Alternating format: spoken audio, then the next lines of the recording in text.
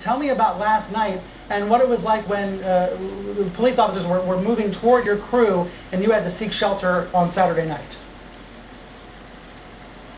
Well, I think, Brian, we expect some of that when you come out to cover a protest like this, because part of trying to cover the clashes between law enforcement and those that are coming out is you expect in some ways for things to escalate just based on how previous stories like these have gone. So our team actually had a plan to sort of watch how this law enforcement team was advancing, go back to our first safe spot, then continue to retreat to our next safe spot. But that didn't stop us, even though our camera was rolling, from getting shot at rubber bullets-wise. My producer got hit in the back with some rubber bullets. My photographer got hit in his leg with rubber bullets. Actually, he says that he had a cell phone in his pocket there, and he didn't get any bruising on his leg. And when he realized the reason was because he pulled out his phone, it was completely shattered, and he still has that piece of that rubber bullet as well. So in some ways, it was the normal aspect of covering protests, but in many ways, this one felt just a little bit different, Brian.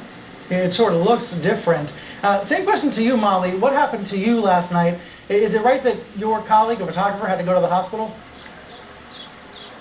That's correct. My colleague Carolyn Cole, a photographer, we were both standing right behind me. If you can see against this brick wall, the Minnesota State Patrol advanced. They told everyone that they were in violation of the curfew and had to disperse. I was with about a dozen other reporters, cameramen, photographers, and Carolyn, she was wearing a flak vest that said press on it. I had my press credential around my neck. I also was holding a notebook because I'd been interviewing people. And when the police advanced on us, they started firing tear gas, and we were shouting press, and I was waving my notebook at them right back there, and they just kept following us and firing at us. Then I started shouting, "Where do we go?" And you can actually hear me shouting that on local TV footage because there was a cameraman there with us too, and they were not telling us where to go. They were just pursuing us down this wall. We came around this corner and we got stuck, if you can see, behind that low brick wall and fence there, and there were police back in there behind us, still pursuing us, and I had to jump over that wall. Carolyn was stuck back behind there. We got separated. We reunited later, and she was able to go get treatment at the hospital, but again, we had to drive. Luckily, there was a good Samaritan, a neighbor, who drove us, but we had to drive through streets that had a bunch of police cordons and police blocking them, and at one point, police fired some sort of a pellet or a paint gun at the Good Samaritan's car, and there was paint on the driver's side window. They fired right at Carolyn's head. Look, when journalists are not interfering, when they are not disrupting law enforcement, they should not be targeted by law enforcement. But I wonder, Molly, if you feel like there is an increasing amount of targeting happening. That's what it feels like to me, but I'm in a studio. You're actually there. Well, last night was a very different experience from past stories that I've covered from Ferguson, where, at least in my experience, we would, see the police confronting or protesters confronting police, and the press would be on the sidelines. I did not get arrested there. I didn't have clashes with police, but there certainly was tear gas, and there were clashes. But I wore my press badge the same way there, and in other situations in Baton Rouge, in Dallas, and this never happened.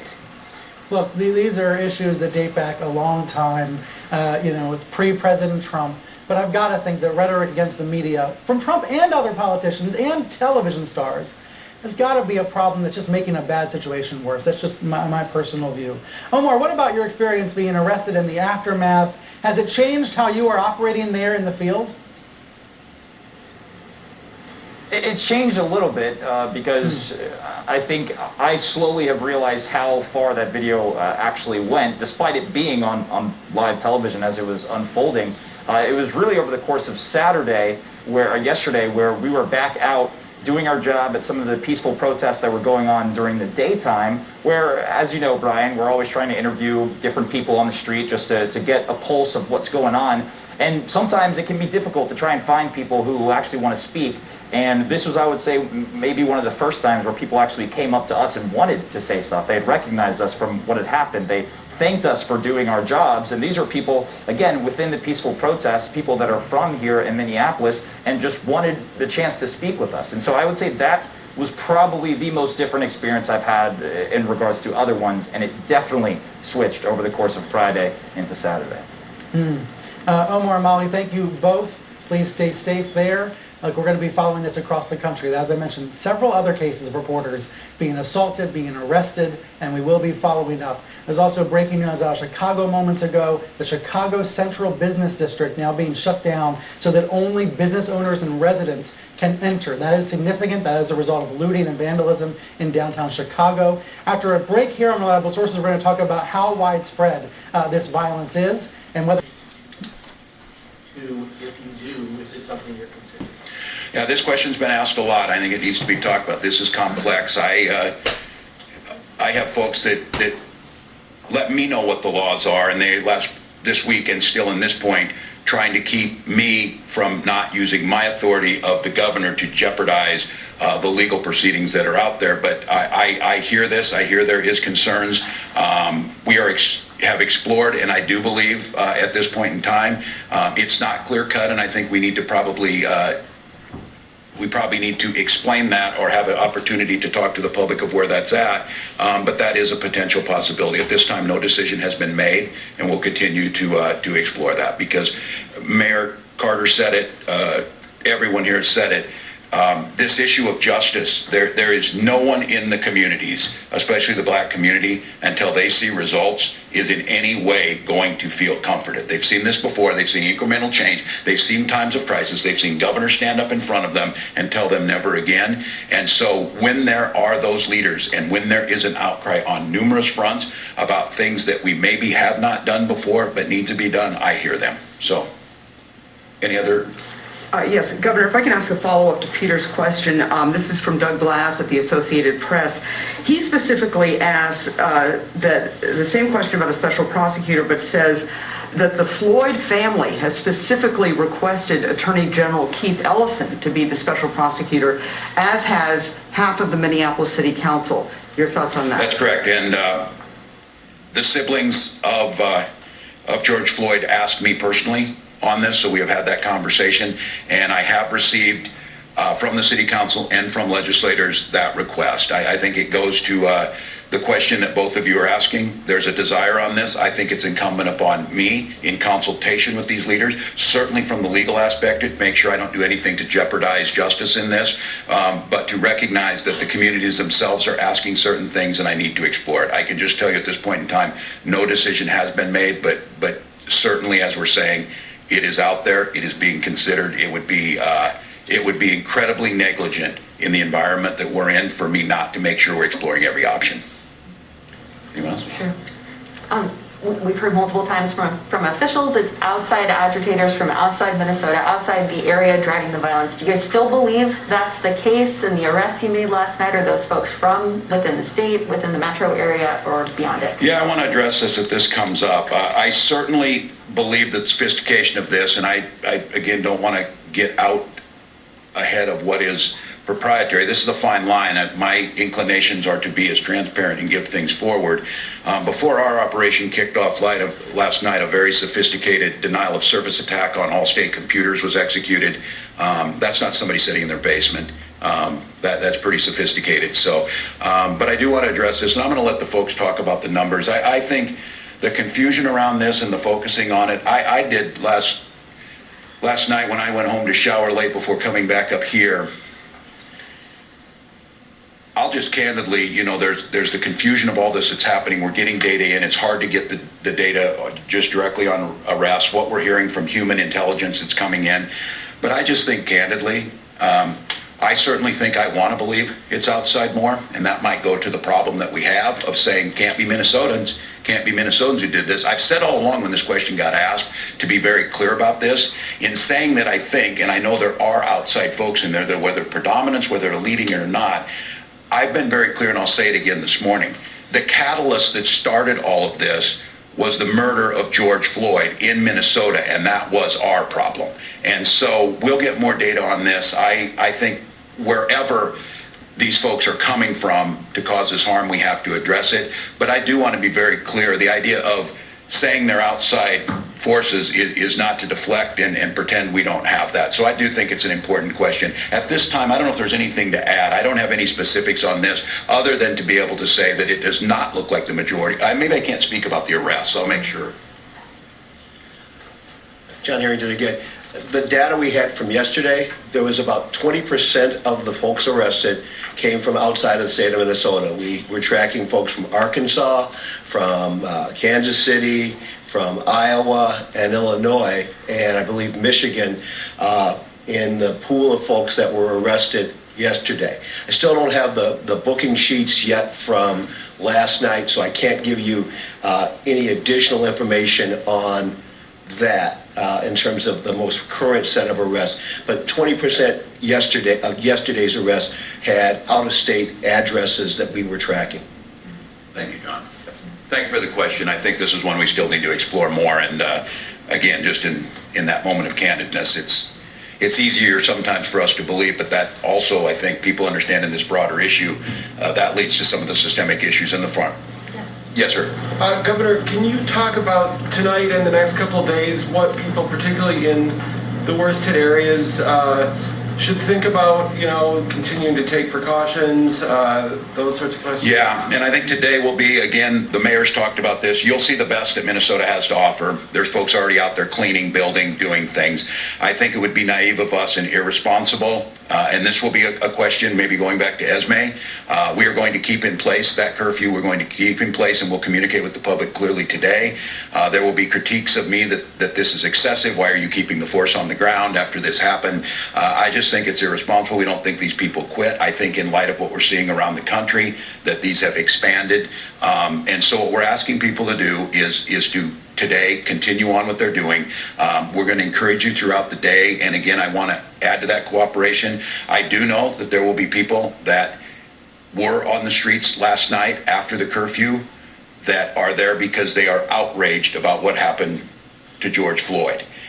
They were out on the streets after 8 o'clock, not to cause or thinking about causing riots. But as we said yesterday, we can't separate in that, and these people are hiding behind them. So I'm going to ask the leaders again to ask those folks to stay home after 8 o'clock, to ask them to give us the space, and we are going to not allow our streets to be turned into chaos. We are going to be smart with our force that's out there, and of course continue to monitor the situation. We certainly, as I think folks know, we cannot stay in this posture forever. That's why it's important today to start sending strong signals on the things to the people that cause this, and the catalysts that cause it are being worked on, are being talked about. I will be spending time talking once again with those faith leaders, with community leaders, with folks who... Yesterday, we went from all of the people who were arrested during the first night of protests, who were looting or who were starting fires or who were committing violence, were from out of state, to 80% yesterday when that was revised, to 20% today. The Public Safety Commissioner, John Harrington, said that they are looking at 20% of the people who were arrested had out-of-state licenses, driver's licenses from places as far as Arkansas and Kansas City, that they are further looking into the data to try to get a handle on how many of the people were from out of state. The Governor, Tim Walz, also added that they don't want to imply that they don't have those kind of problems in-house. Governor Walz also spoke to the pain of these communities and said that he has been in touch with faith leaders and community leaders trying to talk about how they can go forward. You did hear Melvin Carter, the mayor, say that the new normal cannot be the old normal, that things have to fundamentally change. He spoke directly to protesters. Mayor Carter did, saying he's not asking for pacifism. He's not asking for people to be endlessly patient and wait for violence against black people to end. And he said that he's simply asking people to channel those energies into building up the communities, building up their communities. I'm joined now by Junior Senator from Minnesota, Tina Smith. Also still with me, Congresswoman Ilhan Omar of Minnesota, Ali Velshi, and Frank Figluzzi. And Senator, I'm going to go to you first to get a reaction to that. A big difference in the tone today of this press conference What do you make of these back and forth questions about who it is that's responsible for burning parts of Black Minneapolis?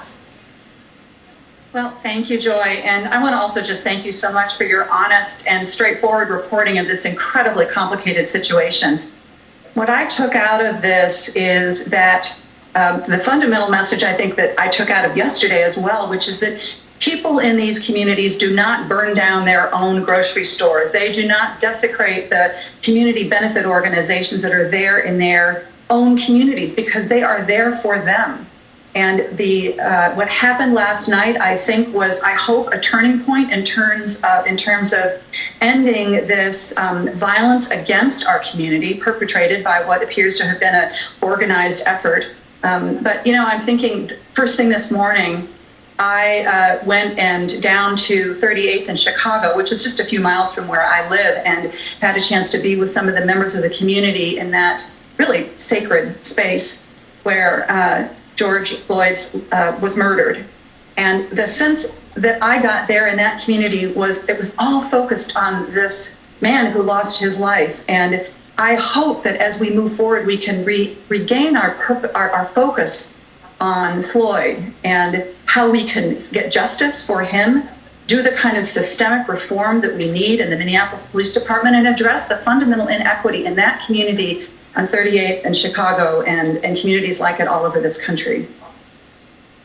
And Senator Smith, you know, I think to that very point that you know, this started with police abuse and abusive behavior toward the Black community that's been systemic. It's built up. The George Floyd case just exploded it, and the frustrations that people already felt. And I want to ask you about, how confident are you that not just the police department in Minneapolis, but that police departments around the country can actually change that if they don't change fundamentally? I want to play you the Minneapolis Police Union president, and this was his appearance at a Donald Trump rally back in October of 2019. Take a listen. The Obama administration and the handcuffing and oppression of police was despicable. The first thing President Trump did when he took office was turn that around, got rid of the Holder, Loretta Lynch regime, and decided to start letting the cops do their job, put the handcuffs on the criminals instead of us. And just one thing, that it's just that one police department. You had tweets going out from the NYPD commissioner, and they had a lot of issues last night with violent policing of peaceful protesters, you know, and actually congratulating police officers on the way that they behaved, saying essentially, you know, good for you, you did a great job, you faced disrespect and denigration and bully for you, even though we know that in Brooklyn, New York, one police cruiser hit some protesters with a car, or ran through them with a car. Can police change if that attitude doesn't change? Or can the relationship with the community change if the attitude doesn't change? Absolutely not. And Sergeant Kroll, who was the head of the Minneapolis Police Federation, my heart beats when I listen to him because he makes me so angry. He is the root of he is emblematic of the problems that we have with systemic, a sense of abuse of power and racism in the Minneapolis Police Department. You know, here's what we need to do, and I have called on this with Senator Klobuchar. We need the Justice Department, Civil Rights Division to come in and look at the department, just like they did in Ferguson and in Los Angeles. Look at the patterns and practices of abuse and bias and racial discrimination, and then look at doing a consent decree to fix this problem, because it is not going to be fixed just because we hope it will. Hope is not a strategy here. We have tried that. What we need to do is to get at the root of it. And, you know, I want to just add that I worked with the Minneapolis Police Department when I was the chief of staff of the mayor of Minneapolis, and I know that there are good officers in the Minneapolis Police Department, officers that are connected to their community. I am sure that Representative Omar would say the same thing from where she sits in Minnesota's 5th District. But the abuses that we see in that department can only be rooted out if we go after them head on and not just pretend like we can address it by new policies or new procedures. But you mentioned Senator Klobuchar, and we did ask for Senator Klobuchar. I want to note that she's welcome to come on the show as well. But she was the Hennepin County prosecutor. The Hennepin County prosecutor took quite a while, I think, as far as most people are concerned, to bring charges against former now Officer Chauvin. Has not yet brought charges against the other 3 officers. Police are rarely charged with a crime, even when they are caught on tape or it's quite clear to the public that they abused their power. Senator Klobuchar, when she was prosecutor, did not prosecute any police officers for misconduct. Does the link between the prosecutor and the police department need to be severed?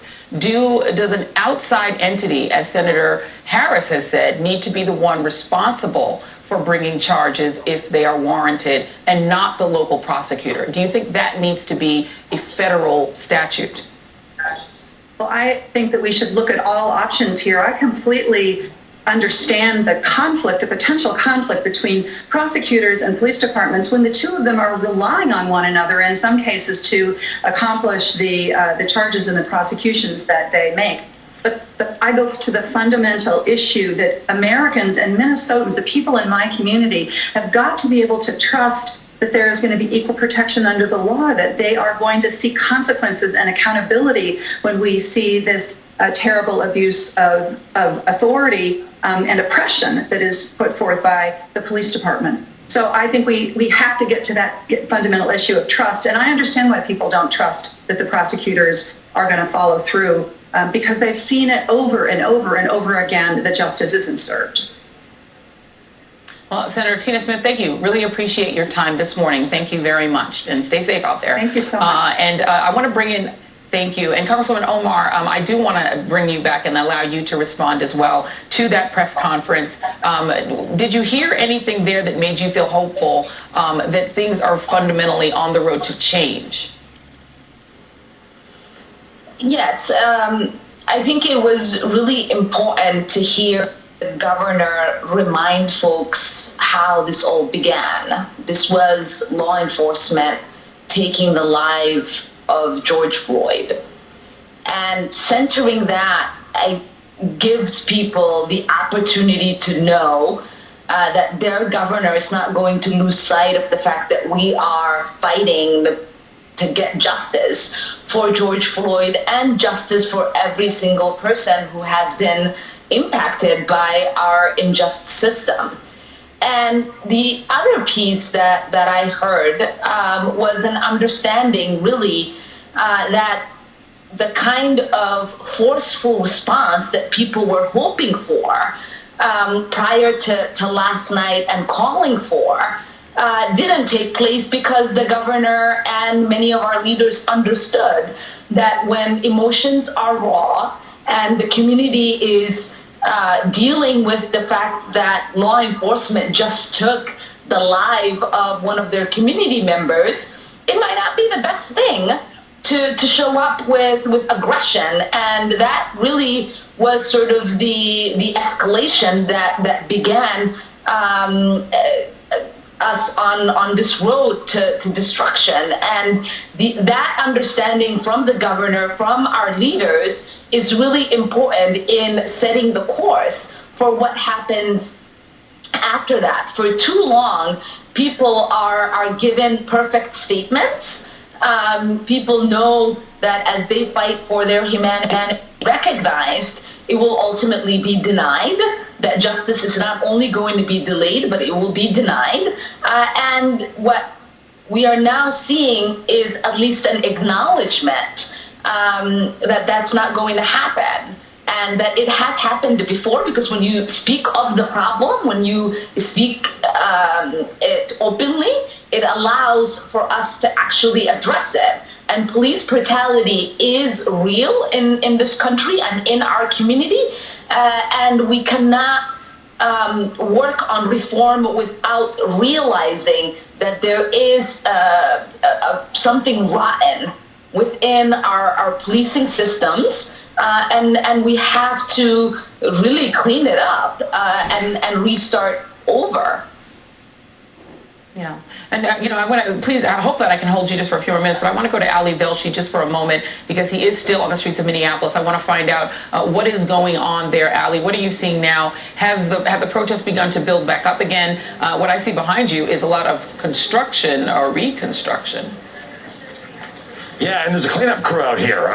It's kind of incredible. There are people with buckets, brooms, mops, shovels, cleaning up the street. I've seen this all morning, by the way. I saw it all of yesterday morning as well. People are coming out here.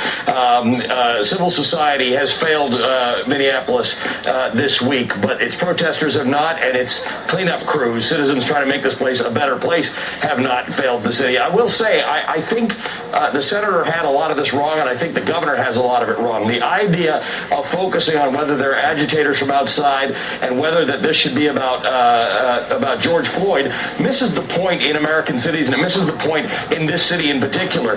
This is not a majority black city. In fact, the proportion of African Americans in this city is lower than on average. It's about 12.7% across the country. It's 8.7% in this city. It's a large immigrant population. The median income for black households here is $38,000. It's less than half of the median income for white households. White household ownership is greater than black household ownership by a bigger margin than most of America. Buying and owning a house in Minneapolis for African American families is not actually a road to wealth like it is in most other places. So when you combine that with what the representative was just saying, what Congresswoman Omar was just saying about looking at what happened to George Floyd, what you look at is across the entire socioeconomic, legal, and political spectrum, blacks don't count in Minneapolis. So all this nonsense about focusing on George Floyd and this being about George Floyd and don't do these things that are destructive is nonsensical. And I was actually kind of surprised to hear it from the senator.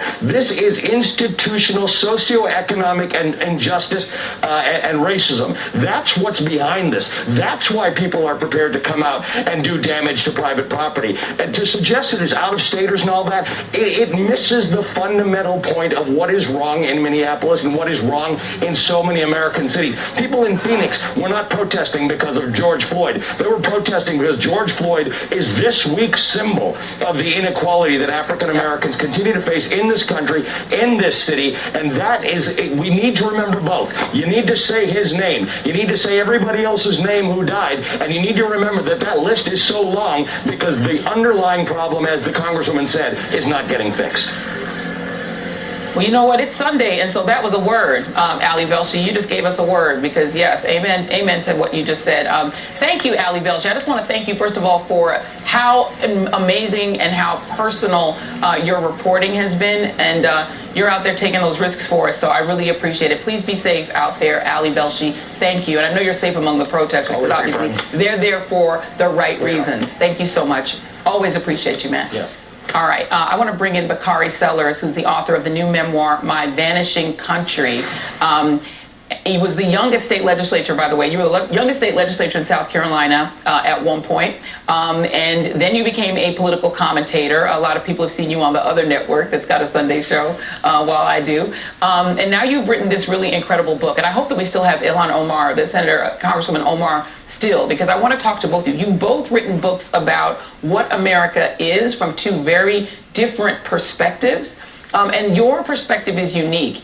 Tell us about your dad. Your father 50 years ago faced police violence, and that is a big part of that story. Tell us about that. Well, first, thank you for having me this morning. I'm a child of the civil rights movement. My father, February 8th, 1968, was shot by law enforcement in Orangeburg, South Carolina. And it's a tragedy that oftentimes goes unremembered in this country. 3 young men were killed: Henry Smith, Samuel Hammond, and Delano Middleton.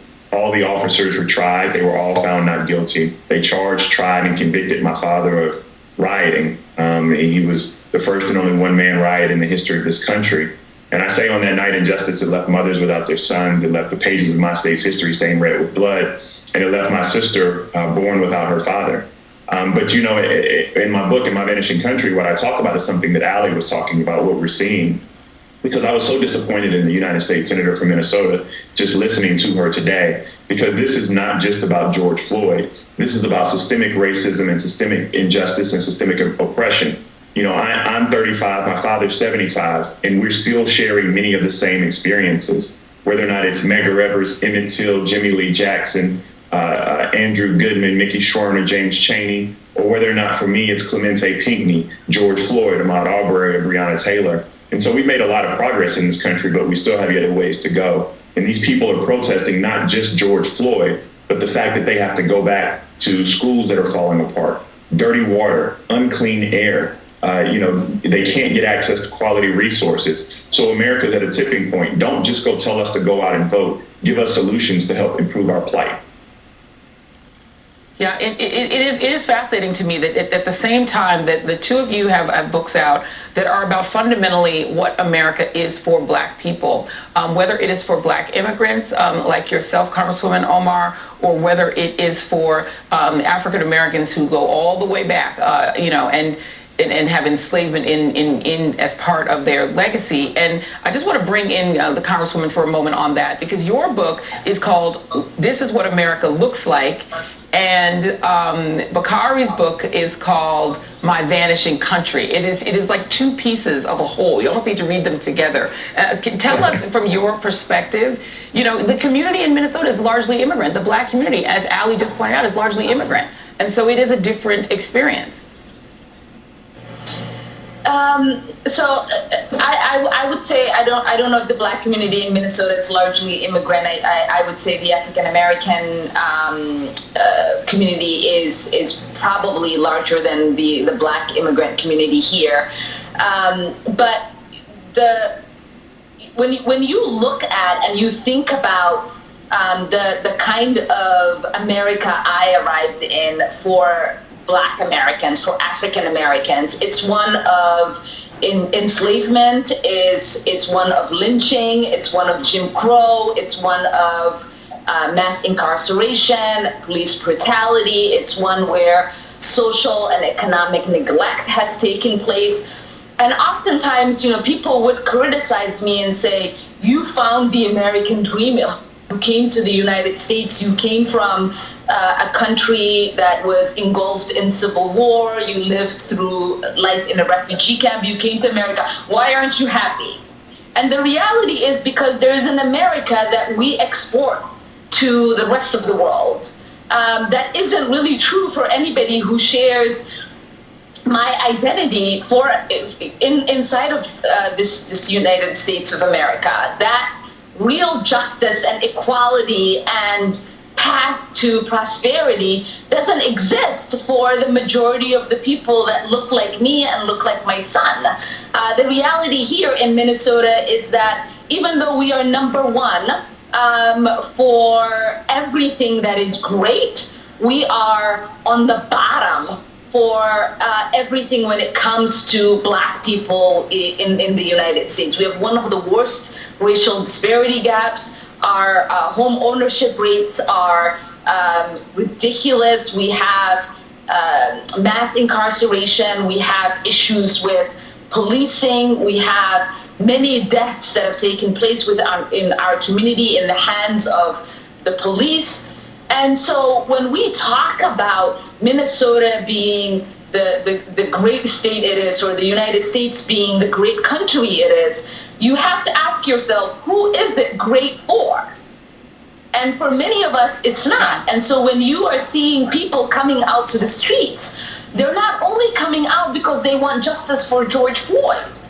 They want justice for every single mother who has been afraid for her Black son to go outside and grow up in this country. For every person who's felt like it is not fair for the kind of disparities to exist within the school systems that Black kids go to and the school systems where white kids go to. The neighborhoods where Black people live and the neighborhoods where our white counterparts live. And Bakari, it is such a familiar story that could be the story in South Carolina as well. Yes, and we have a corridor of shame where kids go to school and their heating and air don't work, their infrastructure's falling apart. We have people, I talk about it in my book where I grew up, it's a food desert. Our hospital closed because we didn't expand Medicaid. You're inhaling these pollutants, you're drinking bad water. So yes, you talk about these systemic injustices, and then you have this You have this death porn where people are just obsessed with these black bodies that have been murdered and laying on the streets. And you combine that with the fact that we're in a pandemic, and you know this, Joy, when America gets the cold, black folk get the flu. Well, America got COVID and black folk died. And so what we don't want to hear, and this is, I want people to stop looting. I want people to stop flipping over cars. I want them to stop burning down businesses. But I also want justice. And so do not tell us to be peaceful if you're not also saying that we want justice. I was talking to my good friend Jared Lodeholt yesterday. We're both black fathers, and he has all boys. And I have 2 girls and a boy. And we were just talking about parenting in this new environment and how we become desensitized. And how we become desensitized as a coping mechanism. And what we want in this country, what I talk about in my vanishing country, is I want my children to be free, and I want justice to finally be a verb in this country, not just a noun. I want it to be action in this country. I want the officers arrested, but I also want Tina Smith and Amy Klobuchar to talk about lowering the standard so we can bring federal civil rights cases against these law enforcement officers. I want them to talk about qualified immunity. I want them to talk about some specific policy initiatives, some racial specific policy initiatives, because we have race specific problems in this country. It's not a rising tide lifts all boats. And so while I was looking at my good friend Jim Clyburn this morning just saying go out and vote, yes, that's accurate, but we want more than that. I want our Congress people, our leadership across the country to give us concrete solutions. We need a new Voting Rights Act, a new Civil Rights Act, a new Fair Housing Act. And it's unfortunate that, as always in this country, we have to have black blood on the streets for that to happen. And that's what I talk about in my vanishing country. Yeah, you know, this is I want to thank all of our guests. Years to the country, and there's just a deep hatred between these men. I think the president's trying to just systemic injustices that both Congresswoman Omar and Bakari were talking about. H.R. 40 is an attempt to at least study. People that really support this president wholeheartedly wish he could take back. I think the answer is yes. Okay. Leslie, the New York Times noted that Fox didn't cover the story in prime time, but did point to my coverage on this program and on Special Report. My question is, are the media so inured to presidential insults? And look, his supporters love it when he whacks people, particularly those who are taking him on, critics in the media, that this isn't that big a story. Perhaps for some of his supporters, but you know, I've been a guest on some conservative talk show host program, and they said this was going too far. There are a couple of things here. When you are a leader, and especially president, you're going to be attacked. You're going to be attacked by the media. You're going to be attacked by the political party that you weren't the choice of. But to personally attack an individual, and it has ramifications for that family. To dredge that up. And when the family says stop, you've got to stop. And what bothers me further is somebody around him, maybe Ivanka, somebody needs to say, Daddy, stop. That's gone too far. Right now, we're in a pandemic. There's riots in the street. If he and Joe Scarborough want to go out in the back and duke it out, or duke it out on Twitter, fine. But there's no reason to drudge this family and make them relive a very painful wound, this man, in the loss of his wife. Yeah, I agree with the distinction between two people who are in the public arena, Scarborough and the president, and the family, which didn't ask for this spotlight. One of the few media conservatives defending Donald Trump here is Rush Limbaugh. Let's listen. So Trump is just throwing gasoline on a fire here. And he's having fun watching the flames. And he's having fun watching these holier-than-thou leftist journalists react like their moral sensibilities have been forever rocked and can never recover. Well, you were sort of making that point a moment ago. My question is, you know, having thrown the punch, having talked about this conspiracy theory, remember Scarborough was in Washington when this woman died in Florida from, it was ruled to have been a heart problem that caused her to fall and hit her head. Why didn't the president stop when even conservatives were saying, please move on, the country's in a pandemic? Well, one thing about this president is no one can tell him what to do, and I do think that he tends to double down whenever there is an outcry, oh, you can't do that. And this is really, in part, the point that Rush Limbaugh was making. And I will say that Rush is also illuminating that at a time when there are far more important things, that's not to say that this was all fine and this was a clean Twitter fight, so to speak, but there are far more important things going on in the country. The outrage from the media over this, over, say, what's going on right now with the 40+ million people. 8,000. Doing it because there's no action. And for the police This week, we're going to be introducing the police accountability bill. We know that we've got no chokehold bills.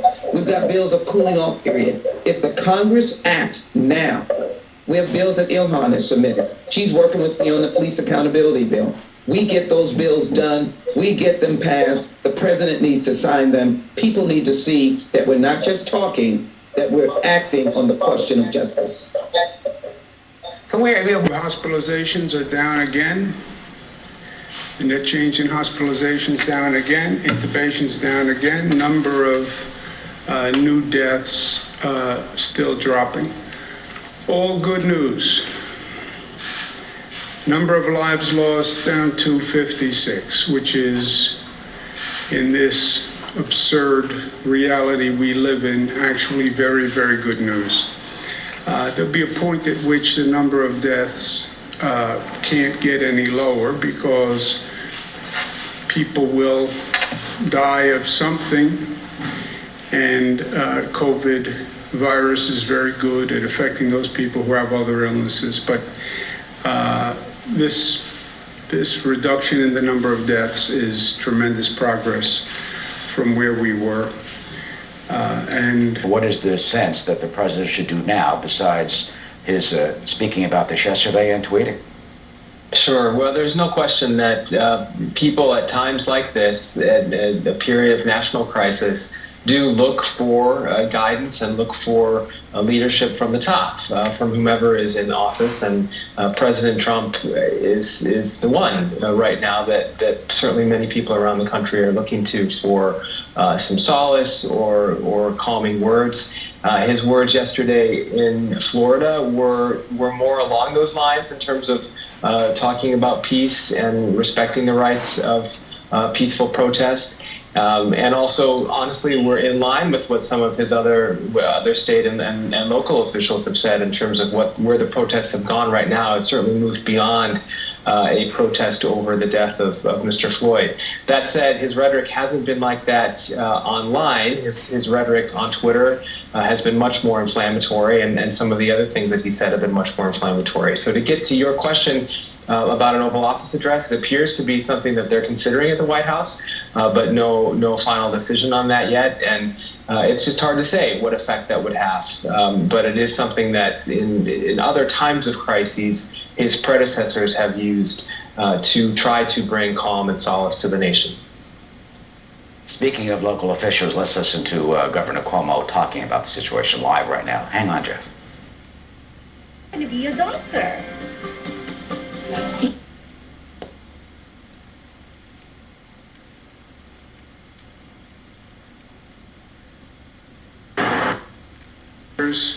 Looking at the Minneapolis, you then had the first press conference by prosecutors looking at the Minneapolis situation that frankly raised more questions than it answered.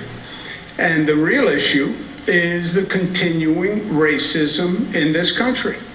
And it is chronic, and it is endemic, and it is institutional. And it speaks to a collective hypocrisy. We're very good in this country at telling other people how they should live their lives and how they should act, how we preach a high standard, but we still discriminate on the basis of color of skin. That is the simple, painful truth. But this is a moment for truth. Now, at the same time, it is equally true that violence never works. Times have we burned down our own businesses, our own neighborhoods, and our own communities. Burning down your own house never works and never makes sense. Burning down your own struggling businesses, people who are trying to bring back the community, never makes sense. It dishonors Mr. Floyd's death. Mr. Floyd was not violent. Mr. Floyd was compliant. Mr. Floyd wasn't even charged or accused of a violent crime. There was no violence. That's what makes the killing more outrageous. Listening to Governor Andrew Cuomo discuss the situation back with Jeff Mason. Jeff, let me play you one more soundbite from the president, who was yesterday at Cape Canaveral talking about the situation. Cooperation, not contempt. Security, not anarchy, and there will be no anarchy. Civilization must be cherished, defended, and protected. The voices of law-abiding citizens must be heard, and heard very loudly. How does the president balance the law and order message? He tweeted out that when the looting starts, the shooting will, basically. At the same time, comforting and addressing the racial inequalities and the horrendous, obscene act that occurred in Minneapolis? Well, it's a good question, Eric, and I think you saw Governor Cuomo doing that just now, talking about the systemic and institutional issues of racism that this country has faced for so long and continues to face, while also saying burning down your own house is not the answer. President Trump has been a quote-unquote law and order type president. He's certainly put more focus on that than racial reconciliation during his 3+ years in office. He has argued that his policies have helped African Americans, but he has also, in times like this, used divisive language. And the Charlottesville rally 3 years ago comes to mind as one of those times. So I think his critics have said that he is not rising to the challenge on that. His supporters would say that he is. And that his focus on law and order is what is required. Your question was about balance, and I think that's something that they would certainly have to look at the White House if he is to do an address. And even if he's not, as we know, President Trump often addresses the media and speaks to reporters, and so he'll no doubt continue to be asked about this, and his response will be looked at closely. You know, National Security Advisor O'Brien said just that the president speaks every single day. And finally, quickly, what do you see happening this week? I mean, on the local levels, we go back to 1968, the assassination of Martin Luther King. John Lindsay, the mayor of New York, walked through Harlem, calmed the situation. New York was not struck by riots. Newark went up in flames. Washington, D.C., your city, downtown destroyed. Detroit, what should local officials do in conjunction with the president? 30 seconds, do you think, to try and finally tamp this down? Well, it's certainly hard to predict what's going to happen next, but certainly we've seen in the last night or two that this has only been spreading. So I think that the president and local officials will all have an interest in trying to stop it. And the question is how they will do that and how they will cooperate going forward. That is the challenge, as well as dealing with the inequalities and the situations that brought this about in the first place. Jeff Mason, White House correspondent for Reuters. Jeff, always good to see you. Thank you. You too. Arthel? Well, Eric, presumptive Democratic nominee Joe Biden calling for peace after protests across the country turned into riots. How these events could impact Mr. Biden's choice of a running mate. That change. And did it in weeks, literally. So of course we can change. And our challenge today is to use this moment, use this energy constructively, and demand real positive change. And articulate what the change is that we want. Be specific. We know what must be done. We know what we can do. We know what should be done. And we know what should be done immediately. Demand that the federal government and every state government pass a law that says allegations of police abuse cannot be investigated by local prosecutors because self-policing does not work, period. Allegations must be investigated by an independent outside agency. Demand that we define excessive force by a police officer by one standard all across this nation so every American lives by the same standard. If a police officer is accused of wrongdoing and is being investigated, release their disciplinary records so people can see what the prior acts of that police officer was. Demand that every public school provide the same level of funding for a child so we don't have two education systems in this nation, one for the rich and one for the poor. There is no reason and no excuse today for any child to live in poverty. We know that. Demand that change. And if our government leaders won't do it, or can't do it, or don't know how to do it, then you vote them out. That's how you make change. Most Americans are good, fair-minded, decent, kind, loving individuals. We need to mobilize the best in our people rather than allowing the worst. But don't lose the passion. Don't lose the outrage. Be frustrated. But be smart and be directed and be constructive and destructive. Help your community. Don't hurt your community. Be a laser and focus on real positive change. That's how this moment becomes a different moment in the history books. That's how George Floyd's death does not become just another name in a long list of people who should have never died in the first place. George Floyd must not have died in vain. Mr. Floyd's killing must be a moment in which this nation actually learned and grew and progressed to make this place a better place. And we can do it if we are smart together. Langston Hughes told us the ultimate goal. Make America the land that fulfills her promise of greatness for all Americans. That's what this is about. We can do that. We have shown what we can do. Use this moment. Use this empowerment, use this mobilization, and use it for good. Use it for good. So that when we look back, we say, yes, this story was all too familiar in some ways.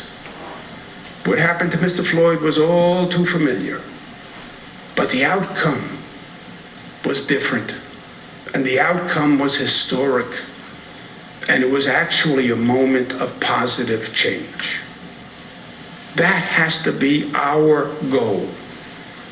All of us, from the angry young protesters on the street, frustrated, energized, lashing out, to government officials on both sides of the line, to the police officers, 99.9% of them who are good, hardworking people who are trying to help their community.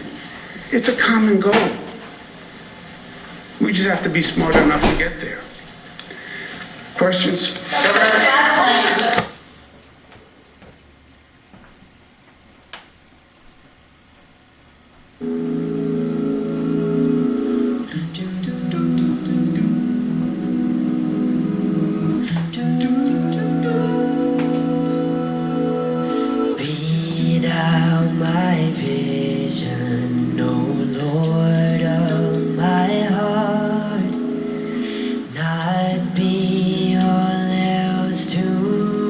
Save that thou art, thou my best art, by day or by night, waking or sleeping, thy presence, my life.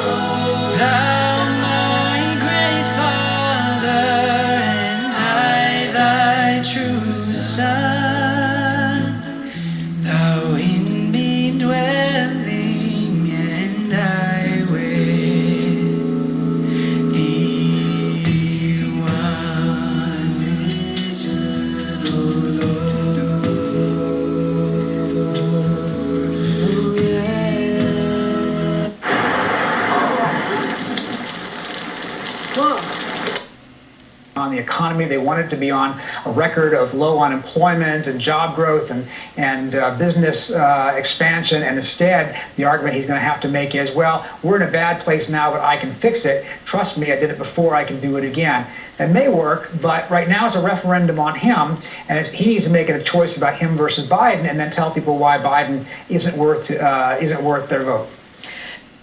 Just so hard to get on. Until now, introduce.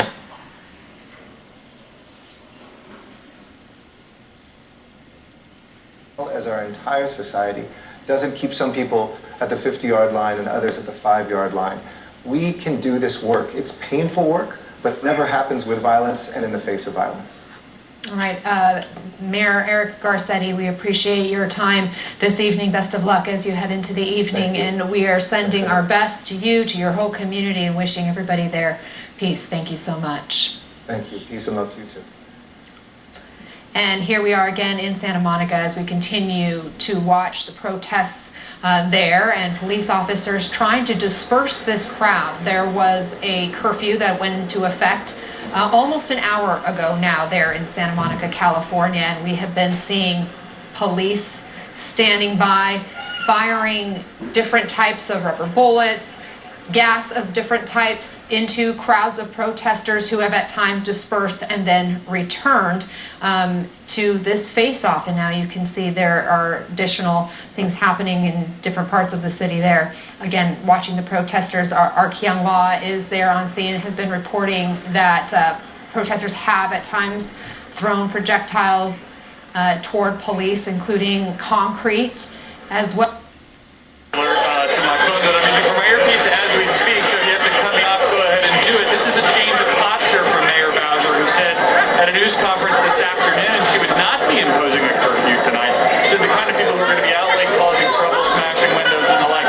Aren't the kind of people who respond to curfews anyway. She wasn't going to do it. Likewise, she had been hesitant to call in the National Guard for use in crowd control, although they had already been deployed in D.C. to help with coronavirus screenings. For some context, I'm in McPherson Square right now, a couple blocks east of where you are. We are going to turn things over right now. Governor Tim Walz, Governor of Minnesota, top of the hour. Also Brian Williams, anchoring special coverage.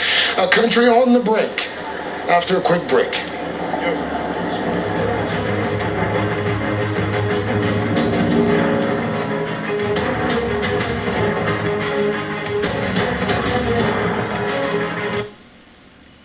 Reading as follows. Very disturbing actions by a truck driver on I-35 West, inciting a crowd of peaceful demonstrators. The truck driver was injured and taken to a hospital with non-life-threatening injuries. He is under arrest. It does not appear any protesters were hit by the truck, which is just remarkable when you see that video. Now, taking live pictures here at the state capitol building. As you look behind me, you got a couple people with signs there, but in the background you can see the rows and rows of guardsmen. They're backed up by Capitol Police, by State Patrol troopers, and in front of them, I'd ballpark it at about 500 demonstrators who are left over. There was some chanting, a little bit of stuff that was thrown over the crowd at the officers. You can see some of the Department of Public Safety officers at the very front of the line there. A little bit of stuff that was thrown over the crowd, and they responded with just a couple of shots of, well, it sounded like either a pepper ball and or a rubber bullet. There are a couple of Humvees in the foreground. We are an hour away now from the curfew going into effect, and expecting a live update from Governor Tim Walz momentarily. John? Let's hope that curfew is effective. Mike Tobin from St. Paul. Mike, thank you. And that's how Fox reports on this Sunday, the last day of May 2020, as violence continues to erupt in cities across the country and as the National Guard is called out in nearly half of the states. Let's just be calm, everybody. I'm John Scott. Thank you for watching. Brett Baer is up next, live from Washington.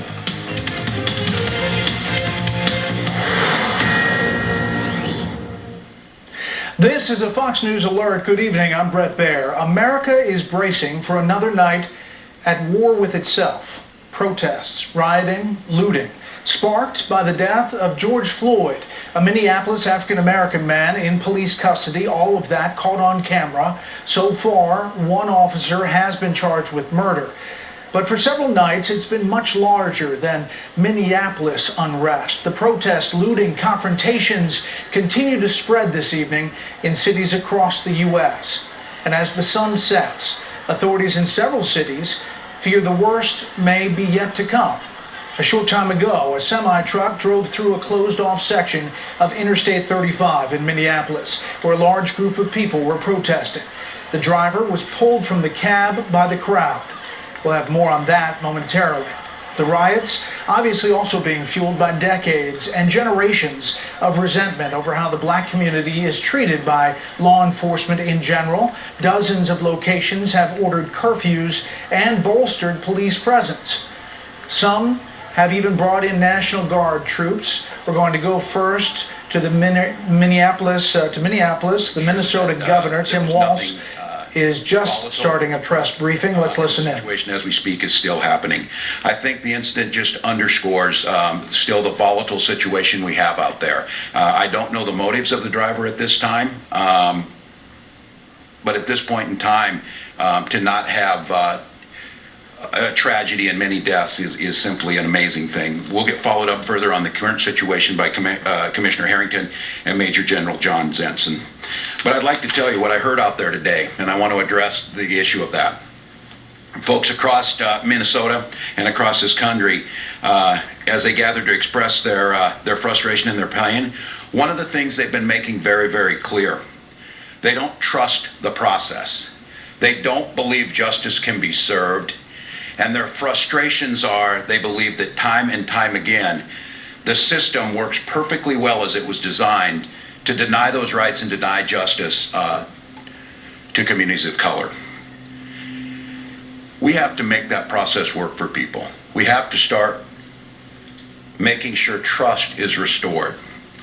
And I've spent the day and the last week in many conversations with many people about this issue. And I have made a decision that I think so many others have made, that Keith Ellison, our Attorney General of Minnesota, needs to lead this case. And I say that with a lot of experience to say it. I say it as someone who's known and seen the leadership of Attorney General Ellison for decades. I had the privilege and the pleasure to go into the United States Congress in the class of 2006 and serve for 12 years with Attorney General Ellison. I watched him lead on the issues of civil and human rights. I watched him gain the respect of the entire United States Congress. I watched him formulate and think about things that at the time people said, we can't do that, we can't get them done.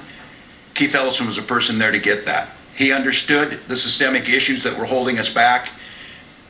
And as a member, one of 435 in the United States Congress, his voice was loud. It was also my privilege in 2018, when I was given the privilege of becoming the governor of Minnesota.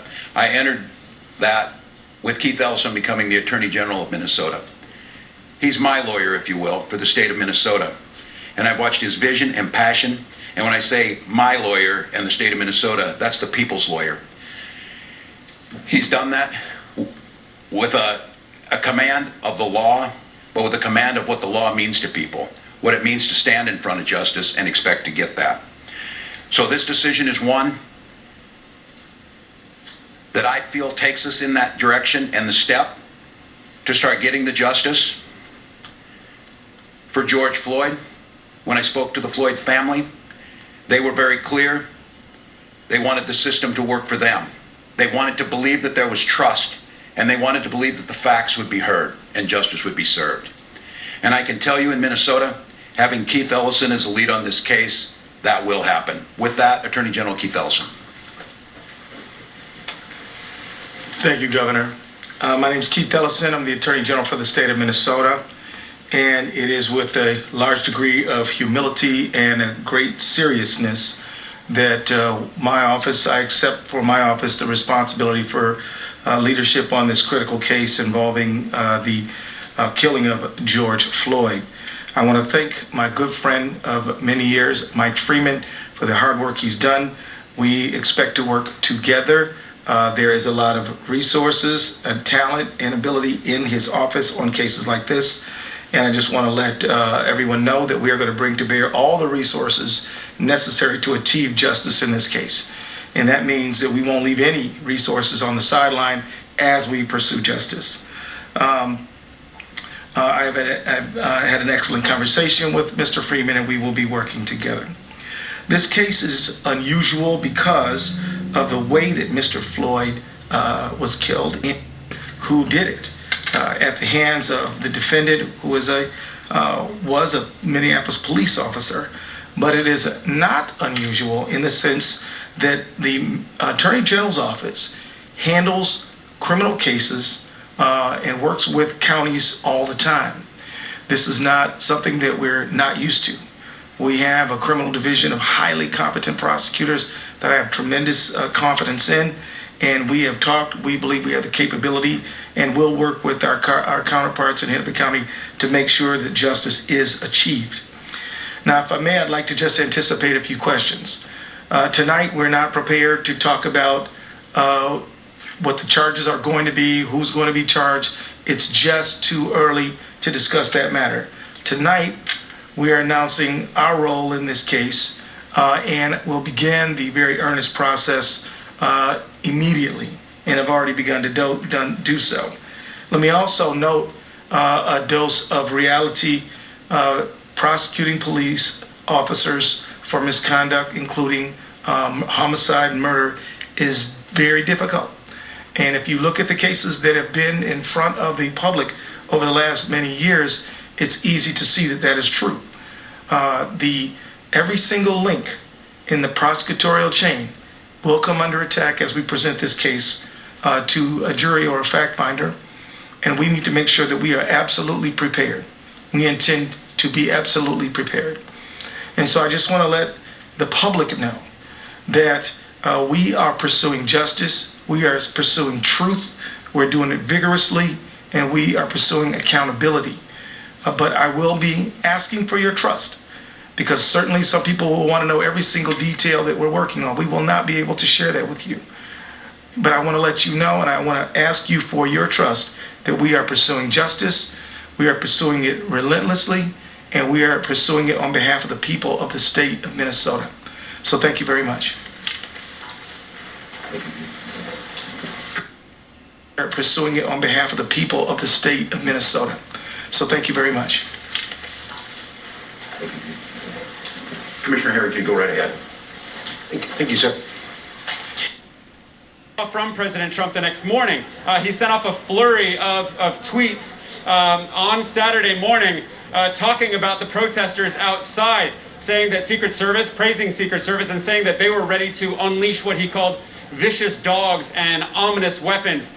Those terms, of course, bring back all sorts of imagery, all sorts of symbols from the fight for civil rights, and was met with fury. It really was fury from the mayor of D.C., who today all but accused the president of inciting violence. Don, there's a very tenuous relationship between the city of Washington, which hosts the federal government, and the mayor has relatively, during this pandemic, been quite soft on President Trump, but she unleashed on him, saying that he was scared and alone, and like I said, all but accused him of inciting violence, saying that he's being extremely divisive. So, of course, the hope is that these protests, which, as I've noted, have been almost entirely peaceful today, don't devolve into more violence. But clearly, those around the president on Friday night felt that the protests had gotten violent enough to warrant taking the president down into that underground bunker in the White House. Don? We hope that holds. Alex Marquardt reporting from Washington, very close to the White House. Thank you very much for that. I want to get to New York City now, and CNN's Shimon Prokupecz with the very latest there. Shimon, huge crowds where you are. Tell us where you are and what you're seeing. The biggest crowd, Don, certainly that we've seen since these protests began here in New York City. I want you to take a look, and really everyone kneeling here now, silent. And I'm going to let you listen to the silence for a few seconds here as people take a knee.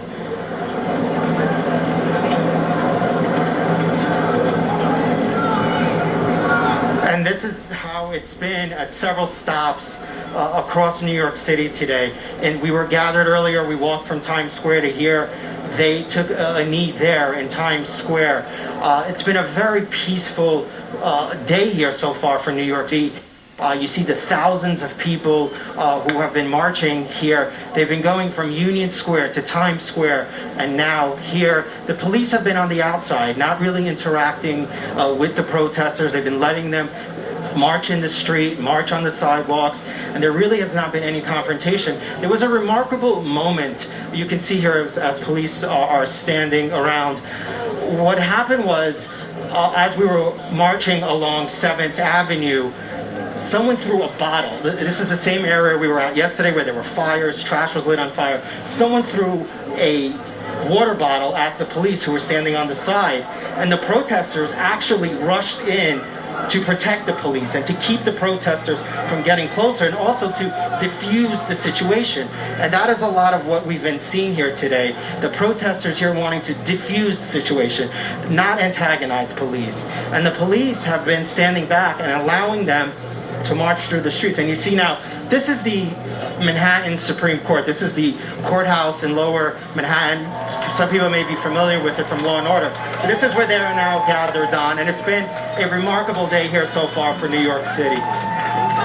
Shimon Prokopez reporting to us from downtown Manhattan. We appreciate your reporting, and it is important to see these scenes of a peaceful protest because we have seen such terrible scenes of looting, and that's where the cameras go, to the looting and the burning and the violence and the clashes with police officers. This is what this is really all about. Peaceful protest. People, young people who are fed up with what's happening in this country when it comes to the mistreatment of certain individuals in our society, namely black men by police officers. Sarah Seidner is live for us in Minneapolis, the epicenter of this for us this evening. Sarah Seidner, you have been here since really the beginning, shortly after this happened. The 6th night of protest is where are you and what are you protest? Where are you and what are you seeing tonight? This is considered sacred ground. This is the very area where George Floyd lost his life. I want to give you a look at the scene. It is peaceful, it is prayerful, there has been song, there has been grieving. You'll see a huge circle and then a circle within a circle. And this is for George Floyd to mourn him. This is 38th, East 38th and Chicago, and I'm going to take you around just to give you a look at the scene. You know, you've seen some of this before, Dawn, where during the day, in the last couple of days, it really has been a peaceful effort, and a lot of that has to do with the community activists who have been out here for years trying to get justice, trying to get food, trying to get items to people who really need it, and they have been trying to keep the peace. And here, because this is considered sacred ground, people have decided that this will not burn, this will not be destroyed. This is a reminder of what happened. You have this large memorial to George Floyd, someone on it shows May 25th, 2020, the day he died, the day he was killed. You see I Can Breathe Now at the bottom of that.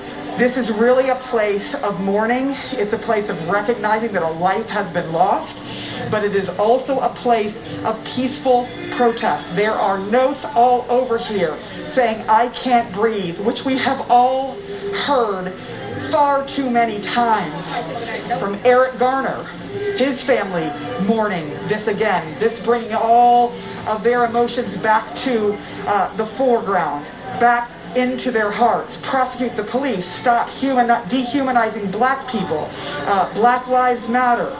You're seeing R.I.P. George Floyd praying for change. People are hoping, they truly are hoping, that this will be the final catalyst for real change, that they won't have to come out and protest like this and stand up like this and be angry like this. They're hoping that they can finally get out of the cycle of feeling suffocated by injustices that they see in their neighborhood due to policing of black folks in America. Dawn?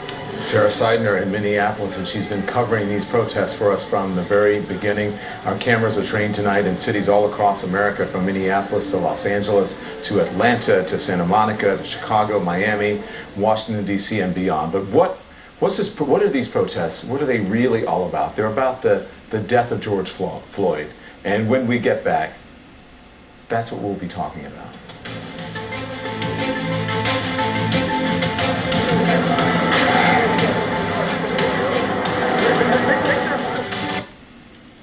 Where the mayor has activated the National Guard and a curfew, Kevin, begins at 11 p.m. Eastern tonight.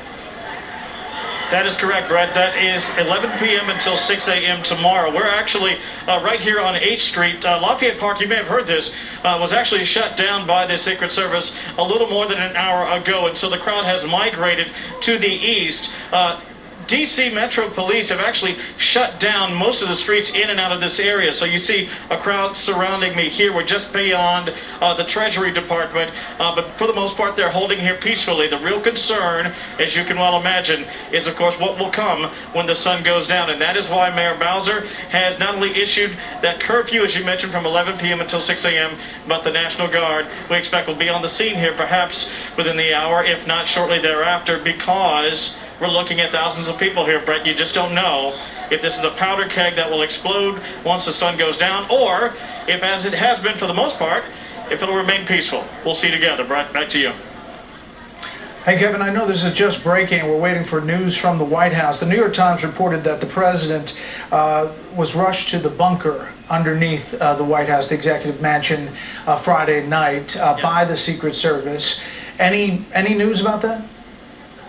Yeah, I actually reached out to a senior official at the White House about that very report, and I've yet to hear back. But I can just tell you, based on what I know about what they would normally do in that circumstance, that would seem incredibly unlikely. But again, I'm not challenging the reporting. I simply can't confirm it. Brett. Okay, Kevin Cork, live. We'll be heading back throughout the... Of this democracy is rule of law. It's not. The crown jewel of this democracy is the establishment of justice, providing for the common defense, promoting the general welfare, and ensuring domestic tranquility and equal protection under the law, all of which he is guilty of violating.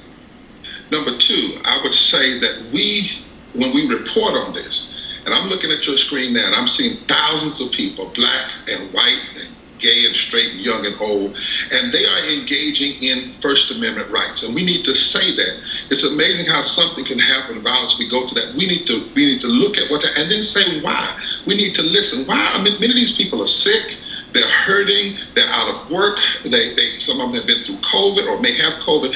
What is going on here?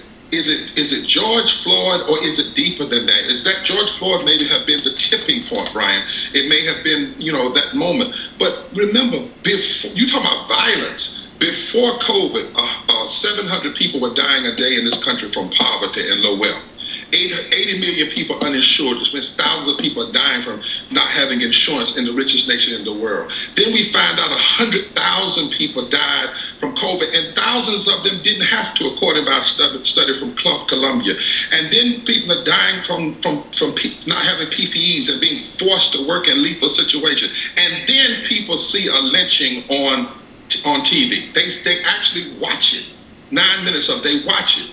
What you had here was one of those tipping points, and we have to address that violence. We have to say we've had a lot of violence. We've had looting, millions and trillions of dollars being stolen from the people, given to corporations in the time when we should have been providing health care and living wages. Now, I don't condone any form of violence, but I like Coretta Scott King when Coretta Scott King said, you're going to talk about violence.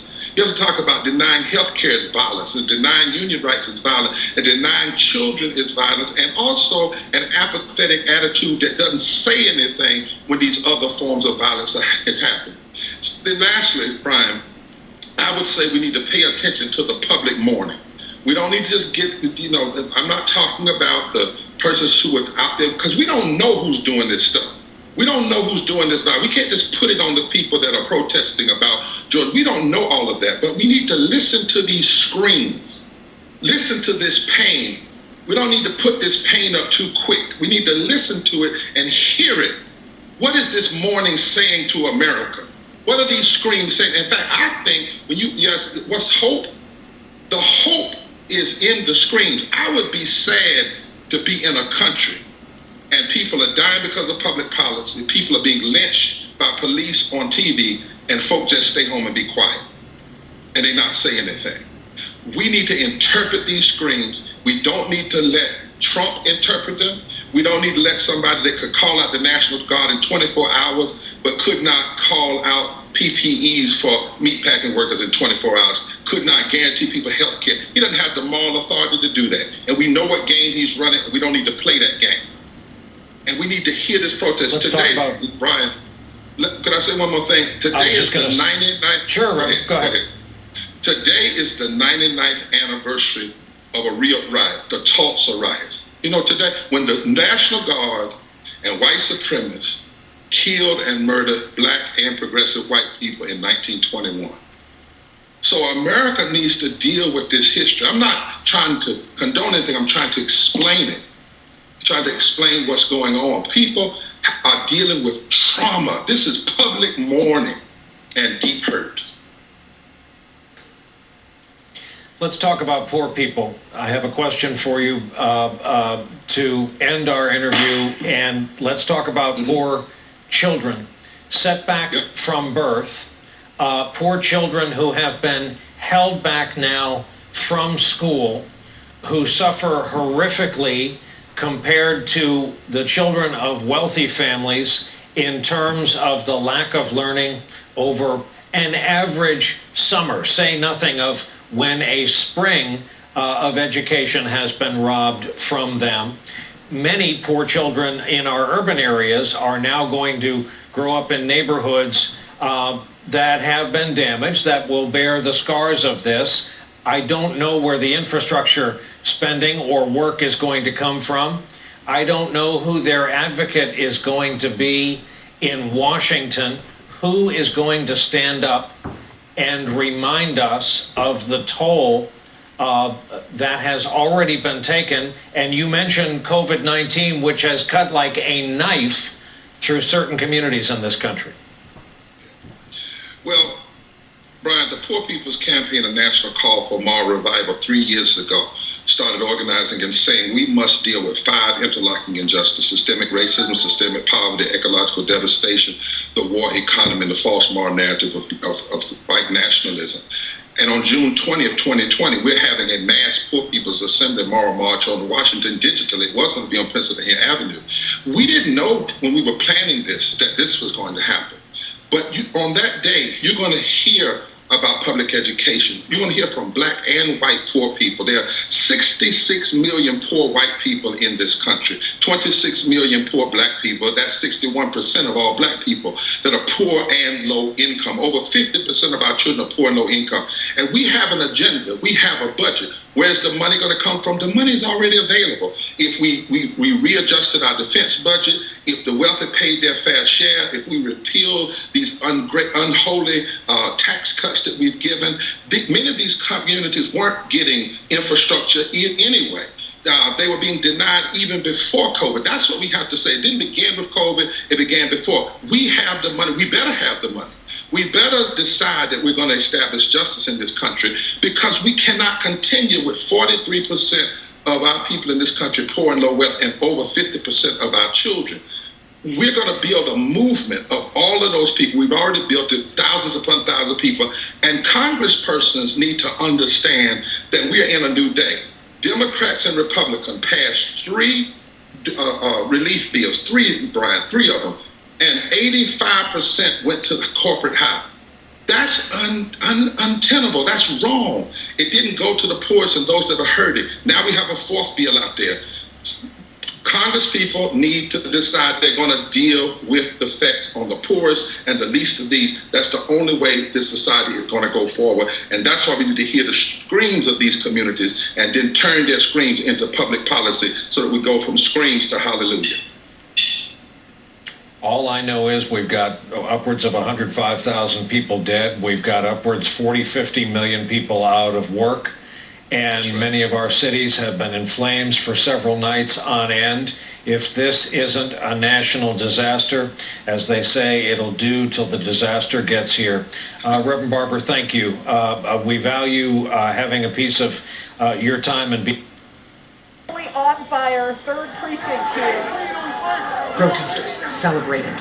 The next morning, as the National Guard rolls in, you can move back to where you'd like here. State police make a move that is roundly condemned. I'm sorry? You're under arrest. Okay. Do you mind telling me why I'm under arrest, sir? They detain CNN reporter Omar Jimenez and his crew live on television with no explanation from police at all. I believe they're about to, we're all about to be arrested. That's our producer. And the governor apologizes. I take full responsibility. There is absolutely no reason something like this should happen. The crew is released. Friday afternoon, an announcement. Officer Derek Chauvin arrested and charged with third-degree murder and manslaughter.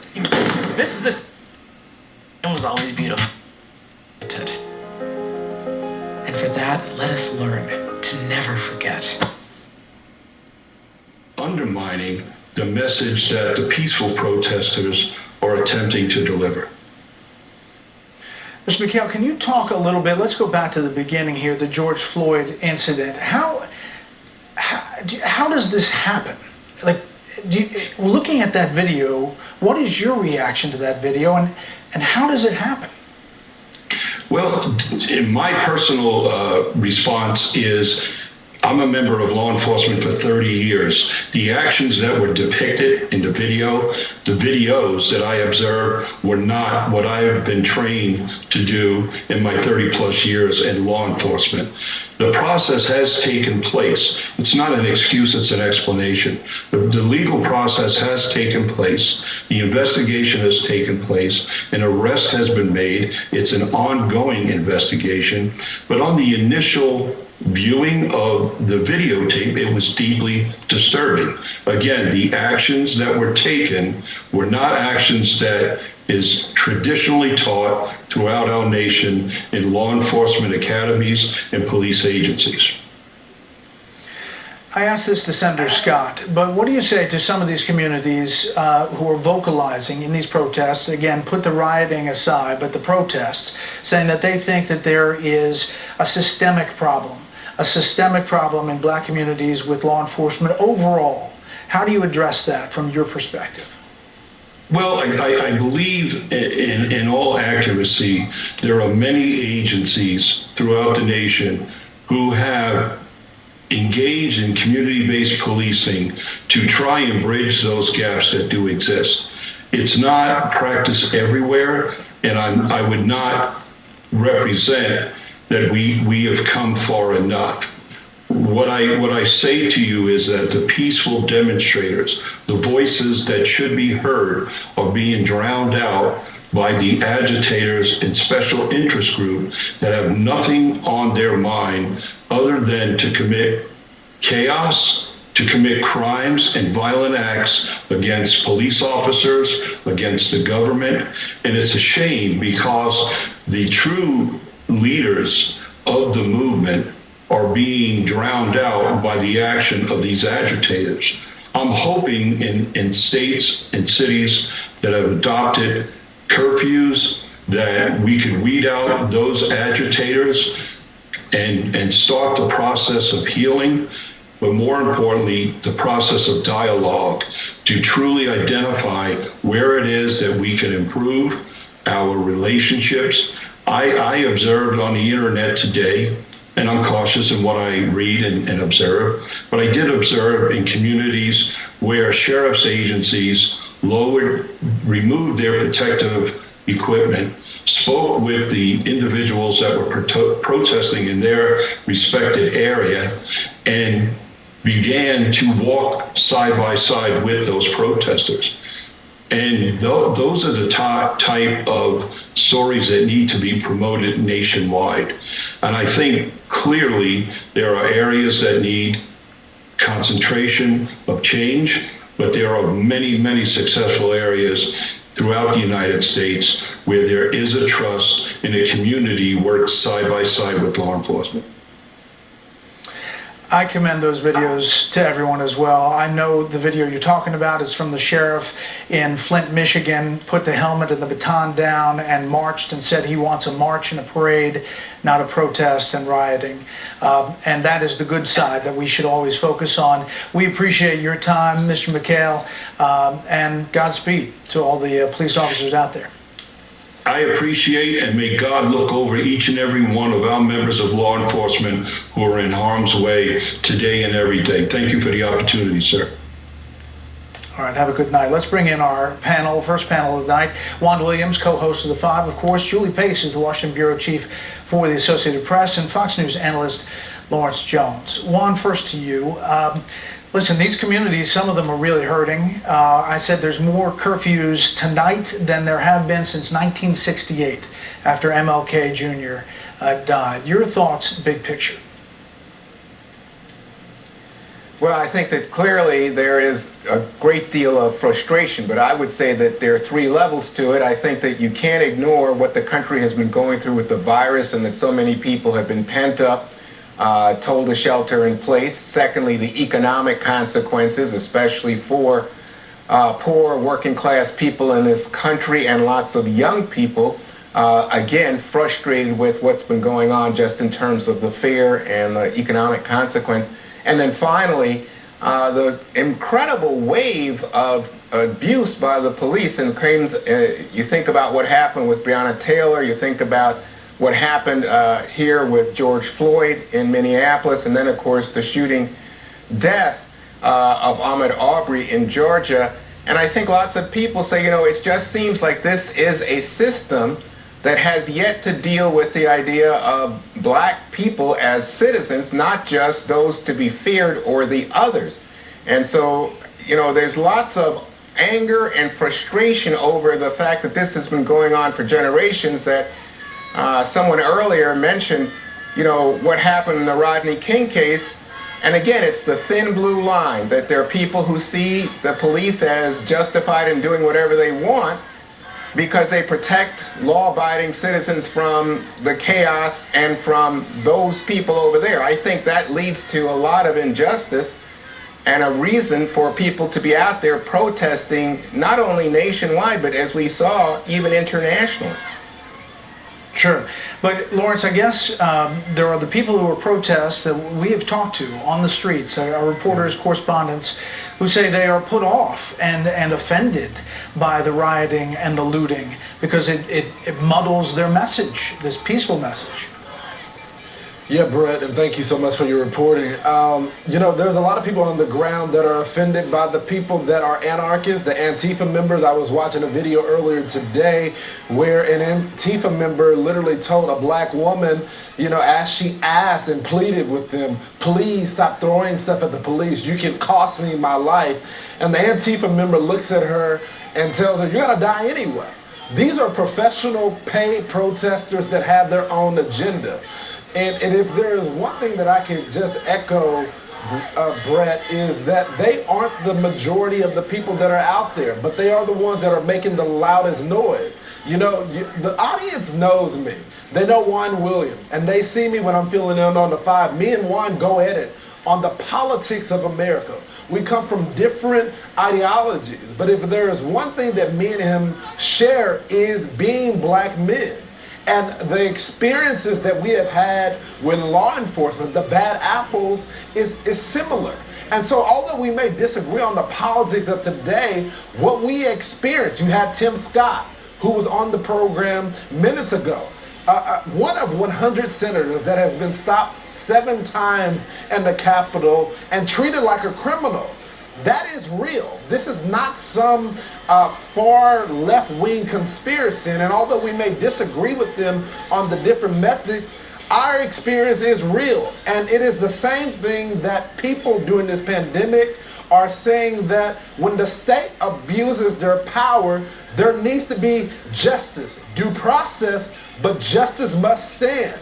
And when you see these young people across the country protesting, not the anarchists, not the people that are looting, they're just asking for help. Yeah. Julie, I want to play this soundbite. A lot of people were out on the Sunday shows talking obviously about this, which has overtaken, it's hard to believe, the COVID news that we've been dealing with for weeks and weeks. This is the Atlanta mayor talking about President Trump and what he has said and tweeted. He's making it worse. This is not about using military force. This is about where we are in America. We are beyond a tipping point in this country. And his rhetoric only inflames that, and he should just sometimes stop talking.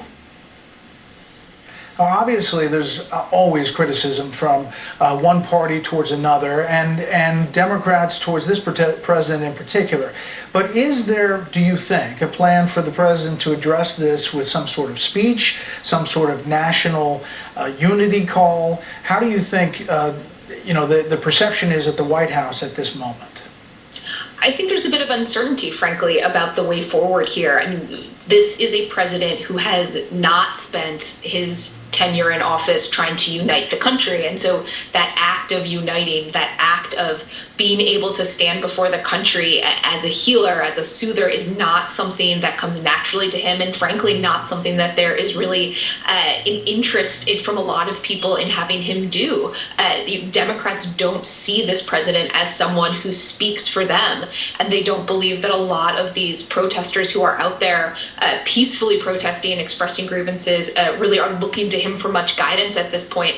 And I do think that we saw, with the tweet in the early morning hours of Friday, the looting, then comes shooting, that for a lot of the president's opponents was exactly what they have come to expect from him in these moments, and they don't expect much more, and so they would prefer that he sits on the sidelines. I do think it is an opportunity for the president, should he choose to take it, to show that he does have some empathy for what a lot of people in this country are going through and the experiences that my colleagues here have been talking about. That is an opportunity for a president, and we in this country do live in this really unique system where we do look to our presidents for that kind of empathy and for that kind of healing.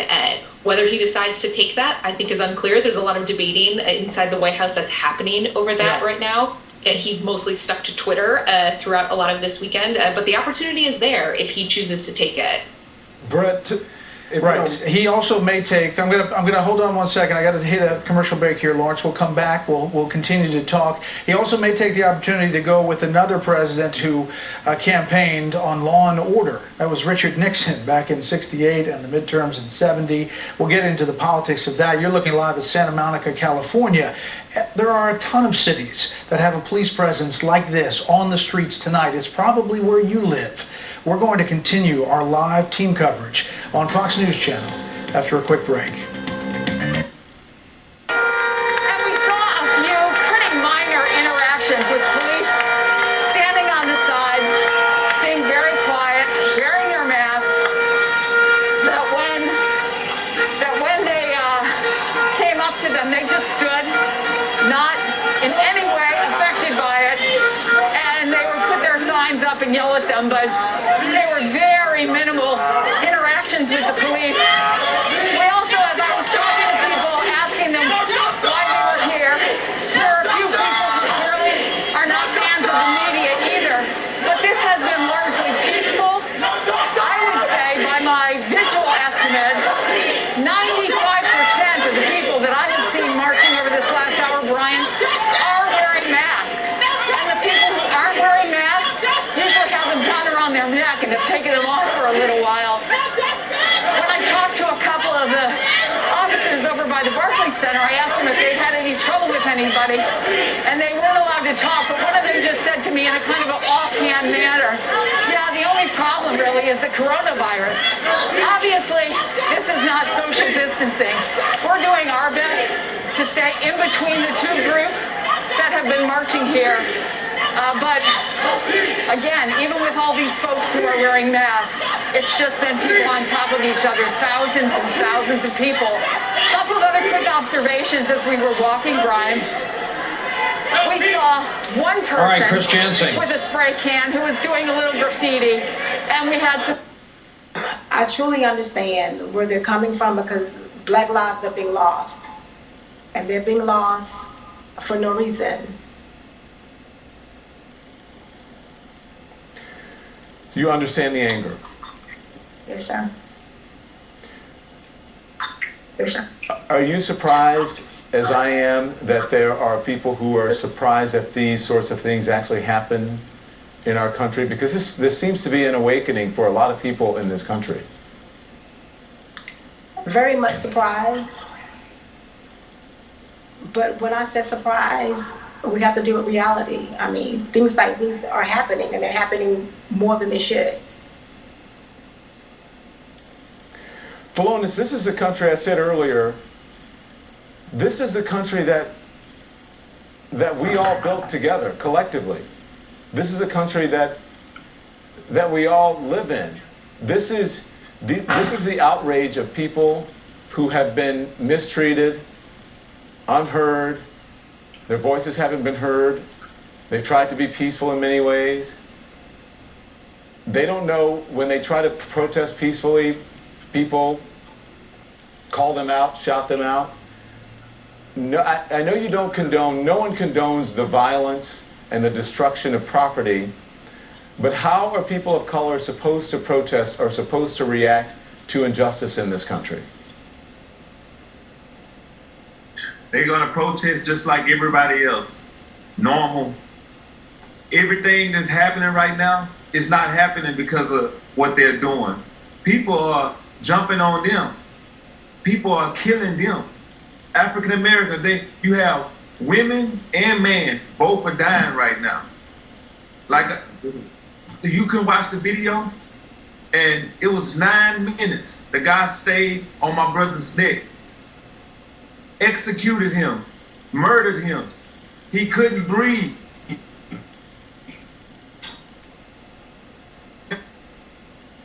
A grown man, 46 for his mom. That's not real. I need justice for that. It's 3 cops. They're at home right now, sleeping in their bed, relaxing. The others, he's in jail. There's only 1. The other 3 need to be in there. My brother, he's in the morgue. That's not right. I want justice now. He deserved that. He's a gentle giant.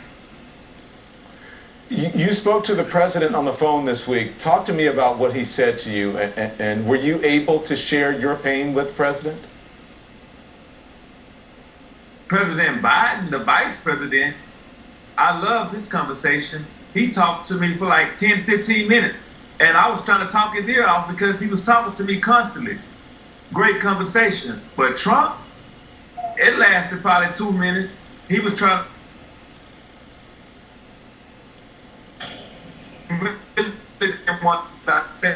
but you know, it's the president victim.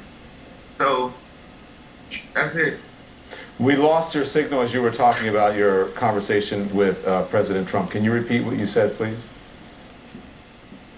It was very brief. The conversation was okay with him. I was just respecting him, you know, listening to what he had to say, and I understood what he was saying, but it was just a brief conversation. Mrs. Cooper, I understand that you have not spoken to the president about Ahmaud's death. Is that a phone call that you'd like to have? At this point, the death of my son occurred back in February. I think that if President Trump was concerned about the death of Ahmaud, a phone call should have been already implemented. And at this point, no. No. I want you both, Philonis and Ms. Cooper, I want you both to stand by. We have some breaking news. We're going to get back to you. I want to get to my colleague, though, Sarah Seidner, who is in Minneapolis tonight, and she is with the police chief live there on the ground. Sarah, talk to me.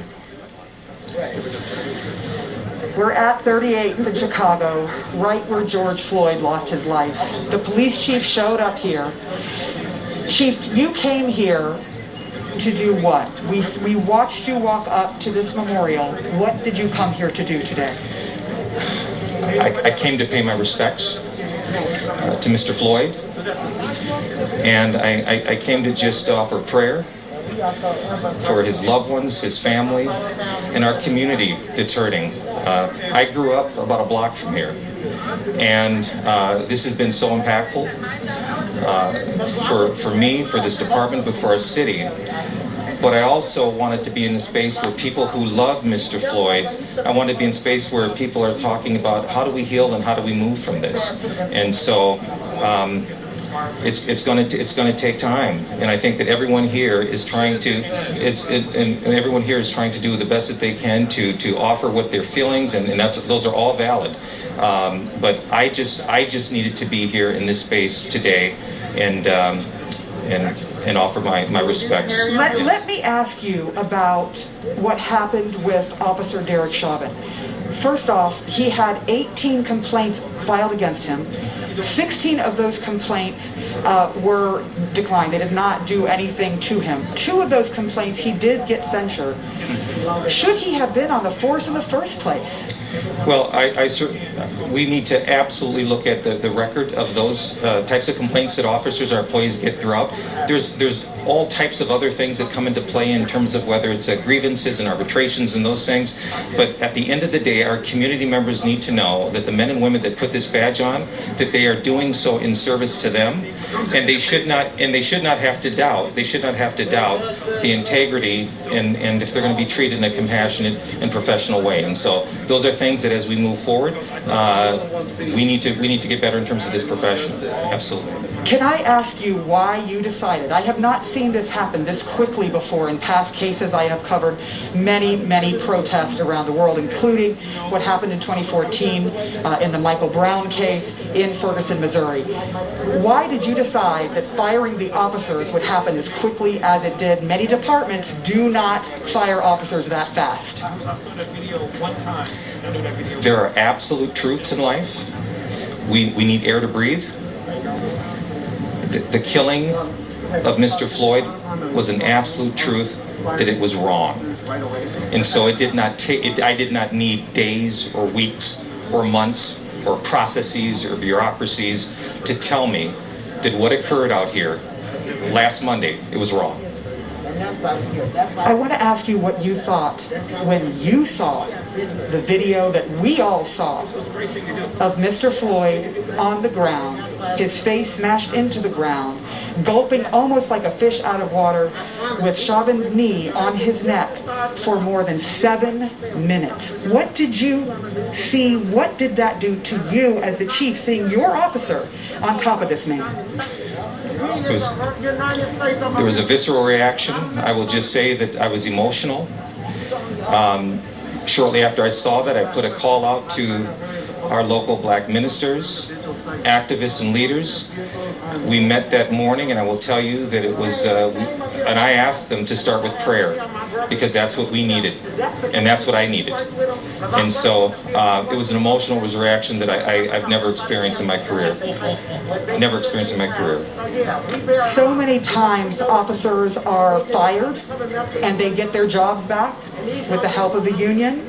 They end up getting paid out by the city. Do you see that happening to these 4 officers in the case that you fired? That's going to be a process down the road. All I can be responsible is for the power that I had, which is an employment matter decision, and so I felt that I made the right decision. Why did you fire them, though? Was this an absolute violation of guidelines and policy? In my mind, this was a violation of humanity. This was a violation of the oath that the majority of the men and women that put this uniform on, this goes absolutely against it. This is contrary to what we believe in. And so, again, what occurred to me, it was an absolute truth that it was wrong. Period. The Floyd family happens to be on live with us and talking to Don Lemon. Is there anything that you would like to say to this family who is in utter despair and grief right now? I would say to the Floyd family that I'm absolutely devastatingly sorry for their loss. And if I could do anything to bring Mr. Floyd back, I would move heaven and earth to do that. So I'm very sorry. I'm very sorry. Thank you so much. I appreciate your time, Chief. I appreciate it tonight. You know, people, you heard the Chief and you saw the Chief take his hat off. Take his hat off and say that he absolutely is sorry for what happened. Sarah, can you do me a favor? Can you get the Chief? Is there any way you can get the Chief back? He said that to the family. Yes, I can, Dawn, You can- yes. Because yes. I think Is there the something you'd family like me may to want- ask? Yes. Yeah, I think the family may have a question or two for If the him. Can you family just- wants to ask a question, please, please. Yeah, Which- I'll turn around. You tell me the question and I will turn to him Absolutely. and ask Thank you, whatever Sarah. you I hate want. to cut you off Whatever the there. Floyd family would like me to ask. For long. No, absolutely. You have a question for the chief?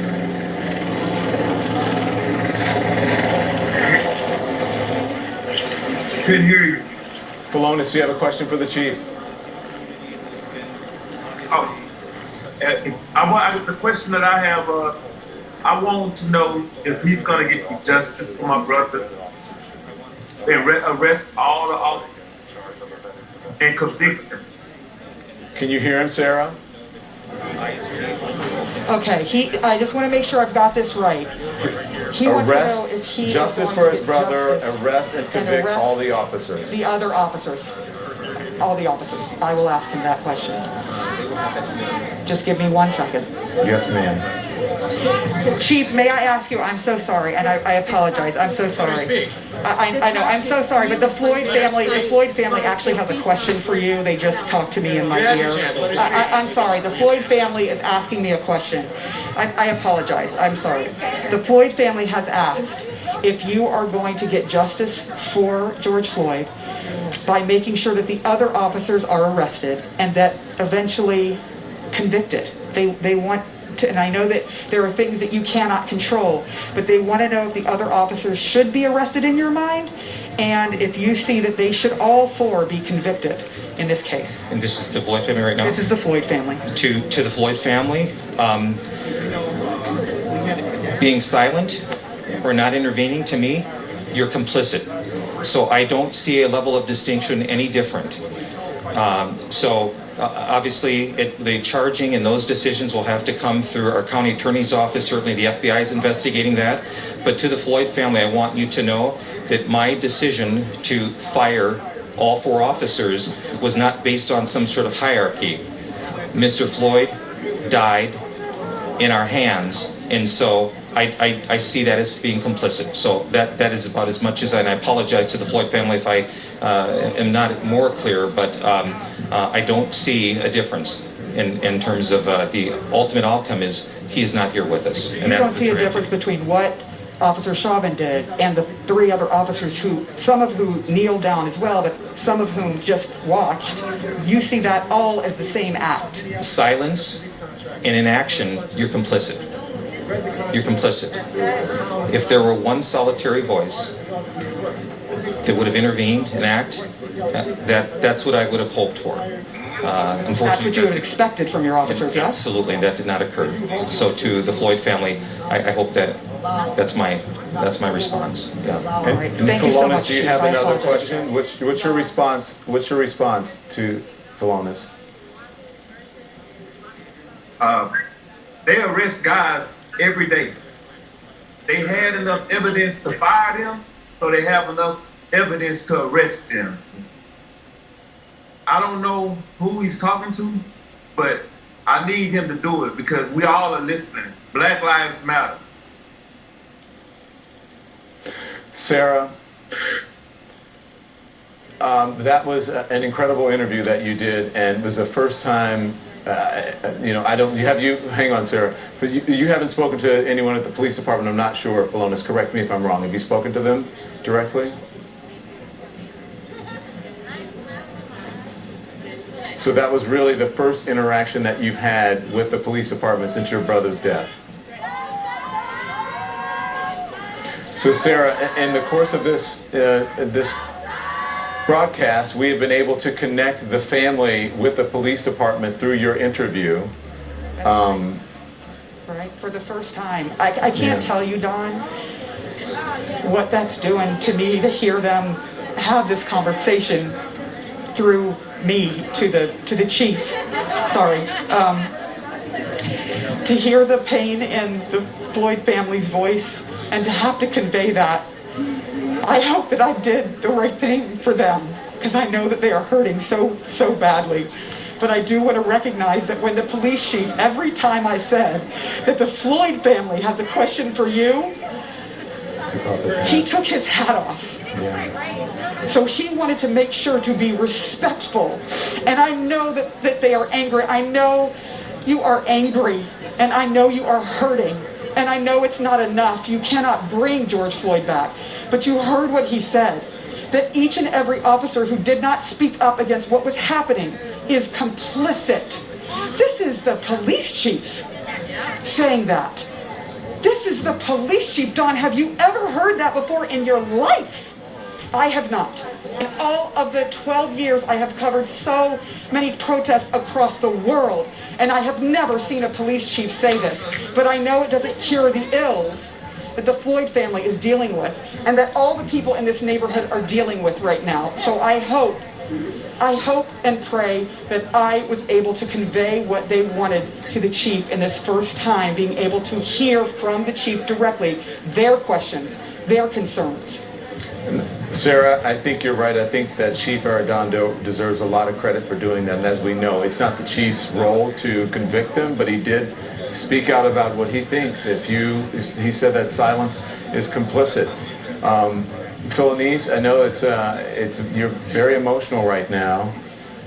What did you think of the chief's candor? And again, as Sarah pointed out, every time he was very respectful. Every time he addressed you and your family, he took off his hat. And he spoke very candidly about at least what he could share about how he felt this case was going.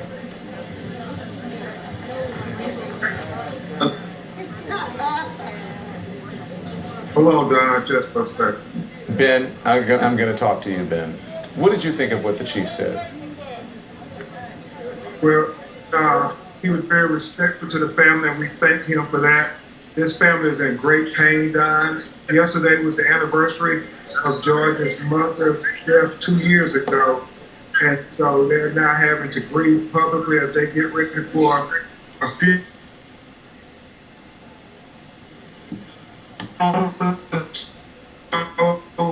He thanked the chief for talking about they need these officers to be arrested as we, go through all of this just to get equal justice, simple justice. That's all they want is what would happen if the roles were reversed to happen here. And that's what he continues to express about Black Americans keep getting killed by police and nobody held accountable. It's a expression of righteous anger that people are expressing all across America. But even as much pain as Philonis is going through, he's still asking people to be peaceful because we don't want innocent people to be affected, and we don't want people to misconstrue what the mission is. It's for justice for Philonis, justice for Ahmaud Arbery, justice for Breonna Taylor, and so many others.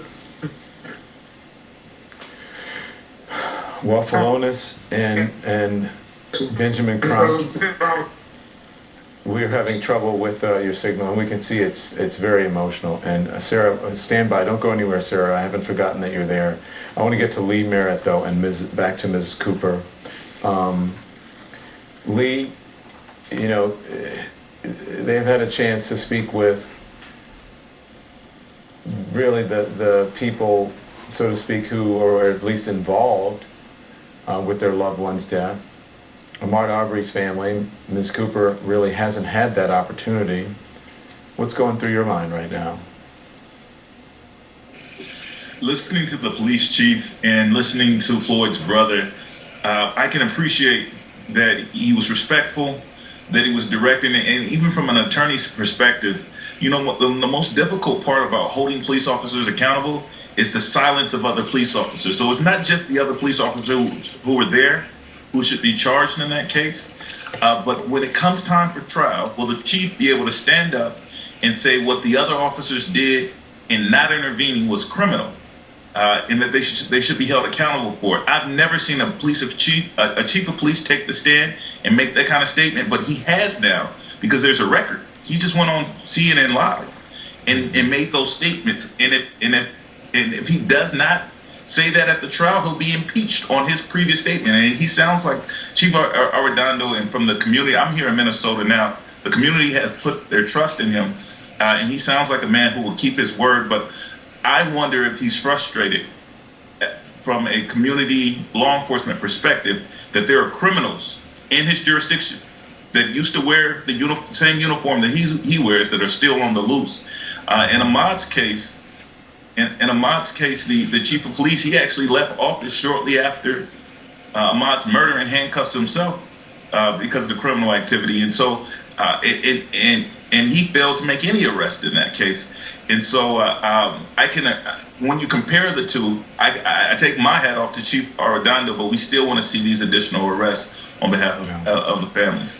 2 black men, their deaths were caught on videotape. We saw it happen. I want to thank you, Lee Merritt, and I want to thank, of course, Philonis. Thank you so much. Thank you, Benjamin Crump. I appreciate it. I know it's a very emotional time for your family, and we appreciate you sitting through all of this.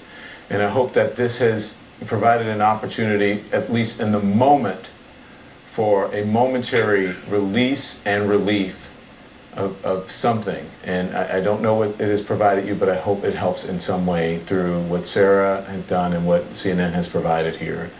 Thank you so much, okay? Thank you. And thank you, Mrs. Cooper. I'm not sure if she's still there. And we'd love to have Ms. Cooper back and continue to talk, and you as well, from the Floyd family. Sarah, thank you. We'll be back, continue your great reporting, and we'll continue to check back in with you as we progress here this evening. Thanks so much. When protesters ran him over with a car, police say he's in good spirits, but he needed surgery. He's part of the bike detail. Community activists have been urging people to stop the destruction. Please, I beg y'all to please stop this, because I definitely feel your pain. We understand what's going on. We understand the George Floyd's situation and many other people that got killed with other police officers throughout the country. But this ain't going to resolve anything, looting and stealing. Now, in an effort to crack down, city officials moved up the start of that curfew to 6 o'clock at night. It lasts until 6 o'clock. Bullets and setting canisters of tear gas into the air because the crowd, and I apologize for the language of the protesters here, the crowd and the confrontation really got face to face and quite tense for some time. Again, apologies for the language that are being used by the protesters here, Brian. But through this picture here, you might be able to see police are moving forward. They've got tear gas, rubber bullets, everything ready here to use at any moment. The situation here continues to unfold here. I'm going to have our photographer show you just a sneak peek of what we can see right around this corner here. You can see the officers here are armed, they are ready, and they are certainly firing rubber bullets here, Brian. We're going to back up from this situation here. It's becoming more volatile. We know they're also being hit with bottles, the officers are. It's a reason why they are no longer restraining themselves from using some force here. But this has been the situation in Santa Monica all day long. A short time ago, many businesses were looted just down the block from here. Police were responding to that situation when they were met by another wave of protesters. They clearly have had enough here, Brian. You can see them just pulling out of this corner here. They still have it looks like they've got tear gas and also rubber bullets ready to use, and they are certainly poised to use that should they need to. The protesters have scattered down multiple areas here, but police seem to be holding their position here for now. I can tell you there's a lot of destruction in the city of Santa Monica. We have seen several car fires. We have seen buildings that have been destroyed. They have been looted by many of the folks that also gathered out here. So police responding to a very difficult situation at the end of a very long day, Brian. Miguel, just give us a locator for people who may know Santa Monica. What's your nearest thoroughfare, and how far are you, for example, from the PCH? We're on 5th in Colorado, which is close to the PCH and just about 5 blocks away from the ocean. The very famous Santa Monica Pier is just down the road from here. The 3rd Street Promenade is about 2 blocks away. 5th in Colorado is the intersection where officers are right now. The situation has been fluid, but it's getting to police seem to be holding their position for now. They were moving over the last 10 or 15 minutes slowly down the street. They were face to face with protesters who were spitting and yelling in their face. They were using restraint while that was happening, but something simply has unfolded over the last 10 or 15 minutes. That's when officers began pulling their rifles full of tear gas as well as rubber bullets, and that's when we see them taking more of a tactical response here. It seems their patience is wearing thin, Brian.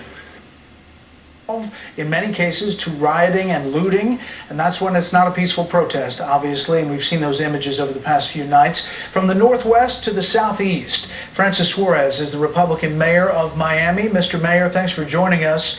What's the status in Miami tonight? So far, so good, Brett. It's a little early. We implemented our curfew at 8 p.m., and so we are now enforcing that curfew. And we have not had any major confrontations so far. As far as I know, we have not deployed tear gas today. We're using our bike patrols as well as other tactical resources to make sure that we're able to disperse the crowd. They seem to be dispersing from all the indications that we have right now. Yesterday, things got a little bit dicier at night, and there was some looting and there was some vandalizing of cars. That has not happened so far tonight, and we're hoping that it doesn't happen for the rest of the night. Mr. Mayor, I want to play a soundbite for you from the National Security Advisor. He was asked about the group Antifa, which is now being characterized as a terrorist group, and the president has pointed to as being behind some of these or many of these disturbances in different cities. Take a listen to this. I'll get your reaction.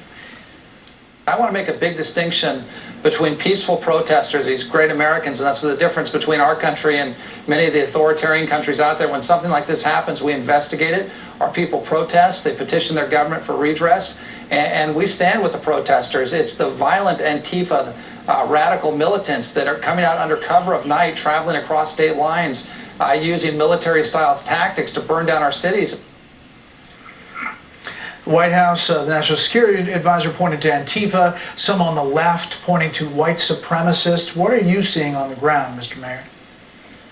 We're definitely seeing a split that's similar to what the National Security Counselor Advisor is mentioning. We see during the day and yesterday we had protests from 3 p.m. All the way through the night. But we're seeing during the day that the people are protesting peacefully, that they're there for the right reasons. And what we saw at night is that there is a small percentage of those people who are equipped to do damage and to destroy property. They are certainly coordinating.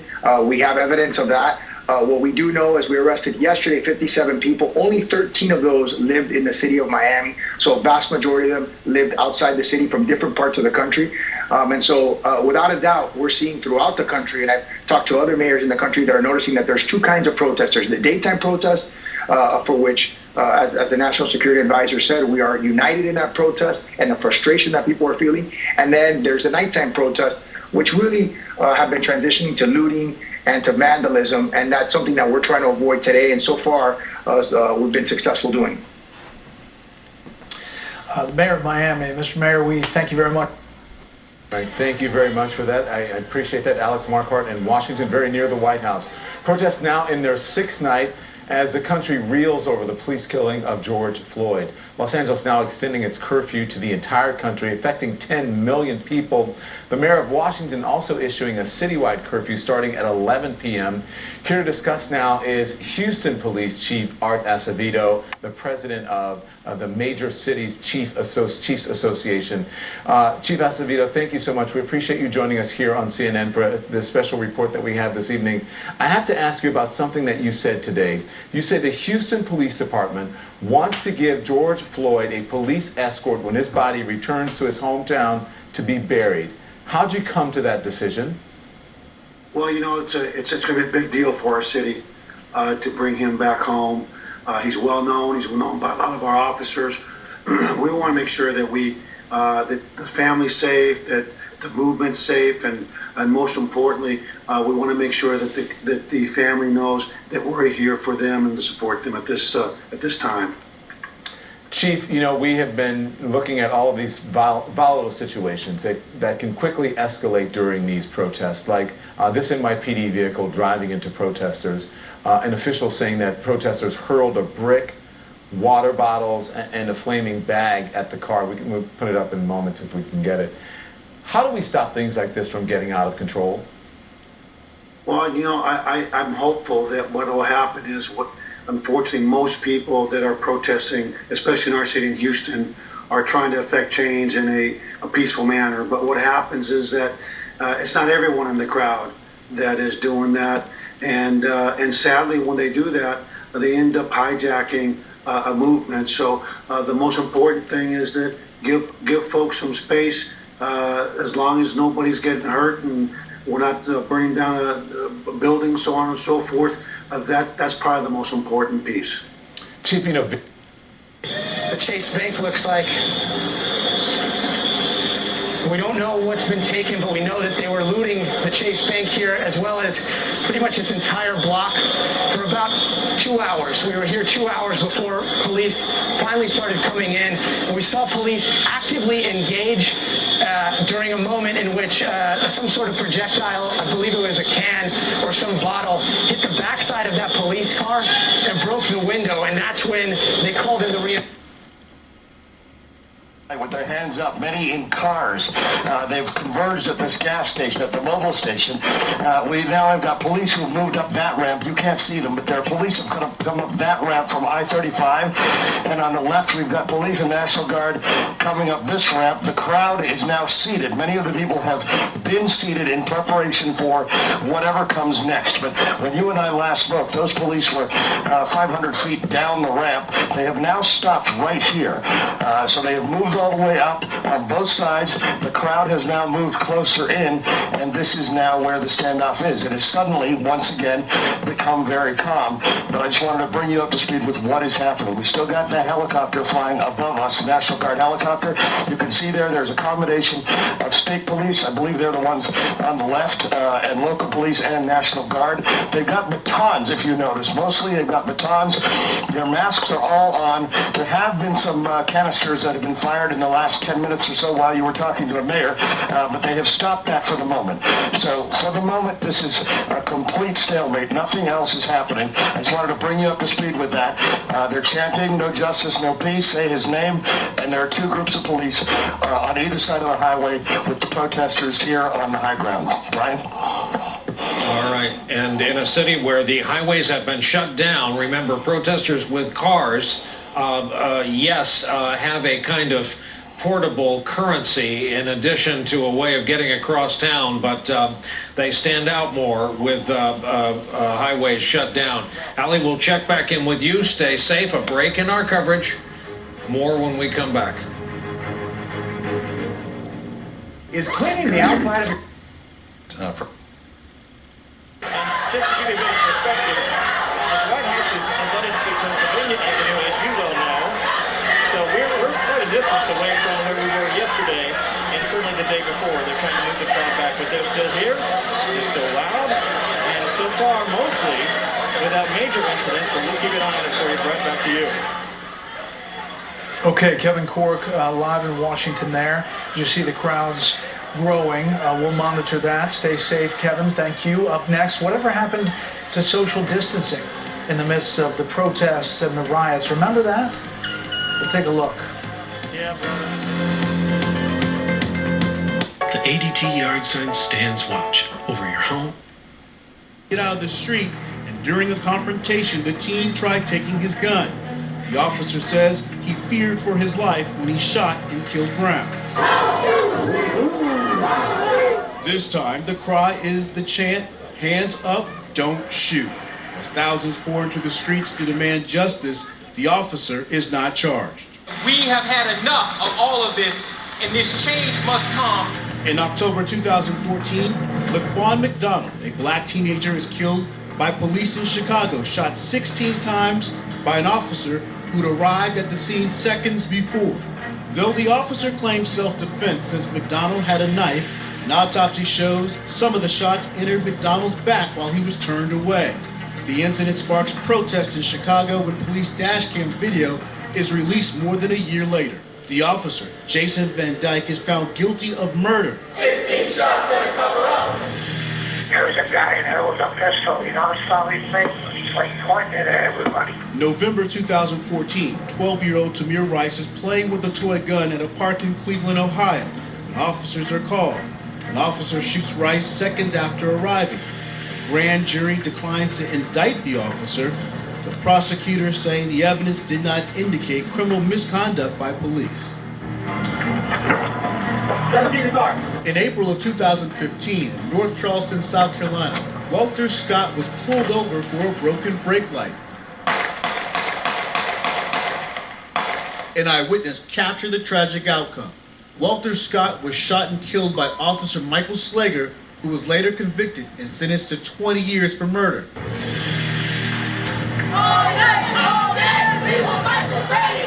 Later, in April of 2015, the city of Baltimore is rocked when Freddie Gray dies in police custody. The 25-year-old black man's arrest is caught on video.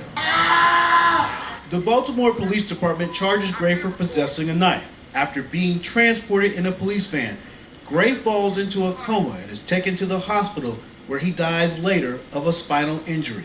Over the next few days, the city is brought to its knees, with residents demanding to know what happened to Gray. None of the officers involved in Gray's arrest were convicted.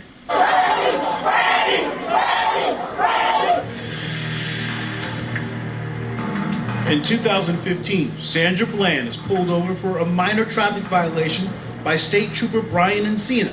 You mind putting out your cigarette, please, if you don't mind?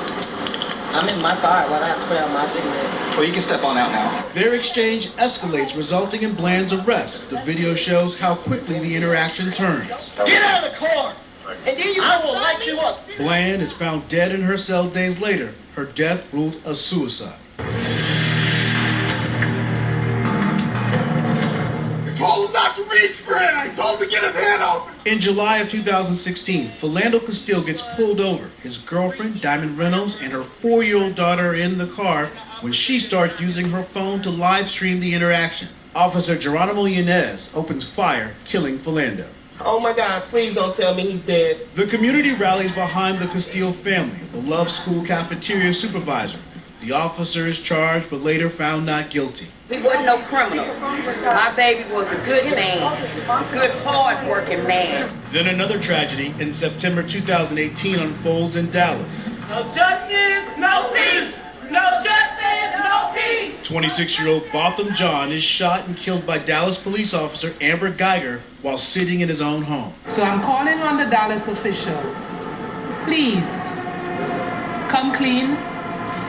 Give me justice for my son. A jury later found Geiger guilty. She was sentenced to 10 years for murder. In March of 2020, Breonna Taylor, an EMT, and her boyfriend Kenneth Walker are in her apartment in Louisville, Kentucky, when just before 1 a.m., 3 plainclothes officers arrived to execute a search warrant in a drug case. Taylor and her boyfriend think someone is breaking in when police kick down the door. Kenneth Walker grabs his legal firearm and starts shooting, hitting one officer in the leg. Officers encountered rifle fire. Officer dead. Officers returned more than 20 rounds, killing Breonna Taylor.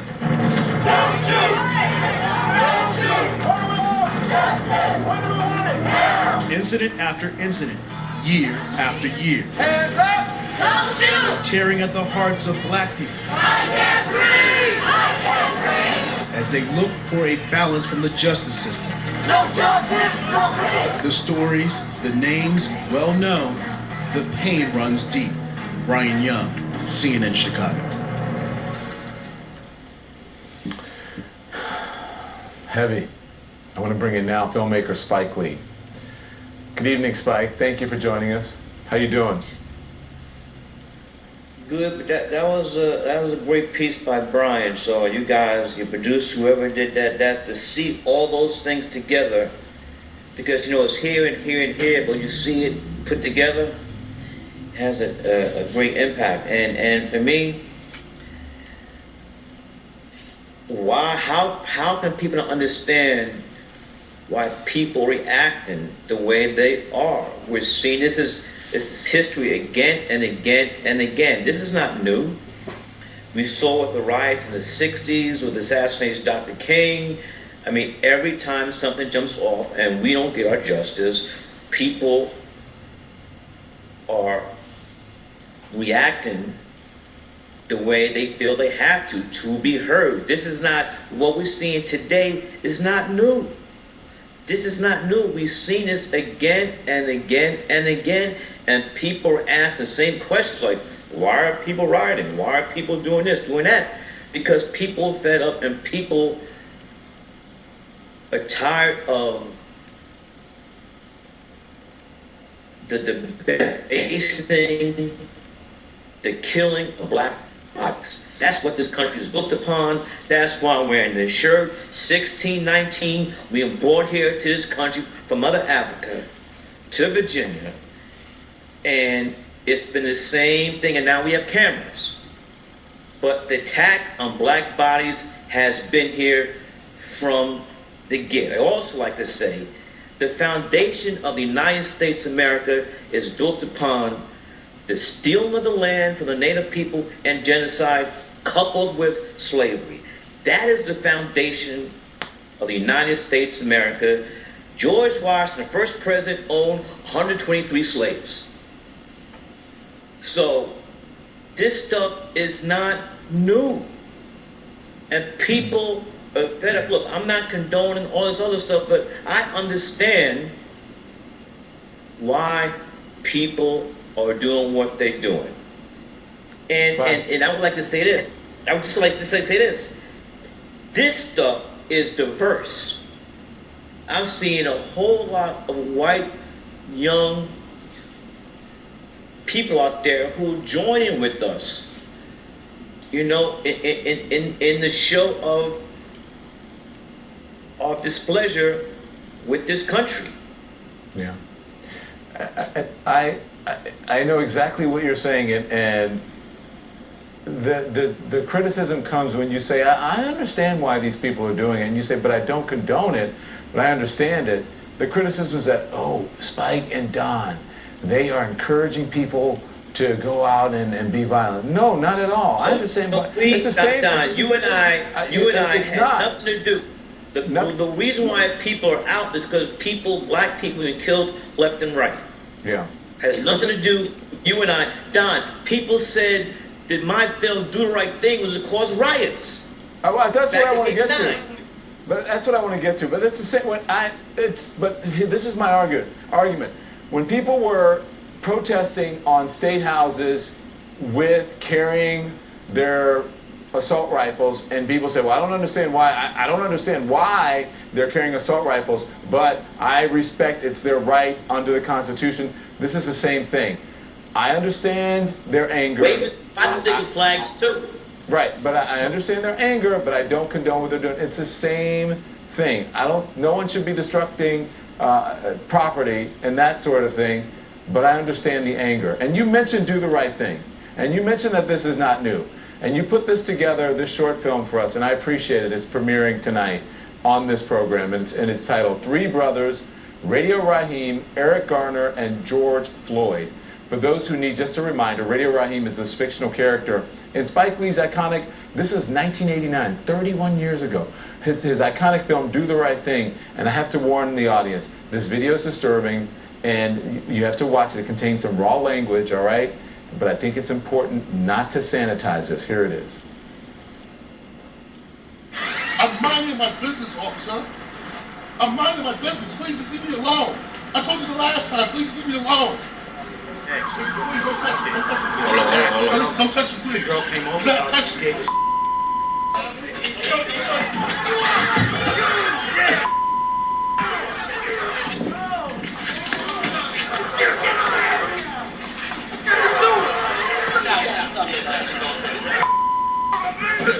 I can't breathe. I can't breathe. Just take it down. A nigger. Right there. Mama. Get up and get in the car right. Back up and get on that step, okay? Get off him now. What is wrong with y'all? He got made. All he did was break up a fight. Stopping his breathing right there, bro. Back up. Back up. Bro, he's not even moving. Get off the back, bro. No, bro, look at him. He's not responsive right now, bro. Sir, CMS, come on. Let me get him out, all right?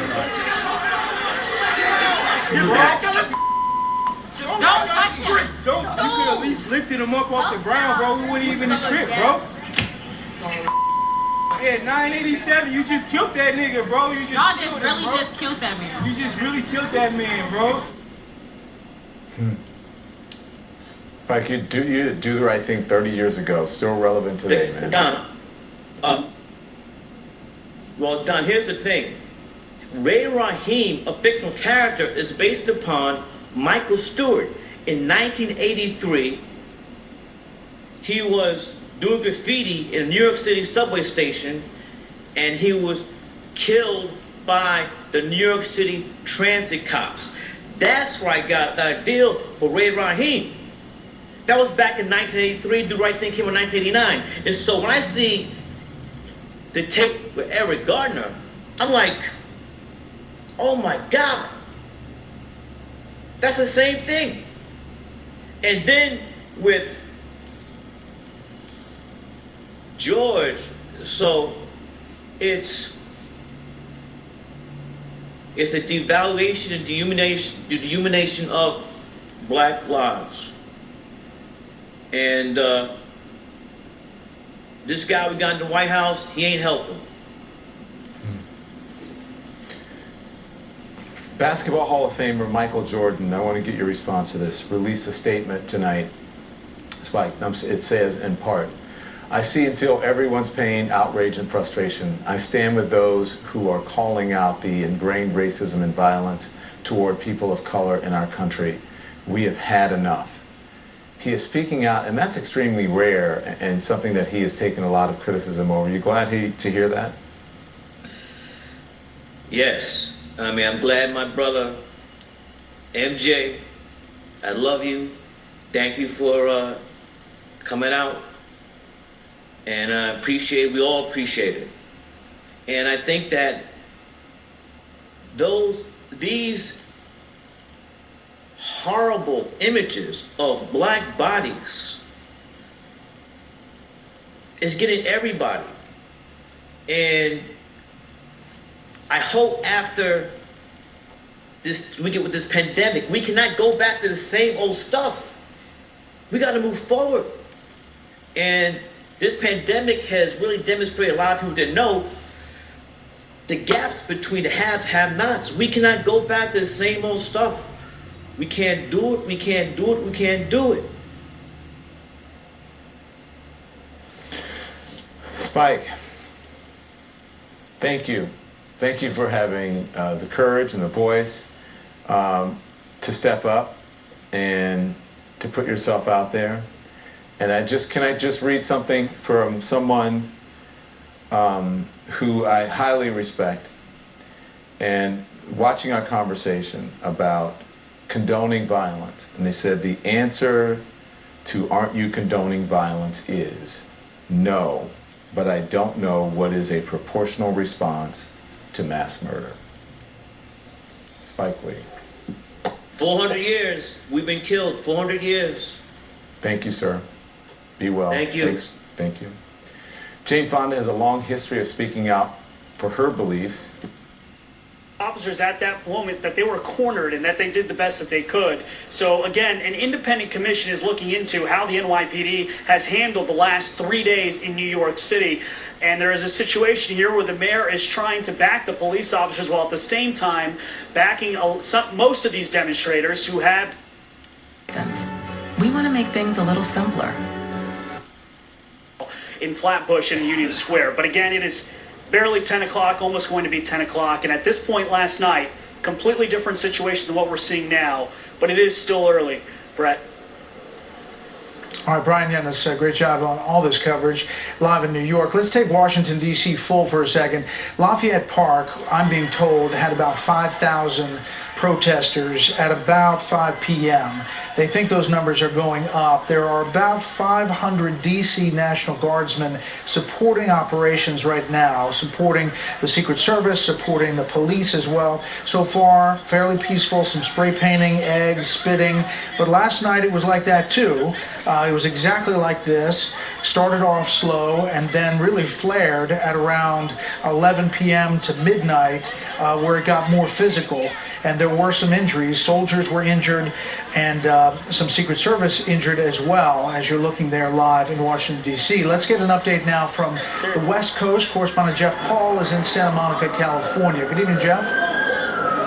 Yeah, Brett, just a few moments ago, there was a group of protesters right out here just beyond this line of LA County Sheriff's deputies and Santa Monica Police as well as LAPD, and it looks like they're now moving in on whoever is still in the street and arresting them. So they're sort of surrounding this group, or the group that remains, and putting them under arrest. So you can see in some of the officers' hands they have the sort of zip ties, the big white zip ties off their belt, and anybody who is in the street, they're violating curfew right now. There's a curfew put in place at 4 o'clock, and that obviously that time has come and gone, and so now they're telling people they are unlawfully gathering, and they're trying to get them out of the street. And this follows, of course, hours and hours of very, at times, violent looting and graffiti.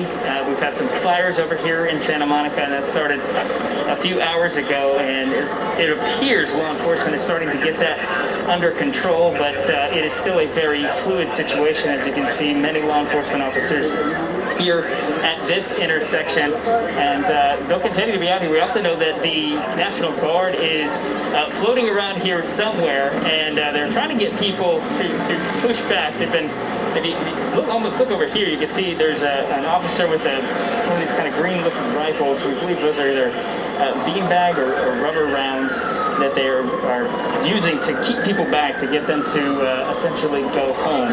So the night's just beginning. Sunset here isn't too far away, and we will see what the night brings us a little later. Brett? Jeff Ball, live in Santa Monica. Jeff, thank you. We're monitoring a number of cities, getting reports as you look live in Washington, D.C. there, getting reports from Boston of a dust-up with police that may be getting a little hairy. We'll try to get video out of Boston, our affiliates on the ground, seeing some social media about that. We've got continuing coverage. Back with our panel after this. Yeah, there we go. Now, sorry, I'm a little muffled, but we got the mask on. What you see is that they have deployed the gas. They have been using pepper spray. They come in on bikes. Most of the crowd has dispersed. So it had the desired effect. They pushed everybody to the top of the bridge, the exit, and most of the cars have left and most of the individuals have left, but they look like they are moving in to make arrests, which is not something we've seen in large numbers in the last couple of nights. So we've obviously gone around the corner to take cover because you saw how close the action got there.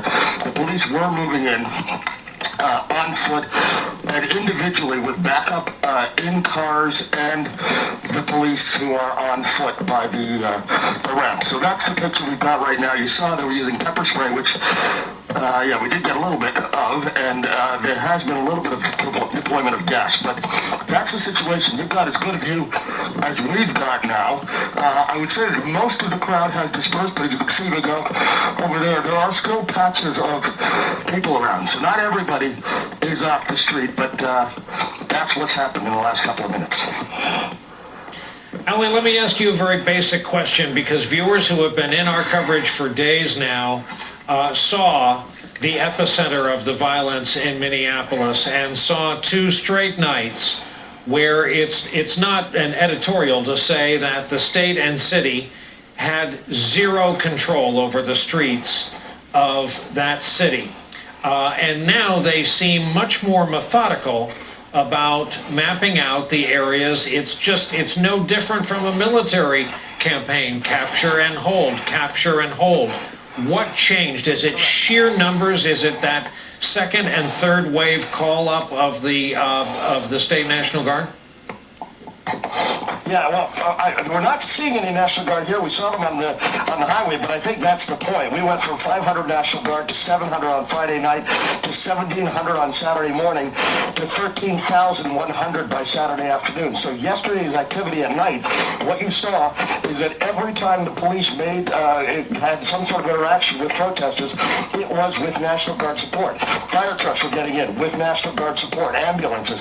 So what is happening is we seem to have National Guard support support around the perimeter, and the police, these are Minneapolis police now, are in a position to make arrests. But yeah, much more methodical. Friday night, they had no control over the city whatsoever. There was no curfew. You and I were talking about it. Saturday night got interesting because there was that march that they intercepted when we got involved in it. And tonight, it is, for better or for worse, a lot more orderly. They're making slow movements. They're taking up individual positions, as you can see in front of us. They've taken an area that the protesters are in. The protesters have moved out. So what they're counting on is that they can keep on breaking up these gatherings and breaking up sort of the center of gravity and continue to take that ground. We weren't able to do that, and I think you're right. I think it was just sheer numbers. If you add 13,000 people to the mix, they can do that.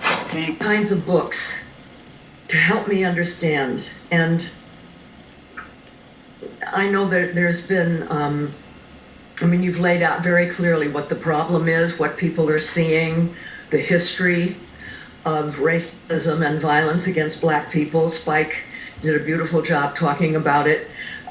I'd like to talk for a minute about what I think needs to happen. I don't mean just because of Minneapolis, but there's a kind of two tracks to the process towards solution. First of all, we have to get rid of this administration because this country should not be burdened with somebody like that and the people that are all around him and enabling him.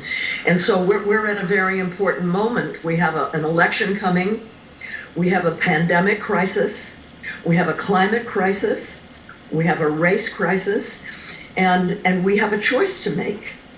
We can keep seeing all these things happen, or we can do something about it. And there's two tracks to it, I think. One is we have to understand that racism is in place. I hate to cut you off because we have some breaking news that's important happening. But I don't want to be rude, so I want to get a final thought from you, if you can, which I think is important, and I appreciate you joining in here. But I just want to say, on your website, and I have your article here, and it's on your website, and it's a George Floyd, a centuries old history, and you talk about how it's important for white people. Policies. Yeah. How white people, it's important for white people to understand the benefit of white privilege. Talk to me about that quickly if you can.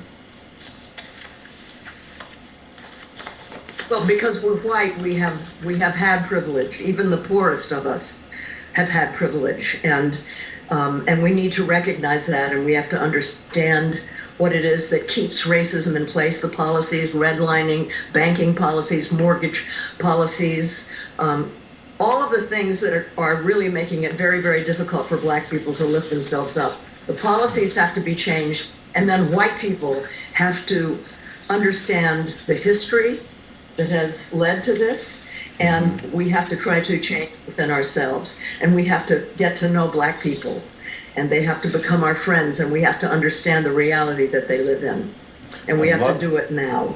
I love your tenacity. I love your candor. I love how bold you are, and I appreciate you coming on and continue to fight. You're a fighter, and on our website, Jane Fonda, George Floyd, A Centuries Old History. I encourage everyone to read it, and I thank you, Jane Fonda. Appreciate it. You be safe, okay? Thank you.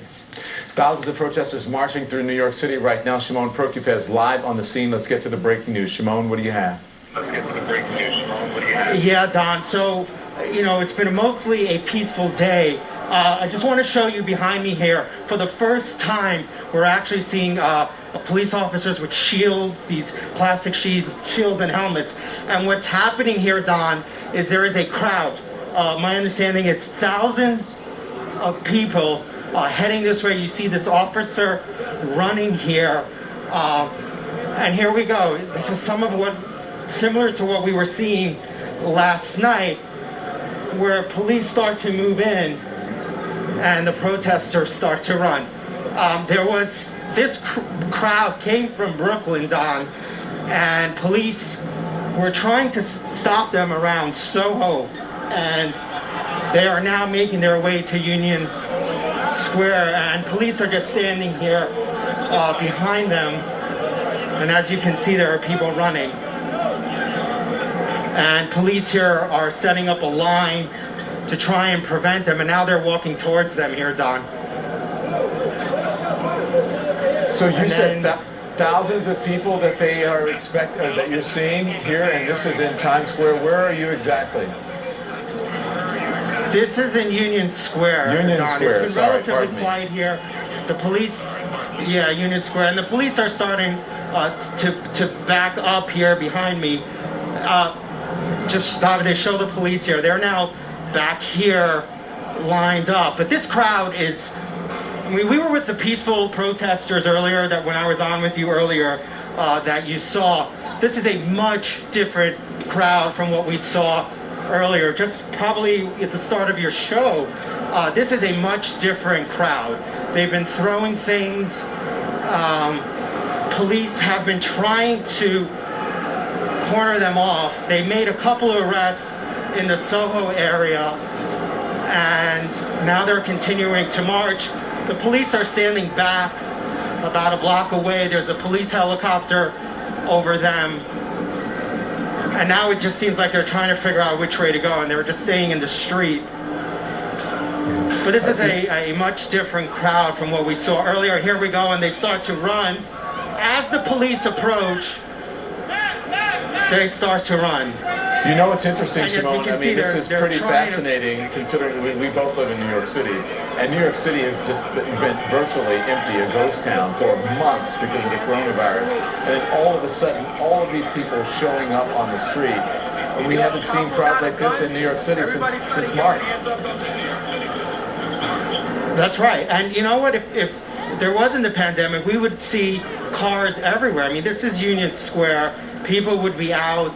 There are a lot of bars and restaurants, stores, and everything that is closed. And as a result, there really aren't that many people on the street. And so here again, Don, we're in the middle of the crowd, and they're all trying to figure out. They're trying to avoid the police is what they're doing. They see the police ahead, and what they're doing is they're trying to head in a direction where they can try and avoid the police. If we can And see the which police, way for they're the most going, part, I where are think we they should know. going, Shimon? I think are they going down 15th Street? What is to the left on 15th Street that they're heading This toward? is- There we go. 12. So we're now on 12th There's Street 12. and Broadway. So they're at 12th. This is all the Union Square area. And so now they're heading, so here you see them walking now. They're walking east. And they're splitting up. Some of them are heading west, some are heading east. But the police are not surrounding them. You know, yesterday we saw the police surround them, try to get them out of the street.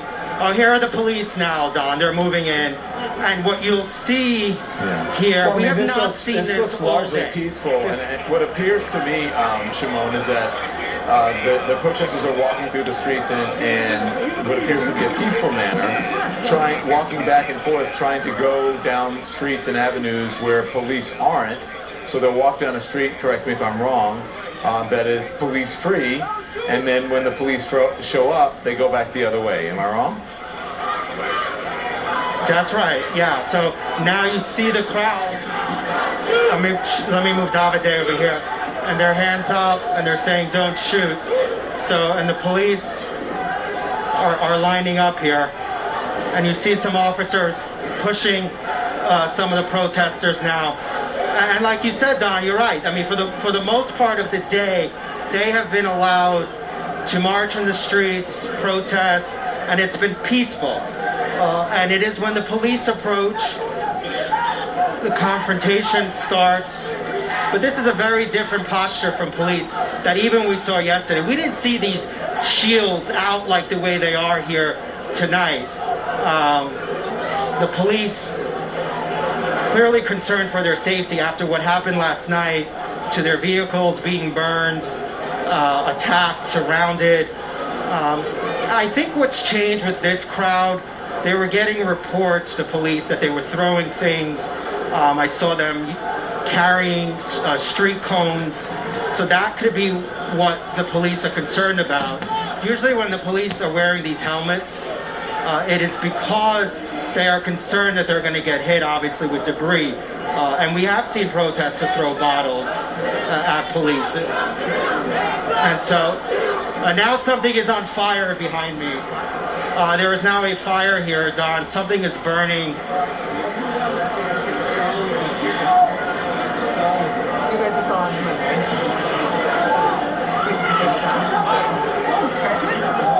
So there's something is on fire.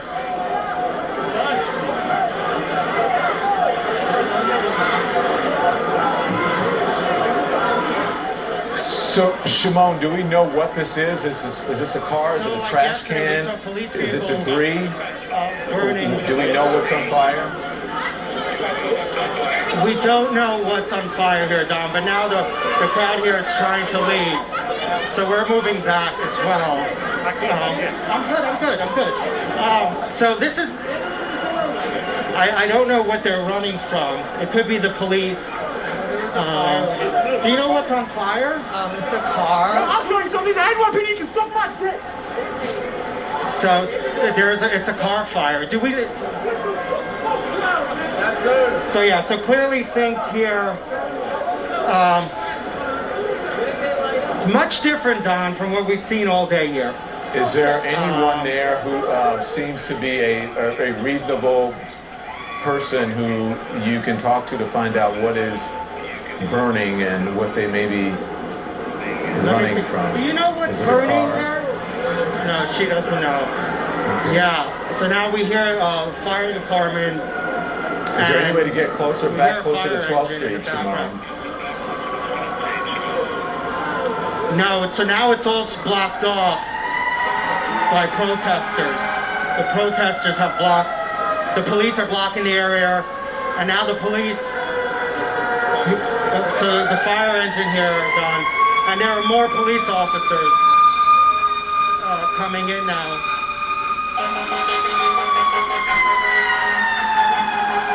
So you're watching scenes from New York City, which is Union Square, which is sort of downtown, just below Midtown, sort of downtown, below Midtown, not far downtown, but anyways. 12th Street, and you said 12th and what is this, Broadway? 12th and Broadway, and there is a car on fire, and you can see the fire department headed towards the scene there. And you can, Don, you can hear the police are on the scene as well. They're the police. Move back. They're telling people to move back. Shimon, let's just listen for a second, okay? I just want to hear some of this.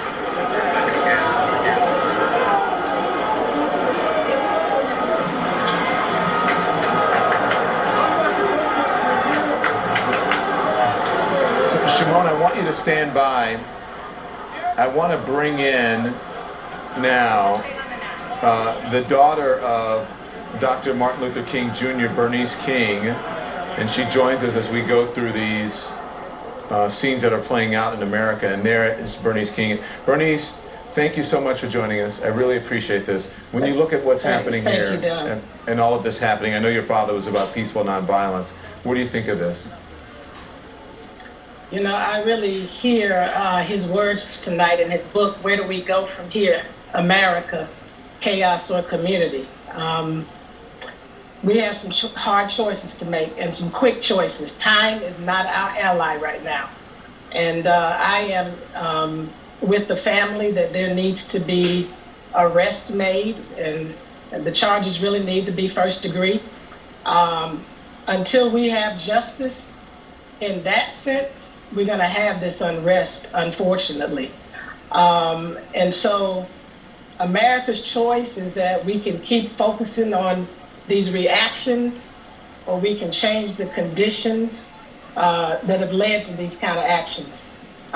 Black America's choice tonight is that we can focus on those things that can help us right now be more constructive and build the community that we want to see. The fact of the matter is, what we're witnessing tonight, it's been said over and over again, the seeds of violence that this nation has sown over and over again, the harvest is what we're witnessing tonight. And yet my father spoke to us back in the 50s and 60s about having a revolution of values and focusing more on people rather than things.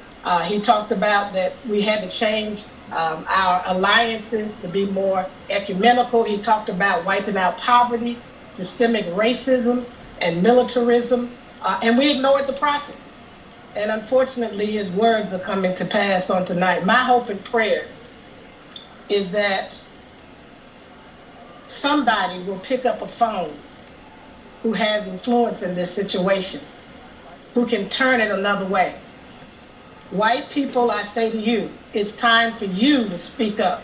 It's time for you to confront your brothers and sisters. The thing that disturbed me when I saw take his last breath, white officers standing by and not doing a darn thing. That went to the depth of my soul. And so I'm saying to my white brothers and sisters, especially those in the faith community, because as a woman of God, too many of them have been in the confines of their privilege in their pulpits. It's time for them to come forward. It's time for them to stand on the side of justice. And we've got to deconstruct this country that has been built on violence. We got to deconstruct our policing in this country, and we got to reconstruct it. We need to be looking at the Eric Garner Excessive Use of Force Prevention Act. We need to change the way these law enforcement officers are hired. We know what it is. We were on a track with the 21st century task force reform on policing, and we're now totally off track. So I would just say right now, I think about George's 6-year-old daughter. I was 5 years old when my father was killed senselessly by law enforcement. And I keep thinking about her tonight because I know that pain. I know that void. I know the journey of anger. I know what people are feeling tonight. I feel it. I've been to some places in my mind. Fortunately, I grew up in a household of nonviolence, and I still subscribe to it as the ultimate solution to the way forward. We can't do it any other way. But people have to hear these cries tonight. We need America to answer the cry that is coming to us from the streets. And we can no longer go back to business as usual. Everybody says it. We will get to a worse place than we are now if we go back to business as usual. Bernice, I didn't ask you a single follow-up question because what you said was so eloquent, and I think that is a good place for us to end with your very strong and very eloquent words. And I thank you so much for joining us. And you please be safe, you and your entire family. Thank you. It's good to see your face. Thank you for everything. Good to see you. Thanks for what you're doing. Thank you. And thank you for watching, everyone. This special, I Can't Breathe, Black Men Living and Dying in America.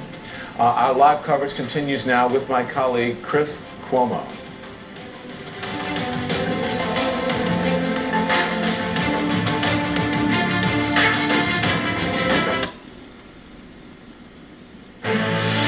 This is CNN Breaking News. How are you? I'm Chris Cuomo. Welcome to a special edition of Primetime. Right now in the United States, there are no two ways to say it.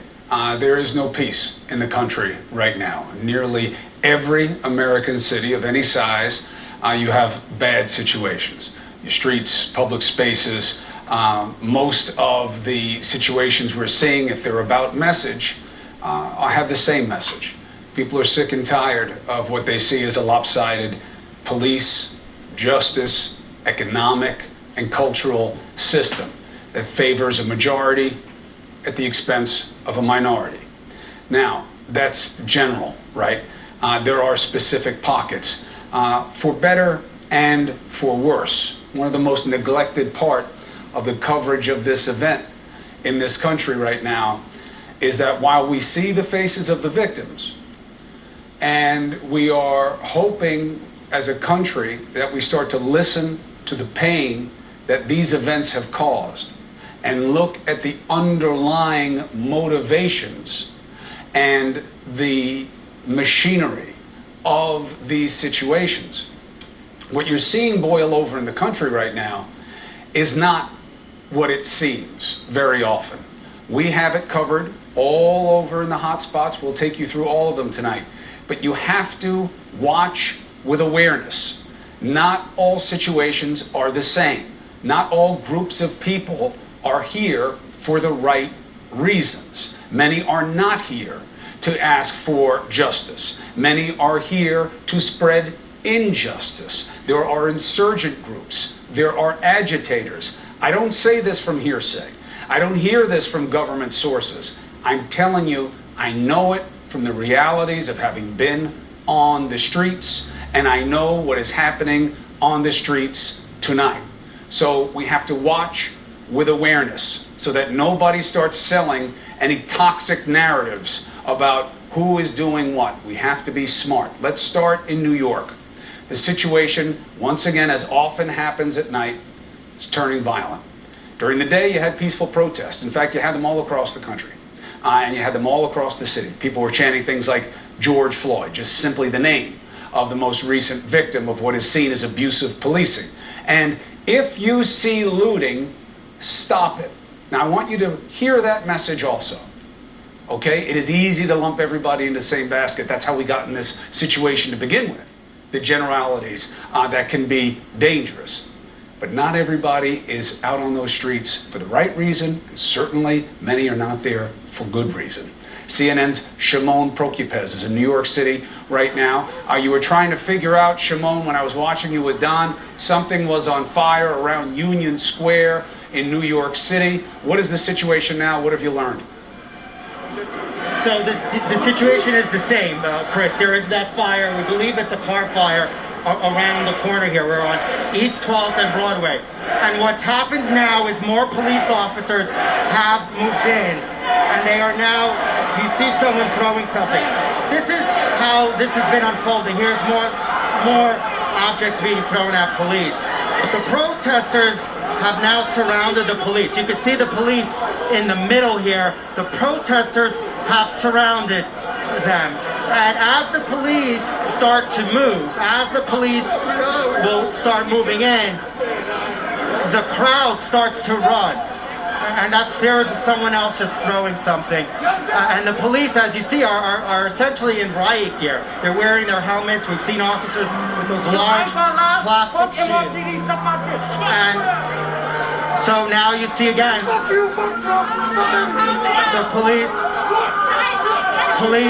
with protesters, you see here, at a standoff here, basically. And now the fire truck is trying to move. So there are there's a fire engine and there's a fire truck around the corner as well, dealing with this fire. But this has escalated. This group, which was at first in the thousands, marched from Brooklyn over the Manhattan Bridge. They went through Soho Park, and there were arrests made in Soho. It was relatively quiet here. We were here just moments before the crowd showed up, and it was very quiet, peaceful, and all of a sudden the group got here, and police just rushed in. And I just want you to hear here the protesters now chanting shame at the police. And the police are just lined up here, as you see, in their helmets, and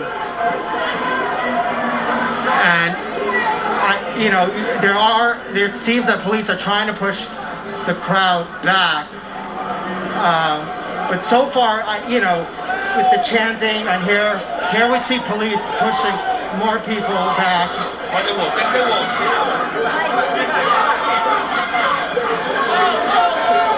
And so this is how it works. The police will move in, Chris, and tell them to move back. Shimon, I hear you. I hear you. Let's just watch the scene here for a second so people can absorb it for themselves.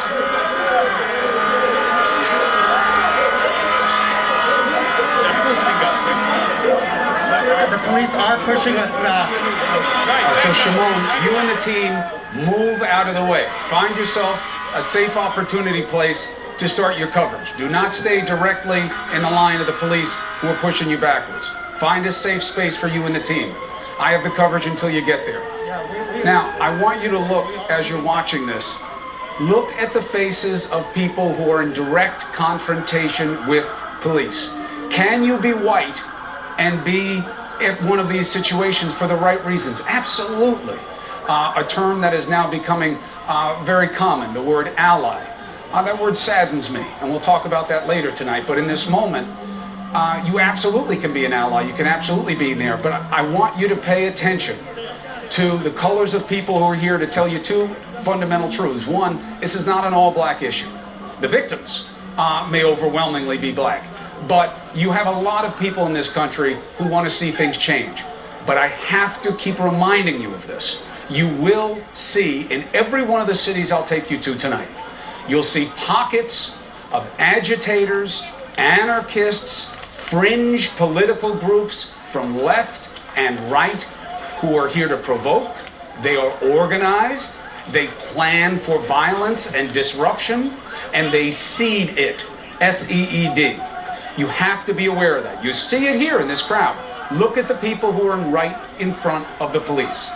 Do not dismiss this as just angry black men. It's hard to even see black men right now. All right?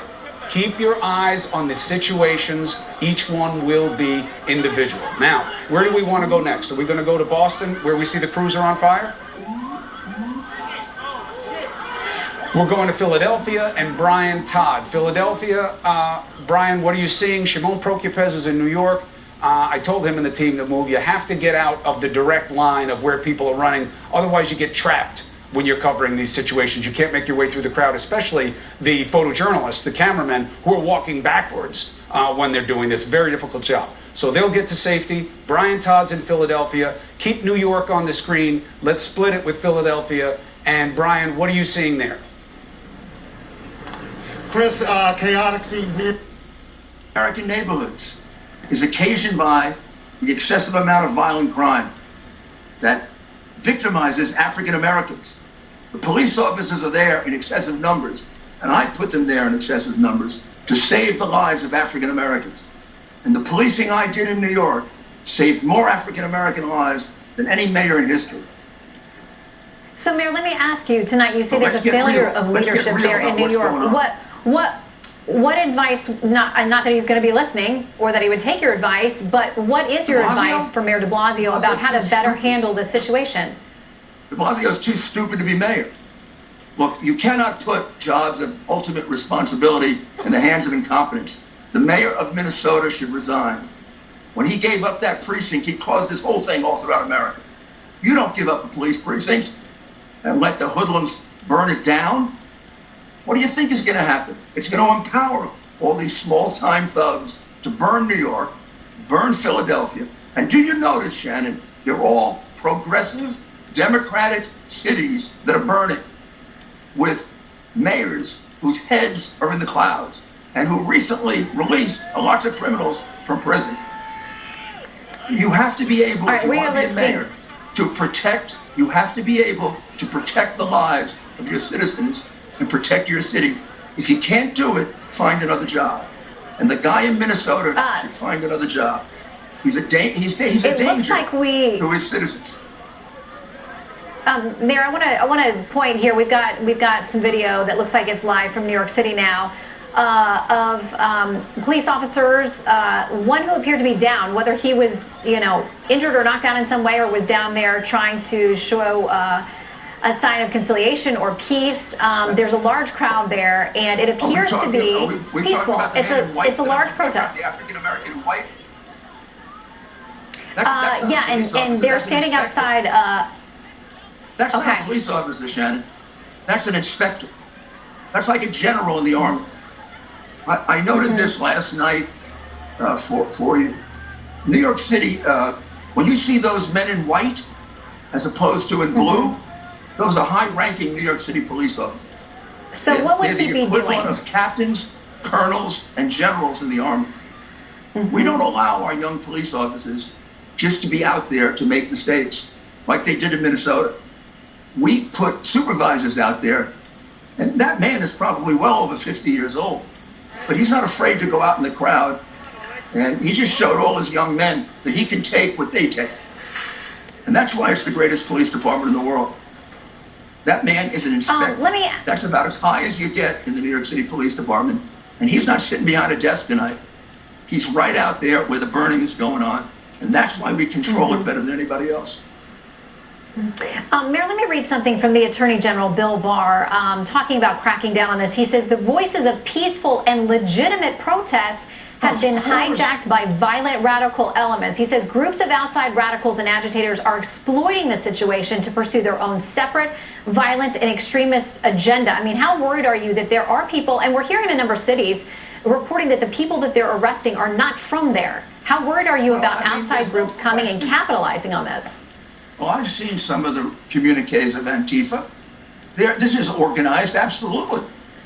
And the reality is the Attorney General is completely right. And you know what the shame of this is, Shannon? This Monday night was a time that if we handle this right and these arsonists didn't get in the middle of it, this could have been an issue on which we all could have come together.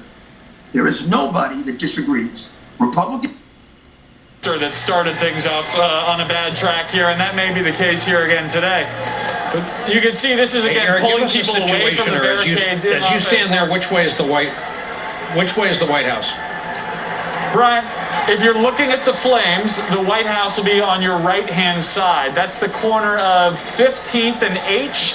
So you're looking at the northeast corner of Lafayette Park, just outside the park itself. Okay. If you were to cross diagonally through that park, you're about 150 yards from Pennsylvania Avenue and the White House itself. I have to tell you, all of the streets around here have been closed and blocked off for most of the day. I have no idea how any kind of fire or EMS vehicle could get anywhere close to this. The side streets have been thick with people really all afternoon, coming and going, most of the day quite peacefully.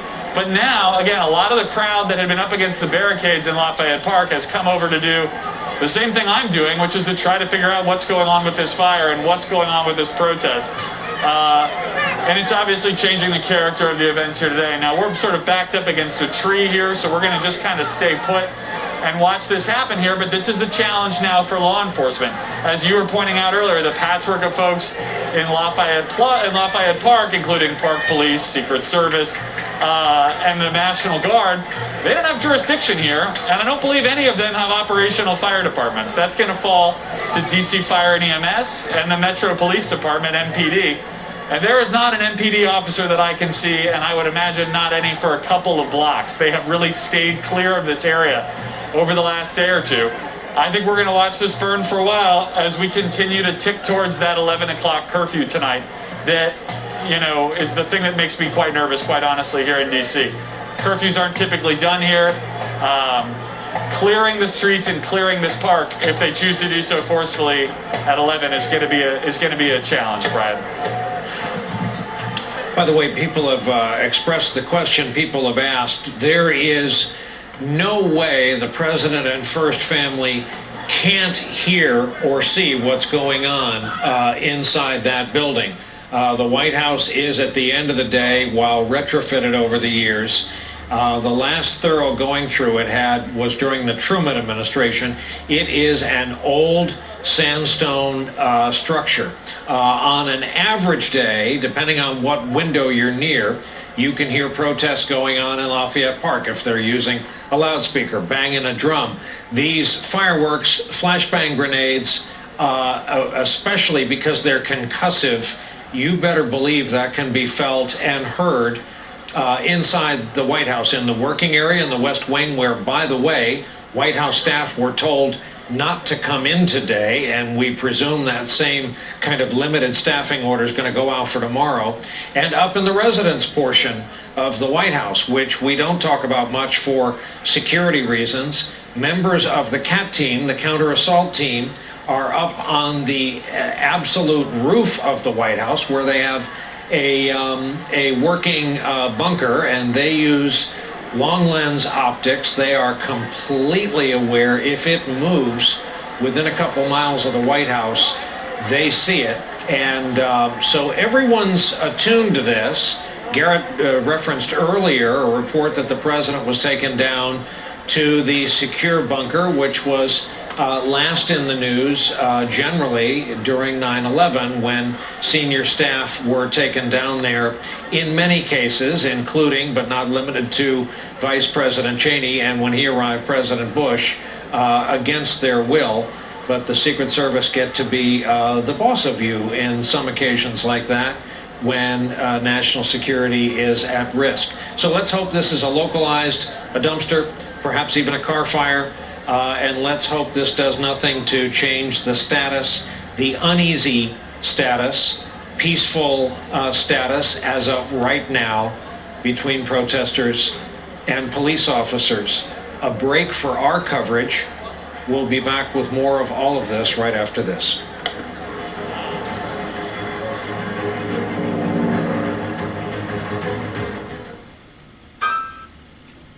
Customers, a soft capture system is deployed.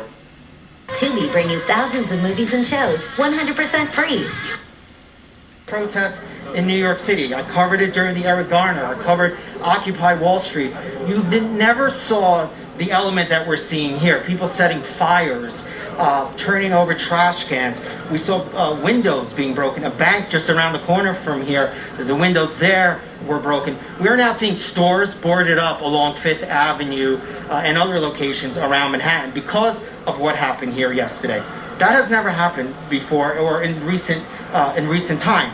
And you're absolutely right, Chris. They are on city bikes. I've also seen scooters and them on scooters. I've seen people on scooters. I have seen yesterday, when we were on 14th Street, just west of here, where there was a fire, there was a container, a construction container, and in there were bricks. And I saw some of the protesters pulling out bricks. And then there's something going on behind here. A group has gathered in front of a store here. I don't know what's going on. Well, let's get close. Let's see where the group is and let's see what they're doing. But don't get, UPJ knows how to do the job, but don't get too close so that they see you as... Davide, yeah, he's great. Yeah, Davide is great. So I don't know... So let's see what they're doing. Okay, yeah, so there are people there... Go ahead, Chris. Yeah, they broke into the store, it seems. Yeah.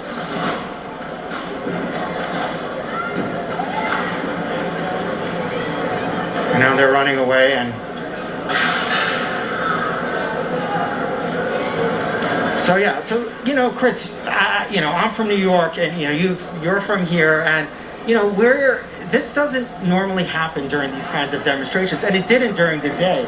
It was very peaceful. It was very moving to see thousands of people gathering together and just chanting and expressing their frustration. And the mayor, of course, as we heard from him this morning, was really upset. And what he said and what the police commissioner has said, to your point earlier, is that there are people that are hijacking these peaceful demonstrations. And what they're doing, they're small... Garbage, anything else they could to it. We're starting to see things clear out here. We heard one flashbang fired by police into the general area. That got a lot of folks' attention and a lot of folks retreating up 16th Street past the church behind me. It significantly cleared out the protesters who had been here, although some of them are now starting to return. And again, as I watch this structure fire, which is absolutely visible from the White House, to your earlier point, I can see the fire in the foreground and I can look into the grand foyer of the White House in the background. I mean, the symbolism alone is striking. That will absolutely be something both visible and that flashbang audible for the President of the United States if he is anywhere in that residence right now. And Brian, quite honestly, we're going to see how this plays out here a little bit. Because as I'm looking into the park, I'm watching those park police not yet moving forward, not yet making any significant effort to clear this. And I see no significant effort being made to come in and address this fire. Garrett, tell folks what this structure is normally used for. I wish I could, Brian. I think this is just an outbuilding, an office building, or a restroom. This is not something I've seen operational in a long time. It has been thoroughly redecorated today by protesters who've been tagging it and sitting on its roof since late last night. This whole area around the White House is something that has been progressively militarized over the last, 19 years, I guess, since 9/11, where more and more of what was in this park had its access limited, had folks pushed back, had fences get higher and hours get shorter.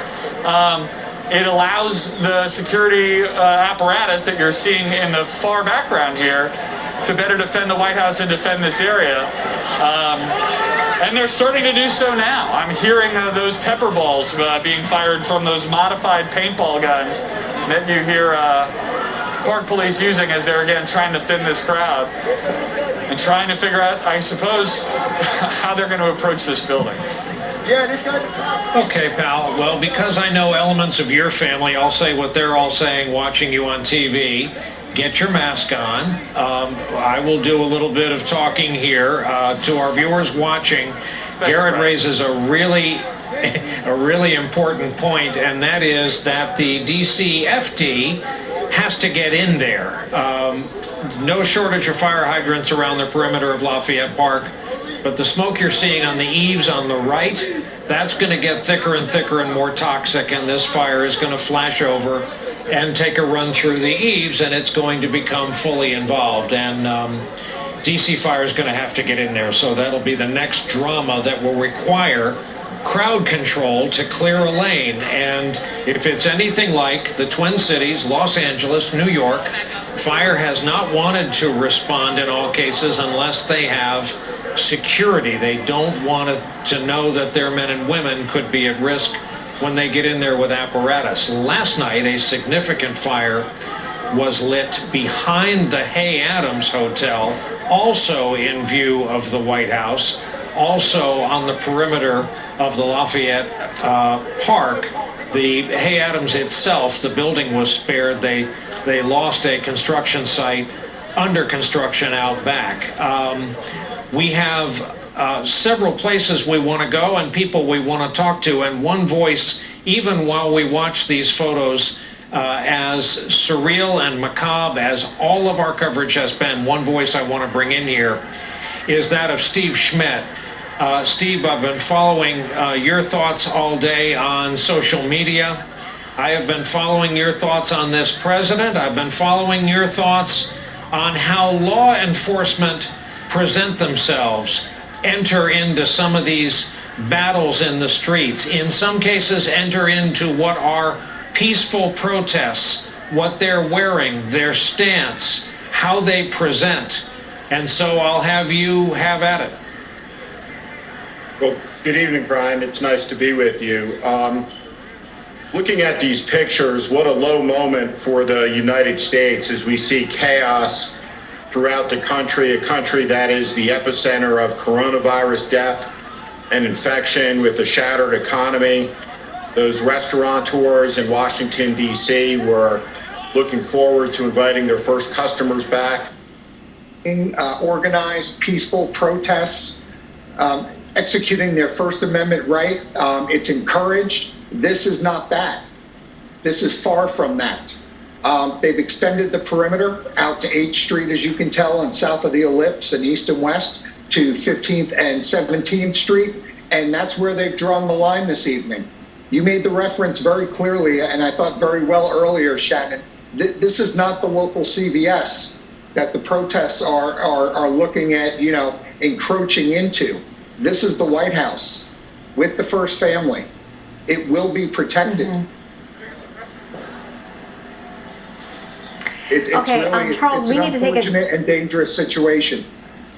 Yeah, we need you both to stand by. We got to take a really quick break. Brett Baer is reporting tonight that more than 50 Secret Service agents have been injured in some way. We don't know the severity of those injuries. We're going to continue to try to track that down. They're on the front lines. This is what they do.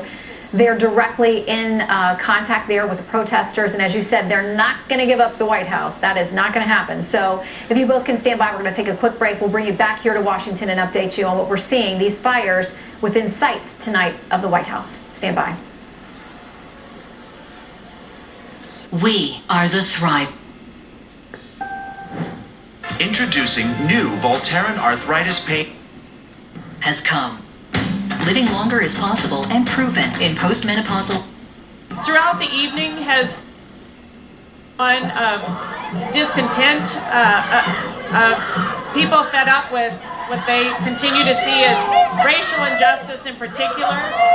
But the message is turning more toward anti-police as we have seen in the last even just 10, 15 minutes. So we'll continue to keep an eye on the events unfolding here. If you're just tuning in, it's 9:31. We are in continuing coverage here on KSFY of, I guess what you could call a standoff right now between Sioux Falls police and some of those. Just a moment here. So, Brian, this is the young gal that just spoke on the air here. The police have given her their microphone. We don't want it to get violent. We want our voices heard.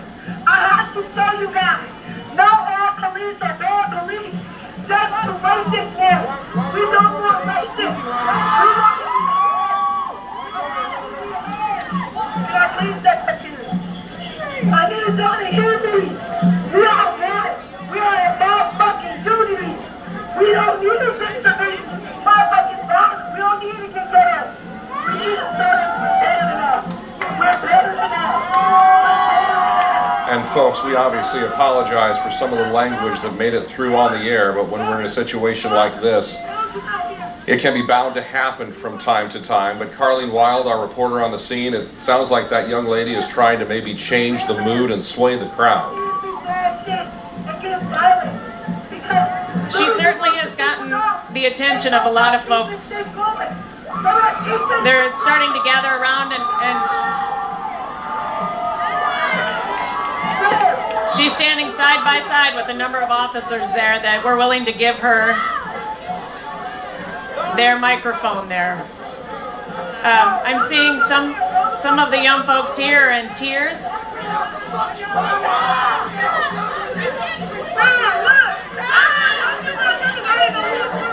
We've got a guy here just off to our right doing his best to incite the crowd. But you've got the crowd right now doing what they can and asking and chanting, "Keep the peace." That's what you're hearing right now.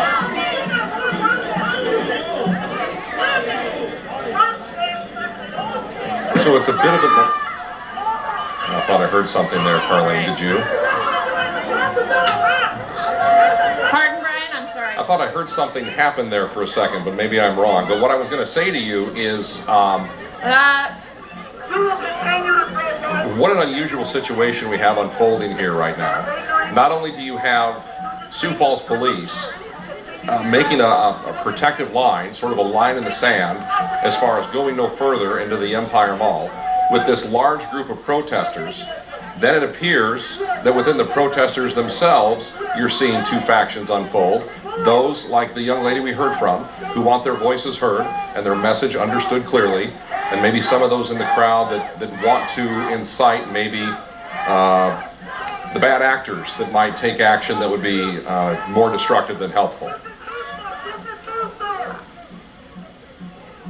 Brian, we've got another young gal on the microphone and the police, one of the units here, asking again, everybody to keep the peace. They're looking to move again here right now.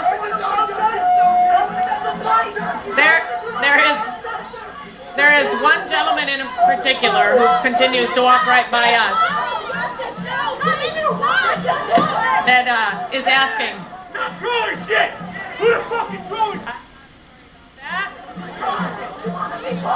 There are some people that continue to throw some large rocks. In fact, one of the windows of one of the stores here, Ever Eve, did just get broken. Here go more.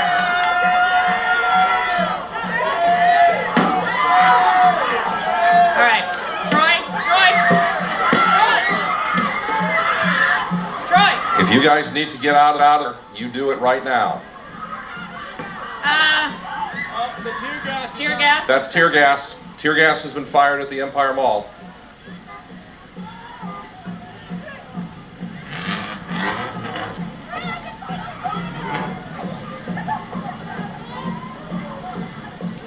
Brian, I don't know if we're still live. Carleen, stand by just a moment. This just into the Dakota News Now newsroom. Mayor Tenhaken now issuing a state of emergency for the city of Sioux Falls with a curfew that goes into place at 10 o'clock. That is 24 minutes from now. State of emergency now in effect for the city of Sioux Falls. Curfew kicks in at the top of this next hour. Carlene, are you and Troy okay? We're fine. There's definitely tear gas in the air. What triggered that, I don't know if, Troy, you were able to get some good shots of it. I think that you were, but some rather large rocks got thrown at the windows here at Ever-Eve. And I don't know if you want to turn around. Quite a few folks got caught in that. Hang on, Troy, let me grab the backpack. So we've got some young girls down over here. It did disperse the crowd, which was the intended outcome. But we've got some folks that I think got caught right in the middle of it and are needing some help as a result. And folks that may be watching Police this... are still standing their ground. Again, they're... Yeah, but folks that may be watching this, your eyes aren't deceiving you. That is milk that they're pouring into the eyes of those people there. It helps to disperse tear gas faster than water might. And the fact that these folks had it on their person, you draw the conclusion that they thought this might be part of the outcome of this evening's event.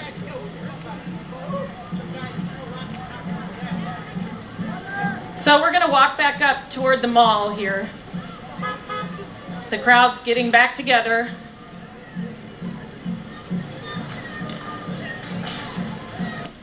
Psoriatic arthritis, for whom methotrexate did not work well enough.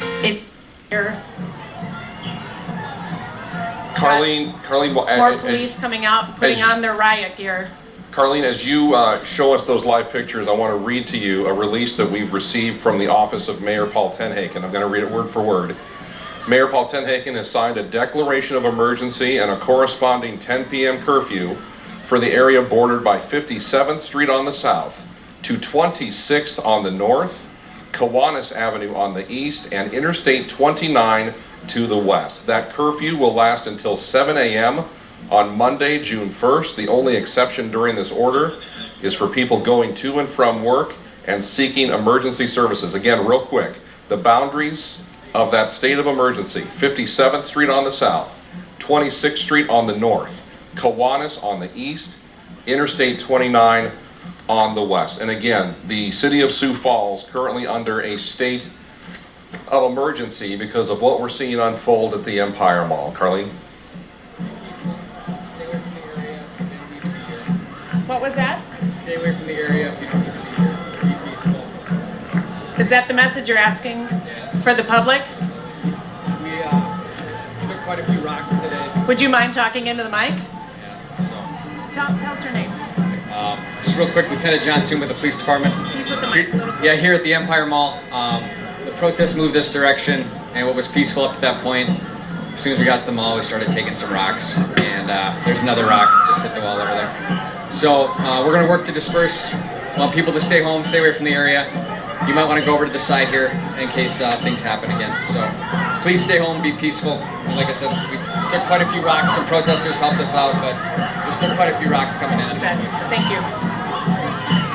So again, Sioux Falls Police asking everyone to avoid the area. Brian, I know you just read the mayor's proclamation. We've got Sioux Falls Police out here, not only in riot gear right now, but as you can see, they've got gas masks on and are prepared to do whatever they need to further disperse this crowd. A few more rocks have been flying. Just heard a couple more coming in. I'm guessing we're going to see another round of tear gas here before long if things continue to go. The exact outcome that we were all fearing is playing out in real time right now at the Empire Mall in Sioux Falls. The aftermath of what until, I don't know, 20, 25 minutes ago had been a peaceful protest in honor of the memory of George Floyd, the Minneapolis man who died in police custody. Mayor Tenhaken. Brian, they're asking right now. Yep. Right now they are over the police radio, vocally asking the crowd to stop throwing rocks and telling them they are being unlawful. You've got a few folks right up front here, I don't know if you can see, that are doing what they can to continue to instigate problems versus have this end as a peaceful protest. They're asking everyone to quit throwing rocks and to please go home. If you do have some folks intent on causing damage, and definitely not dispersing, as you can see here as the evening goes on. Yep. And with history as a guide, what we've seen in other events nationwide is that once police make that official order to go home, to disperse, and then it doesn't happen, then that forces the authorities to ratchet up their response to the next level, whatever they deem that to be. And the next level, in a lot of cases, is another volley of tear gas, because it typically does get immediate results, both for the police and what they're trying to accomplish, and immediate results for those on the receiving end of it. Again, if you are just joining us, a state of emergency is currently in place for the city of Sioux Falls. A curfew for the city goes into effect at the top of next hour, 10 o'clock, so in 18 minutes from now. This curfew area involves 57th Street on the north, 26th Street on the south, Kiwanis Avenue on the east, I-29 on the west, and the curfew runs until 7 o'clock tomorrow morning. And again, it's... All right, this just into the Dakota News Now Brian, newsroom. they were just... Carlene, one moment, please. I'm sorry. We've just learned that the city of Sioux Falls is going to be holding a news conference at the top of the hour, at 10 o'clock, to discuss the events of what have happened in the city in the last 20 to 25 minutes, specifically at the Empire Mall. Carlene, I'm sorry. I want to get it back to you. No, it's okay.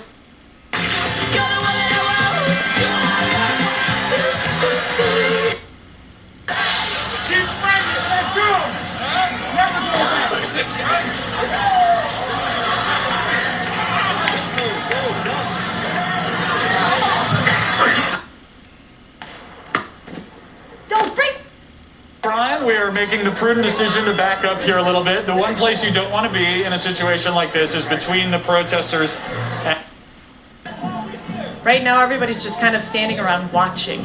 Again, there are hundreds of cars in the parking lot. Police are lining the front of the mall from one end to the other. This is after a day of relatively peaceful protests. We've just had a group of probably thousands that gathered downtown earlier tonight to listen to some speakers who really had some powerful things to say. If you look at some of the reaction on social media from what people were listening to, even on live feeds, those that were not present in person, it really was a moving event earlier today. Protesters walked throughout the city this afternoon and into the evening with their chanting and just essentially trying to make sure that people understood that this was about George Floyd. They want their voices heard.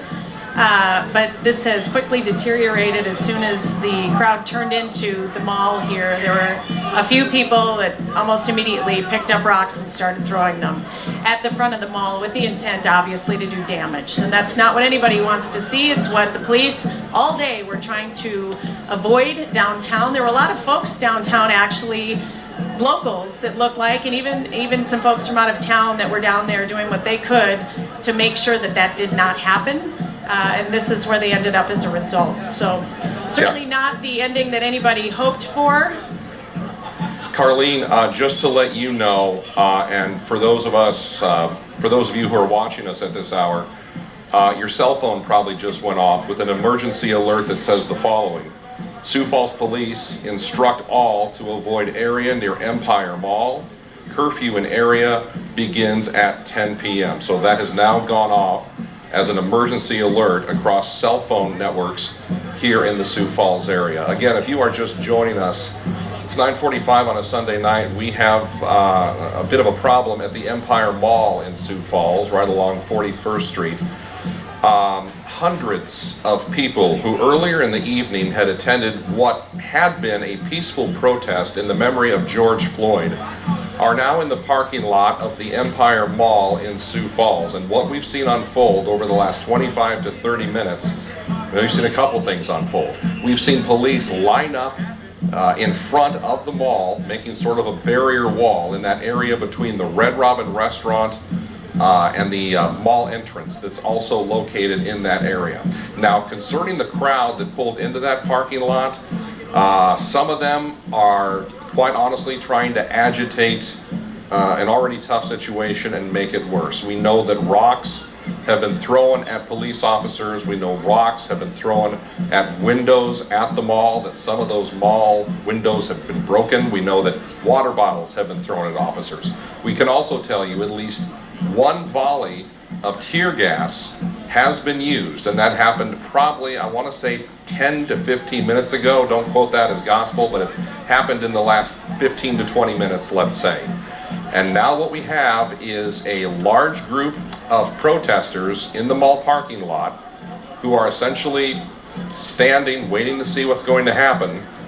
And we've got officers, Carlene, that now look like they might be on the move.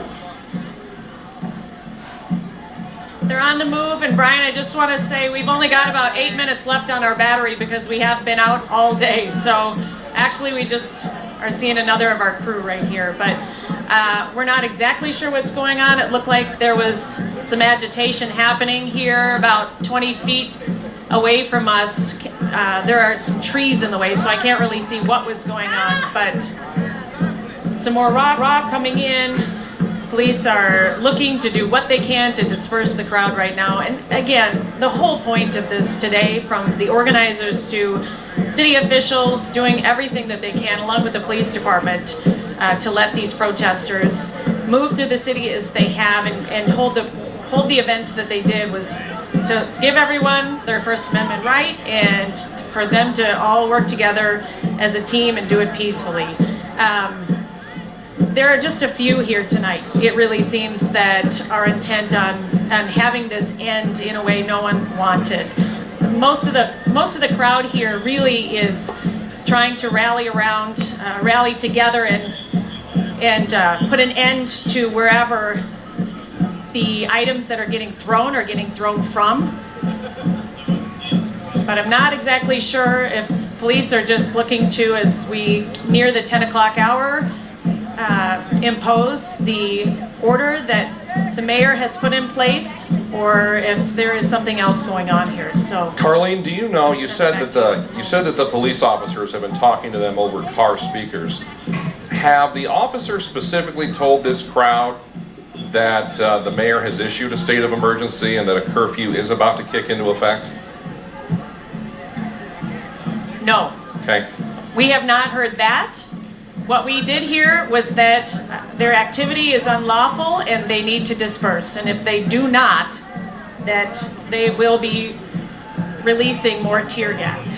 So we've got, again, a group, as they're working to move people away, more people keep coming up to the front. There's a woman here right now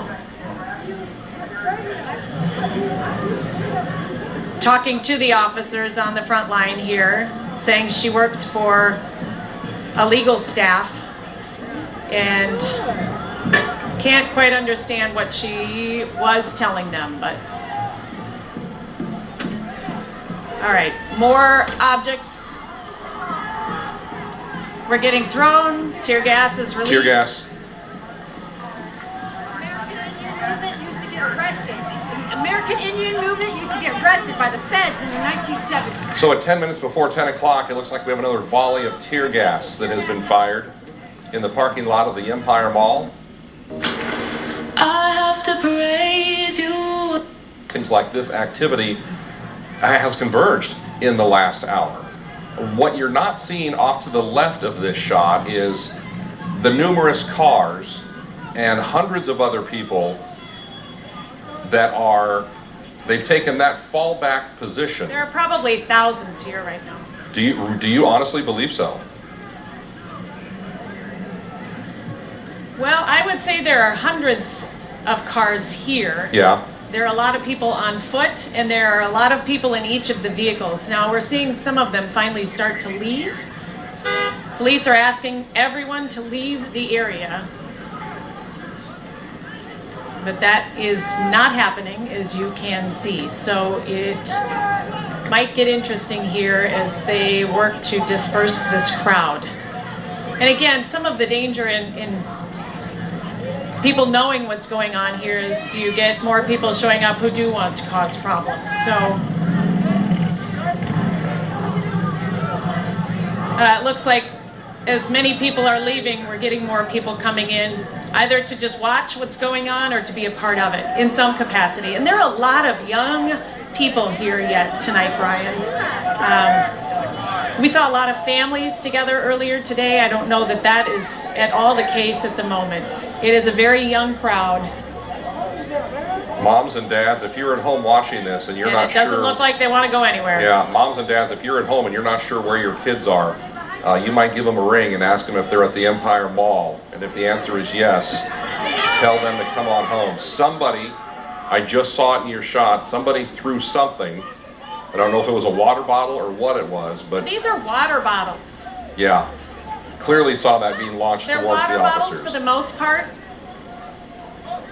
And the officers are... All right, we may have a freeze on the signal from Carleen Wild and Troy Timmerman. We'll see if we can get back to them momentarily. It is 9:52. Let's reset the table for you.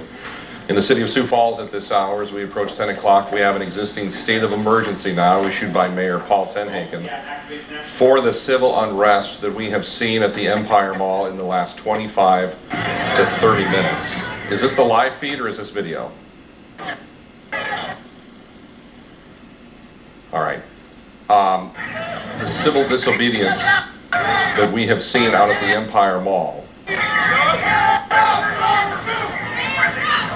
This just into Dakota News Now. South Dakota Governor Kristi Noem has authorized the activation of the South Dakota National Guard in an effort to keep peace in Sioux Falls. Is that 10:15 news conference, Governor Noem? All right, so we have now on the books a 10 o'clock news conference from Sioux Falls Mayor Paul Tenhaken and a 10:15 press conference from South Dakota Governor Kristi Noem. It was Governor Noem, I want to say about 7 or 8 hours ago, that put out a statement that said South Dakota essentially will not put up with any sort of violence or unrest of this nature. As we come up on 10 o'clock, we do have violence and unrest of that nature, unfortunately. Carleen Wild, are you okay out there?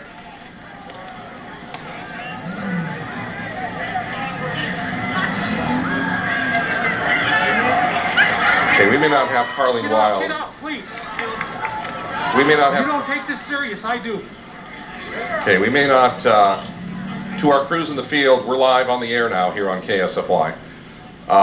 And something was happening there. I don't know if tear gas was bandied out into the crowd, and then someone in the crowd picked it up and threw it back. But as you can imagine, it's a very fluid and quite frankly ugly situation that's unfolding at the Empire Mall right now along 41st Street. When the mayor speaks at 10 o'clock, he'll be talking about at least two things. One, the declaration of a state of emergency. There's tear gas.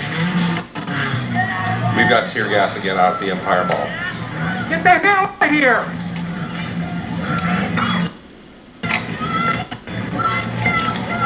Wow. You can hear people yelling that are probably enduring the effects of that. I think one of our photojournalists may have taken some tear gas as well. Someone in the distance is repeating, "I can't breathe."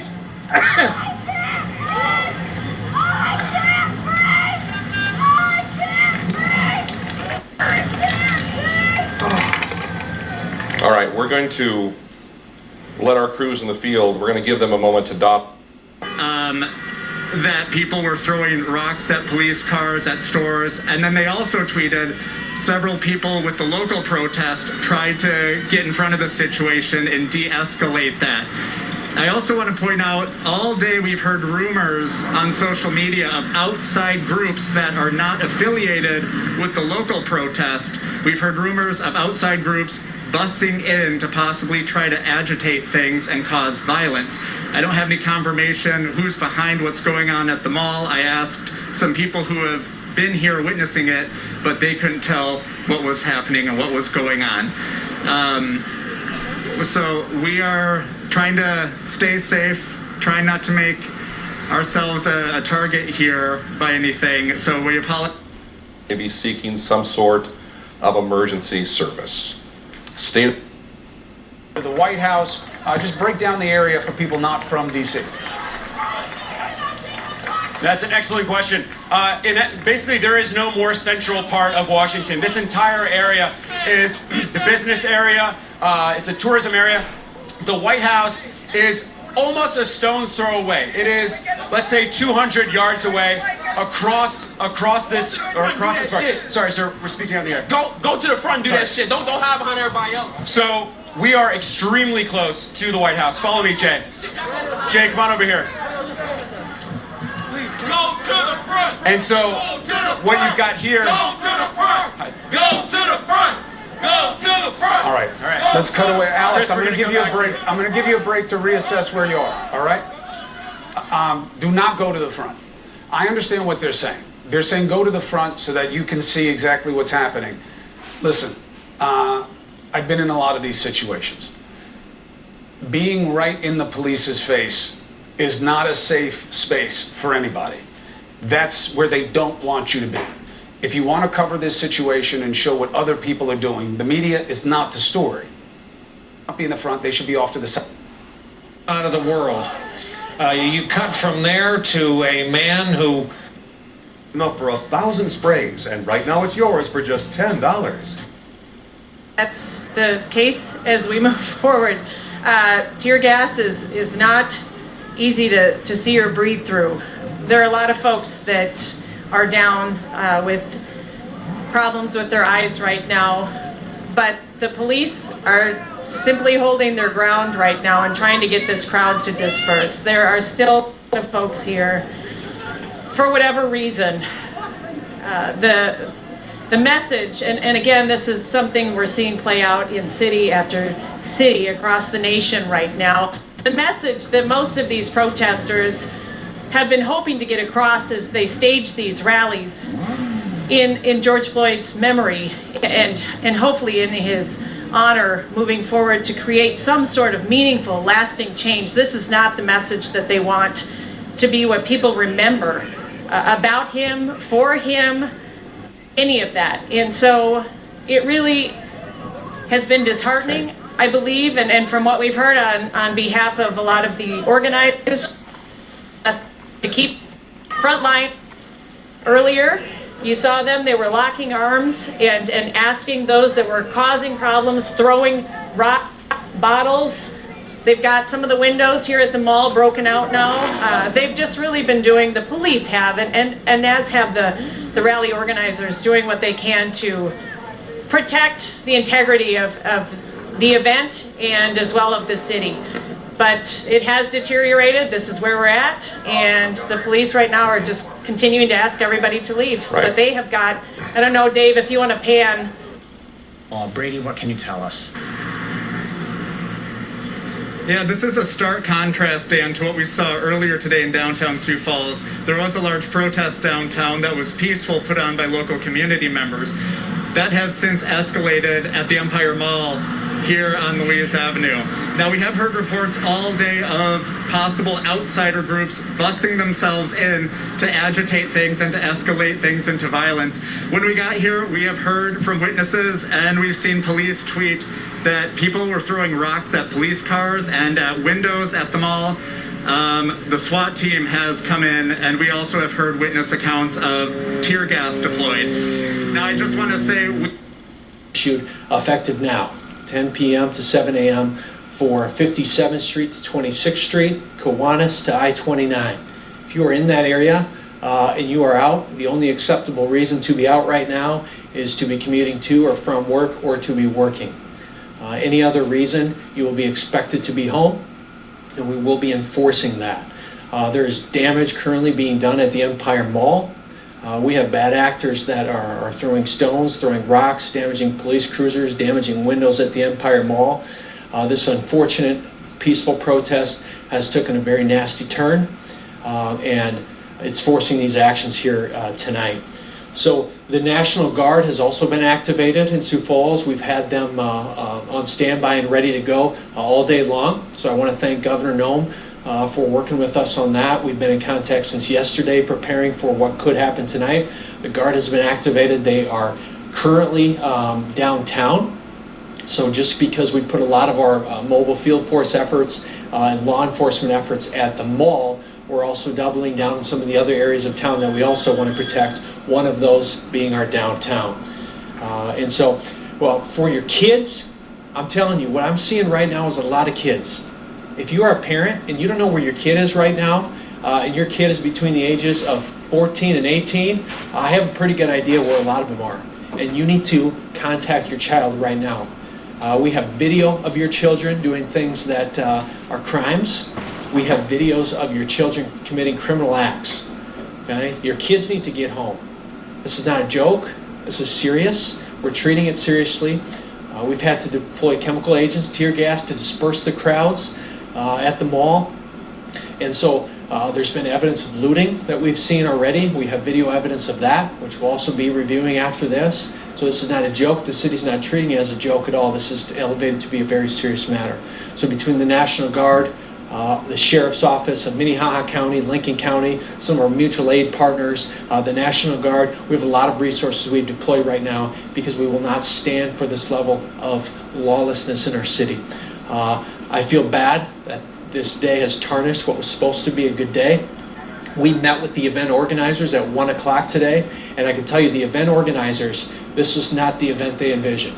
Okay? These are bad actors that made this into an event that obviously we're going to talk about in a negative light for many years in our city, and that's unfortunate because it tarnishes what we're trying to do here today and honor the memory of Mr. Floyd and talk about equality, racial injustice, and advance that conversation. And that, unfortunately, is not going to be remembered based on what happened this evening. And so, big key themes. There's a curfew right now. Get your rear ends home. You need to be home, and we'll start enforcing that. 2, the National Guard has been deployed. Thank you to our governor for that. And we will be enforcing that curfew as well as any additional rioting or looting with that National Guard. And 3, contact your kids. Find your kids, get them home. They should not be out in this environment right now. With that, I will certainly take any questions. Do you have any idea how many people are at the mall? You know, the group has kind of ebbed and flowed all day long from maybe 1,000 at the start to it ballooned to maybe 2,000, and it kind of whittled down because there was a lot of walking, but a lot of vehicles have picked up. I would say at the peak at the mall there was maybe 700 to 1,200 probably in there would be my best guess. Do you know if anyone's been injured? We don't know of any injuries yet. There's been large rocks that have been thrown through our cruiser windows and through the windows at the mall. I have reports of small kids. I'm talking 6, 7, 8-year-old kids out there. It's embarrassing. Should not be there. Children should not be out there. Get home. Do you know of any other high spots for protests right now? That's where it's culminated right now is at the Empire Mall. And so our hope is with the curfew and the dispersal of that, as well as the work of the National Guard and our PD, we're going to hopefully disperse this violent protest soon. It doesn't mean we're just squeezing it out to other areas. We're watching this group, and we got a lot of eyeballs all throughout the city to make sure this thing dies down quickly. You kind of answered it just now, but because we do have National Guard for downtown, do you expect maybe some flow to come downtown? We're ready for it. So my message to anyone watching is we're prepared for that. It's crickets downtown right now. We want to keep it that way, but if something would change, we're very, very ready for that if there's a flare-up that would happen to that effect. Mr. Mayor, you said that you think some of our own youth in Sioux Falls are involved. Is there anyone else from the outside you think that might be swarmed into some of this? Here's the thing. I mean, we saw some evidence of that today. It looked like there maybe was some outside groups, but I tell you what I saw at the mall and the people coming down 41st Street the last couple hours, there were a lot of 144 license plates, and there were a lot of T-shirts with high schools that I know in this city, and that's what makes my heart hurt. That's what makes me disgusted. is that these are kids who live here, who live in this community, who go to school here, some of who I recognize that are doing this. It's embarrassing, and they should be embarrassed that they're doing this to their city. All in the name of justice and racial injustice? No. These are crimes of opportunism. You had mentioned that before this, you had really had hopes that it wasn't going to have to turn to this and we weren't going to have this meeting. I don't know if you want to kind of talk about your expectations for today. Well, I don't want what's happened tonight and what is happening right now to tarnish the original intent of this event. When we met with the event organizers from 1 to 2:30 today, and it was a great conversation. And there will be more conversations that will happen after this. There's almost 2 events that happened today. We had a peaceful protest that got some great messages out, and then we had bad actors that took it to another level. And I'm gonna choose to separate those 2 events because they were 2 events in my mind. So pretty much the goal right now is to just try to shut it down. The goal right now is we're going to keep, stomping on the embers of this thing right now. And a lot of that's happened already with when we had to deploy the tear gas and the chemical agents that dispersed a lot of people at the mall. Now we're watching to see if where those crowds disperse to. They have to be going home legally if they're in that area. And so we're keeping an eye on that. And it will be a long night. We're all going to be watching this throughout the night and making sure that the city stays safe, lives stay safe, our property stays safe throughout this. Why not lock down the whole town? You know, we don't think it's necessary, Todd. I mean, that's an option when we talked about that. But right now, there's really a congregated area where this is going to happen. If it would flare up somewhere else, we'll take action somewhere else. We don't think that's going to be the case. What we've seen in other cities is they've targeted the hot spots where the violence has occurred, and that has done a lot to dissipate the anger, the intensity, and kind of neutralize it. So that's the approach we're taking here. All right, thank you for being here. Appreciate it.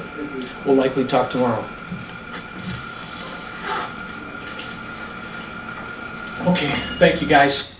Hello, Sioux Falls Mayor Paul Tenhaken. Here's what we know right now. The city of Sioux Falls is under a state of emergency. There is a curfew here in the city of Sioux Falls where there was some violent activity at the Empire Mall involving some of those who had attended earlier in the evening what had been a peaceful protest in the memory of George Floyd, that man who died in police custody in Minneapolis. The mayor estimating between 700 to 1,200 people were at the Empire Mall within the last hour or so that were involved in the unrest that has taken place there. The mayor says mutual aid has been called in the form of the Minnehaha County Sheriff's Department. He also says, and this is kind of from the Department of an ounce of prevention being worth a pound of cure, that the National Guard is now activated and is in downtown Sioux Falls specific to protect business from any danger that might come from the events of what we've seen unfold. Our Carleen Wild is at the Empire Mall right now, and she has been there throughout much of the disagreement. Carleen, go ahead and come on in here.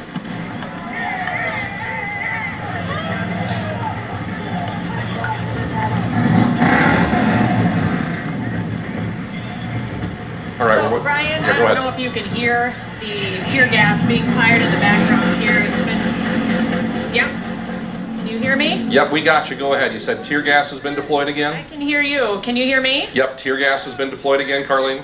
Can you hear me? Yes, we can hear you. You do. Okay. Sorry about that. I don't know if you have been able to hear through Dave's camera the tear gas that has been fired repeatedly here. Police are again advancing their position. There are just a few people that are refusing to leave here. That is their request, that everyone disperse. The mayor just talking about what they are planning to do to make sure that this crowd does not gather again elsewhere. But again, there have just been a few people holding their ground here, not wanting to leave. The line continues to move out, and as they have fired tear gas at a number of the protesters, sorry, it's been hard to breathe here for the last probably half hour. The protesters have actually picked up the tear gas canisters and thrown them back at police. So they're moving toward us right now, Dave. We're not sure exactly what's going on. A few people just have shown up, being very vocal, and they're moving their front as we speak. Yep, you're good, Dave. But they have repeatedly been, and I think we're in front of some of the folks that have got tear gas guns with them right now. Dave?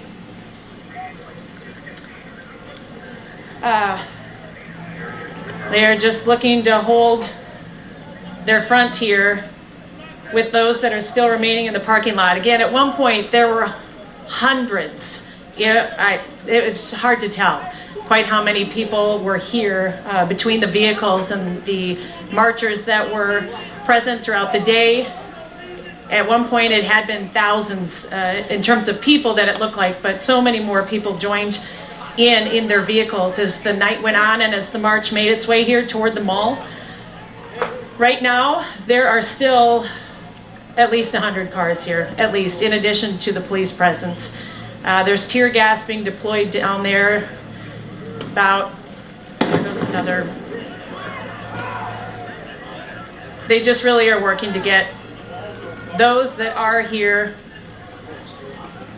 gone as peacefully as possible. The damage that's been done to the mall itself right now hopefully will be the last of it. But I think until the last person leaves here, and even probably throughout the night, we're going to probably see a heavy police presence just to make sure that nothing additional happens in this location.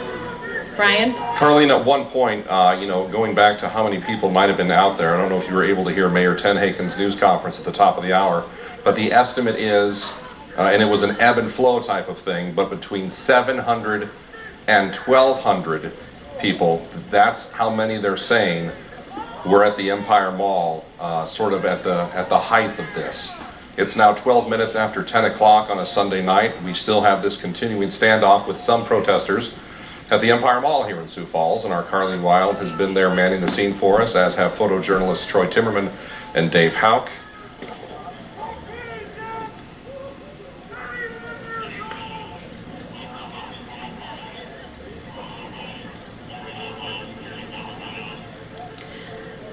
Yeah, I would say that's a fair estimate, Brian. And again, most of the crowd at this point, there is still a large group that looks like they are rallying together in their vehicles and looking maybe at where they might all go together next. They're kind of lingering around, driving back and forth in the background. It's hard to tell if that's some of the protesters or just onlookers that are coming by to see what's going on. But again, police just really asking everyone to avoid this area right now so they do know what there is left here that needs to be controlled.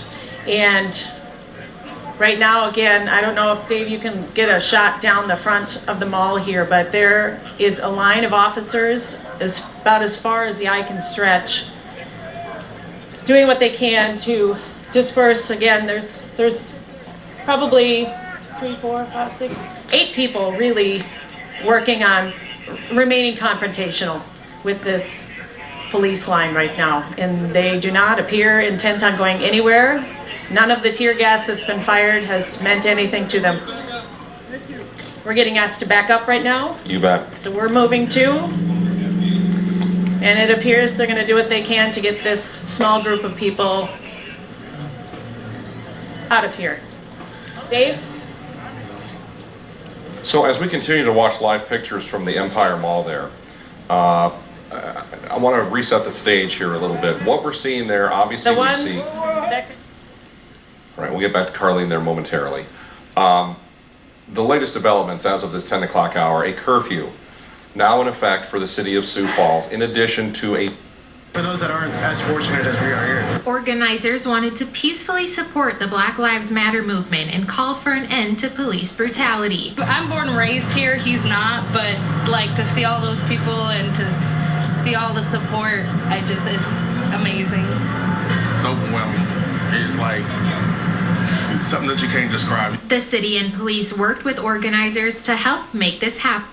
To keep the peace here in the city, and in fact, let's pause on that. Let's get to Carlene. So we can get it over the airwaves for you. Justin, can you hear me? Carlene, we're live on the air. Does that officer want to talk? Fill them up. I'm just here for prayer.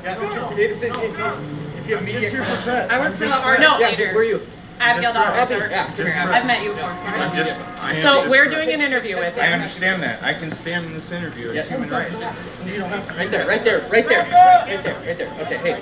So, Dave. So, Can we, hang on just a sec. Carlene, we are Can we live. have him up? Yeah, we're live right now. Record it. I don't know if they're, Record it for them. okay. They're busy, don't hold them up. As you know, We are live. Yes, We are we're live. Okay. protests moved to the mall tonight.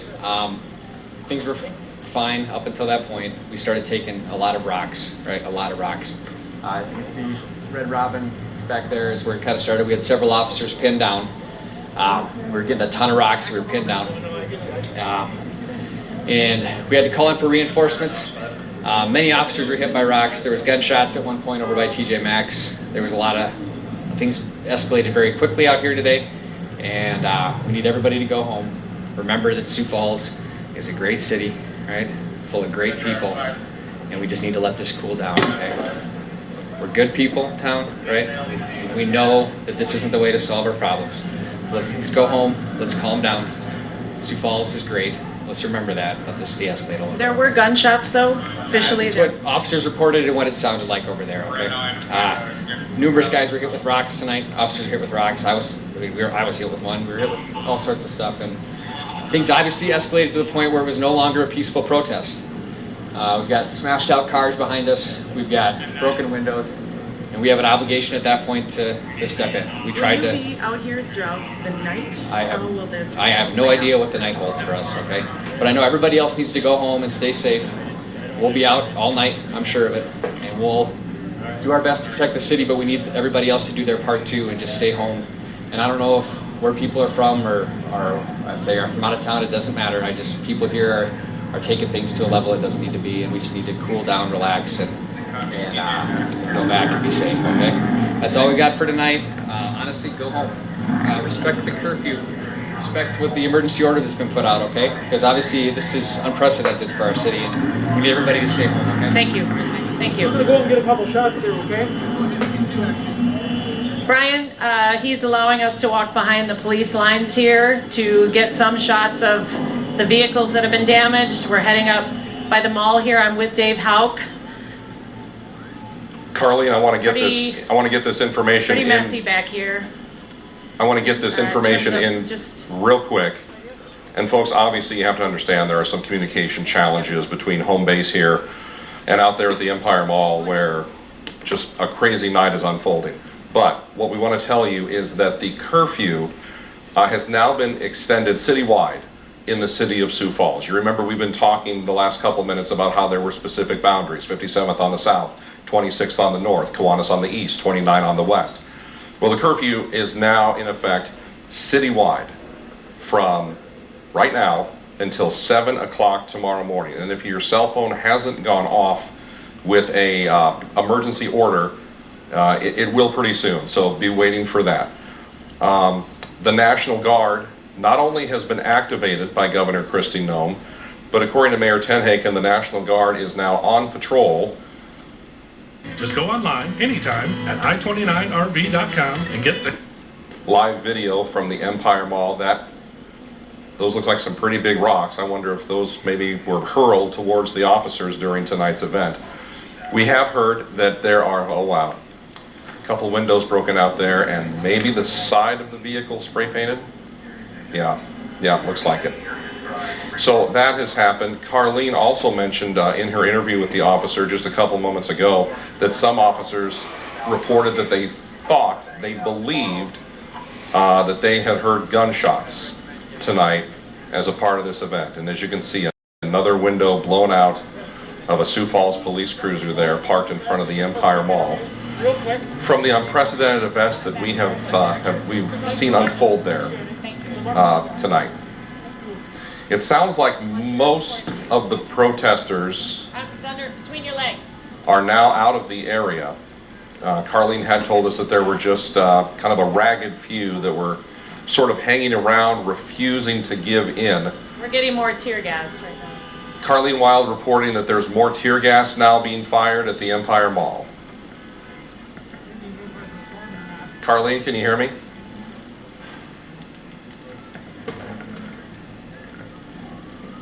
Well, we heard Carlene say We're seeing go some ahead. fired down on the west. I can hear you, Brian. Okay. We're seeing some, and it's wafting this direction. There's still a strong wind tonight. the wind is really carrying the tear gas quite a distance and in directions that, you know, where it's fired may not be where it ends up. So we're trying to stay out of the line of fire here. But they allowed us behind the police line just really to get an idea of how much damage was done here, the rocks that were thrown. The police department, again, asking everyone to leave the area. This does not appear a situation that's going to end quickly. And we're being advised to leave. Everybody's being advised to leave so that they might stay safe. There's no, the crowd really overall has dispersed. It really is just a few people hanging around with no real intent other than to instigate trouble, is what it appears. So there continues to be heavy police presence. They're moving the line forward as they can further into the parking lot to try and get those that continue to cause problems out of here. There are still a lot of onlookers. There's a steady stream of cars throughout the back of the lot here, and I would say probably 100 other cars, if not more, still kind of in the outlying areas of the parking lot. So that is the scene here right now. All right, Carlene Wild, thank you for that update. I know that at the moment it appears there are a few in.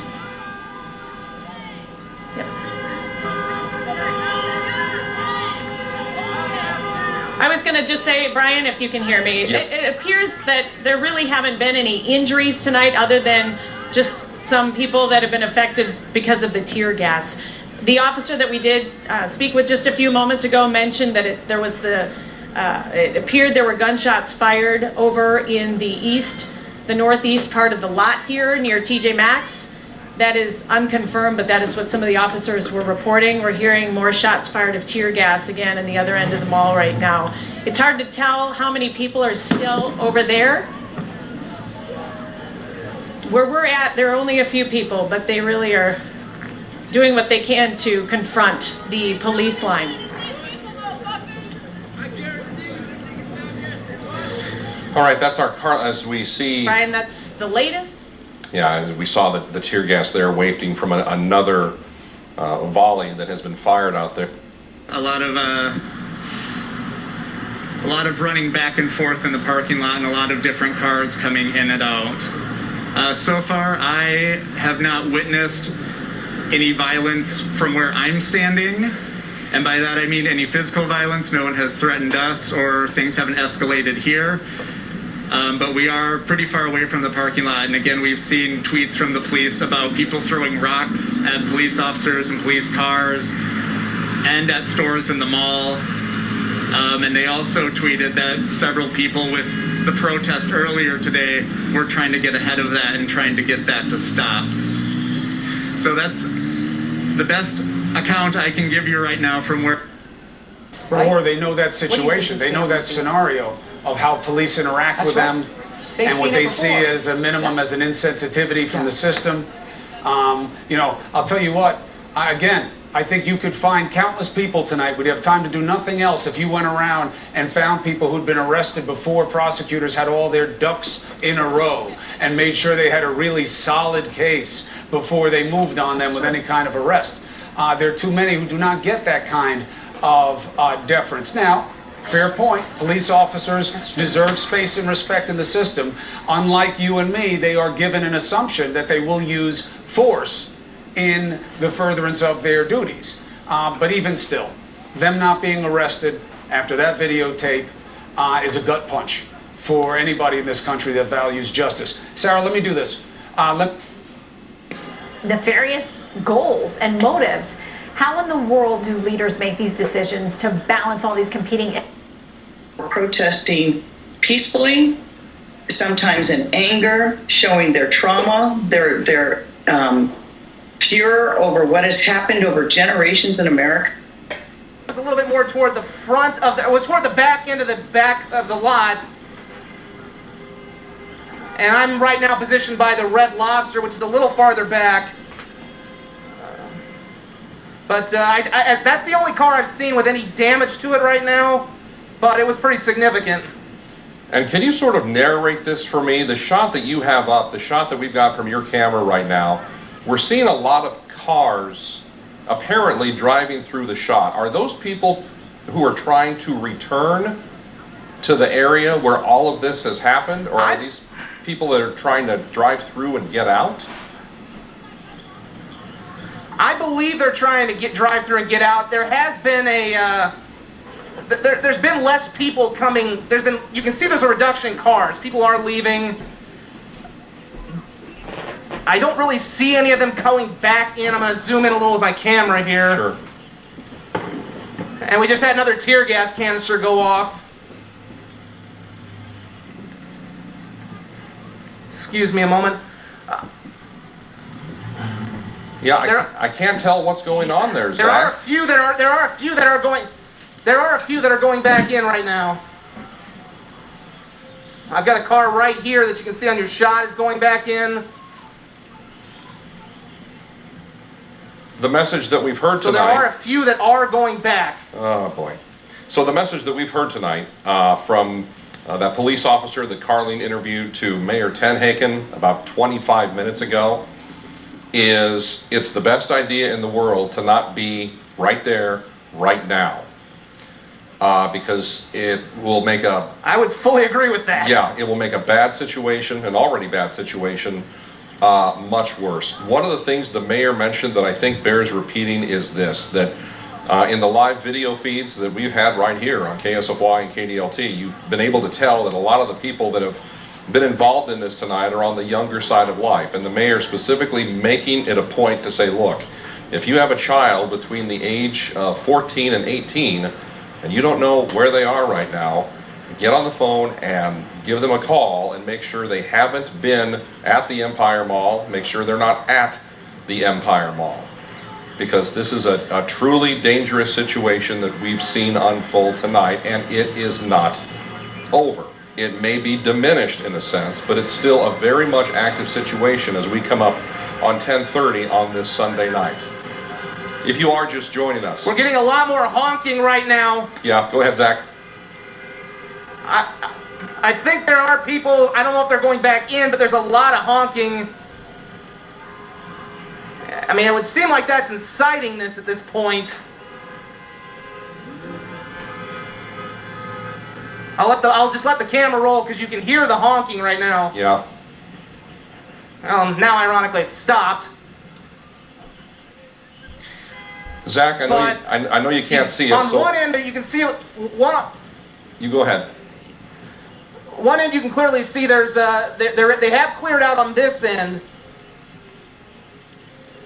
But as you kind of start crunching back toward the middle, around the Dick's Sporting Goods sign and the Empire Mall sign, there's still a bit of a crunch in there. Yeah, Zach, I got to press pause on you for a second. I'm sorry to do that. Carlene Wild is standing by for us at the Empire Mall. Okay. Carlene, can you hear me? What's up?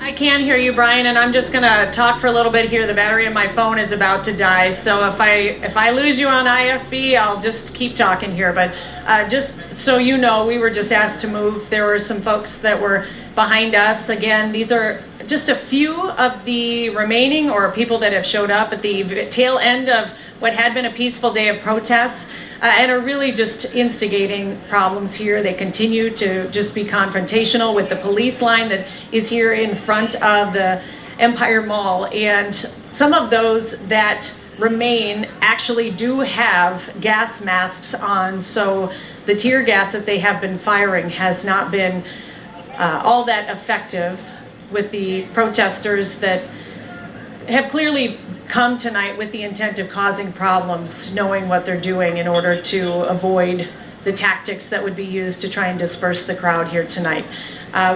We've heard that there may have been rubber bullets fired this evening. We do not have that confirmed. What we do know is that they have been using tear gas throughout the evening here to try and remove the few that are left. It looks like for the most part there are a lot of bystanders, everyone of course with their phones rolling as we've gone throughout the evening. This is one of the gentlemen that has been trying to talk with and engage with the police line throughout the evening. He does have a mask on, and he's one of the few that has remained standing here. There's been a group of about 8 or 10 folks. The rest of the crowd, though, throughout the evening, I just want to reiterate, pleaded with the few that are here to cause problems tonight, pleaded with this part of the crowd to remain peaceful. Remain peaceful. Hang on just a sec. Just hang on. So we've got a lot of people just hanging out. This is actually my husband that's here. So this is one of the guys that continues to cause problems here that you're hearing in the background. But a number of the police. Carlene, I'm sorry, I got to cut you. There. Thank you so much. Keep staying safe. You're good? We have people on the line? Okay.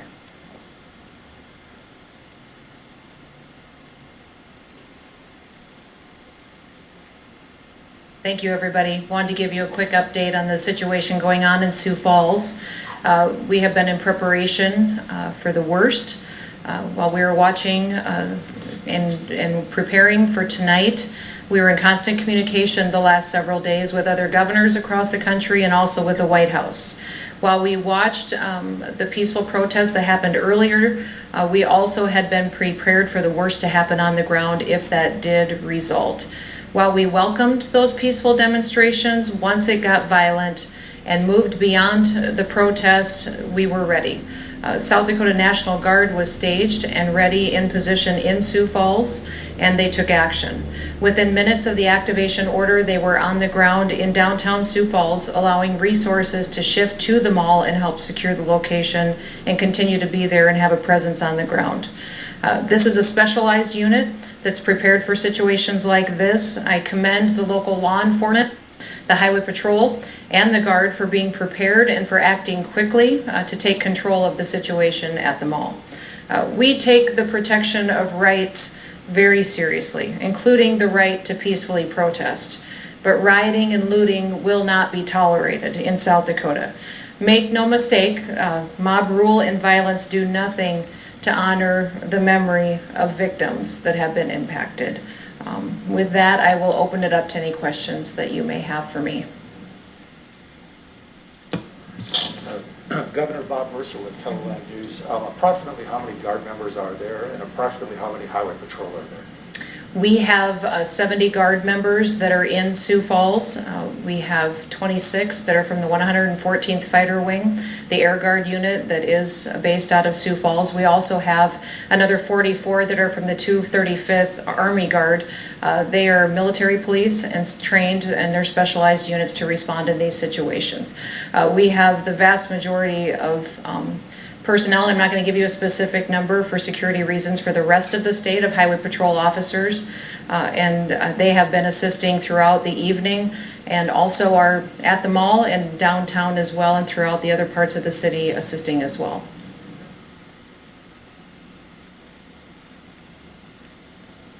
This is Lisa with the Argus Leader. Yes, go ahead, Lisa. Yeah, just wondering, how long are they planning to stay, the National Guard planning to stay in Sioux Falls and to be activated? They will stay there as long as necessary. They've already been there previous to today, and we do have National Guard that are activated throughout the state and different parts of the state to be prepared and to assist if asked. And again, that is the role of the National Guard, is that when they are asked by local leaders that we step in and help. We were proactive and had them pre-staged, so they were on location tonight, ready to go if needed, as they were.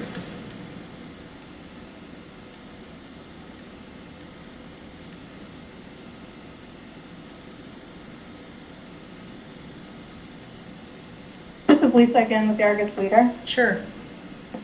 Yeah, do you know at this point how many arrests have been made? We do not know that information, and there still is situations going on in Sioux Falls on the ground, and I think that number would continue to change throughout the evening. Hey, Governor, this is Jerry, W1AX in Yankton. Sure, go ahead, Jerry. So what are the specific orders of the Guard? Is it crowd control, law enforcement? What are their orders? Well, they're specifically trained to be security guards and military police. So they are there to assist local law enforcement, highway patrol, to take what actions are necessary. And they do not arrest individuals. They're there to help secure locations and try to keep people safe.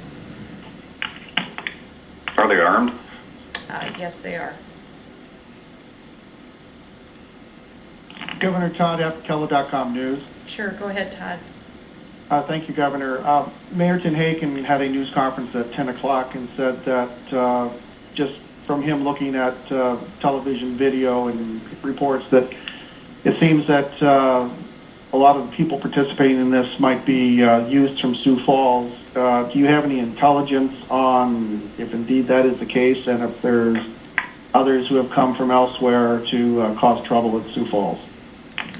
You know, I think that that will be information that will come to light, and if it is going to be factual, we'll still need to gather some more information on the ground.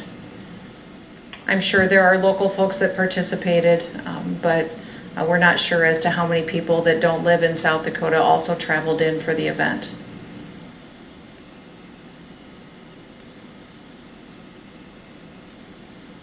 And if I could follow up, sure. Governor Noem, Governor, if I can follow up, are there any other cities of concern, or some of the other communities, some of the university towns? Are there other places that the state is perhaps expecting some problems?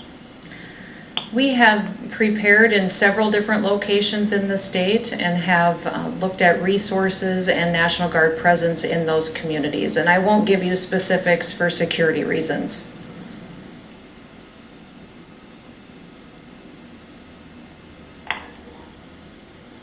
This is Lisa with the Argus Leader. Sure, go ahead, Lisa.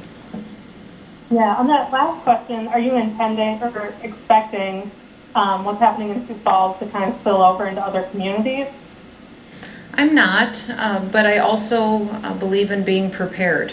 So that was one of the reasons why several days ago we visited and worked on preparing our National Guard and moving them and having them in location to areas that they thought it might be necessary to have them provide assistance. So that's why you saw within minutes of the city requesting help, they were on the ground downtown Sioux Falls, securing that location so that local law enforcement and highway patrol could move to the mall and deal with the situation that was going there. And their role is to step in and do that when violence started with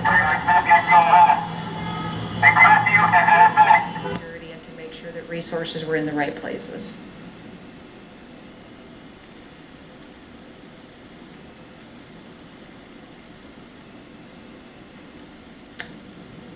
Any further questions? Okay, we will keep you posted. Thank you, everybody.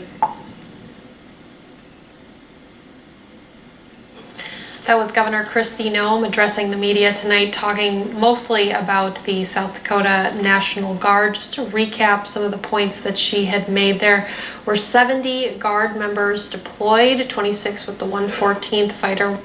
Every long shot, every cheer, every... who stood by for a long time, by the way, that was an extraordinarily long confrontation they had with this man, are complicit. Him going to the community, doing what he did, saying what he did. Your response? I applaud him.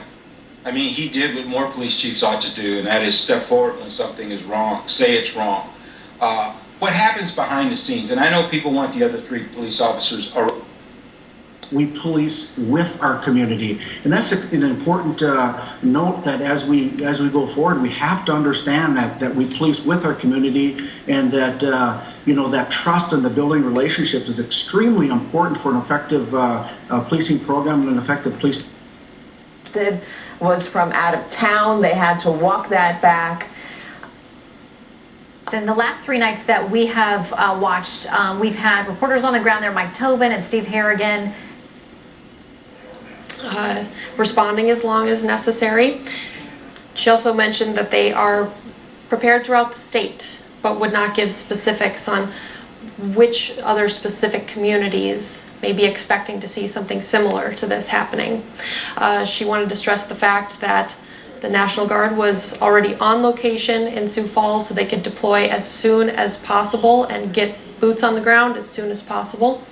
She mentioned that they are armed and that their jobs are to be security guards and military police to assist local law enforcement and take actions as necessary to secure locations and keep people safe.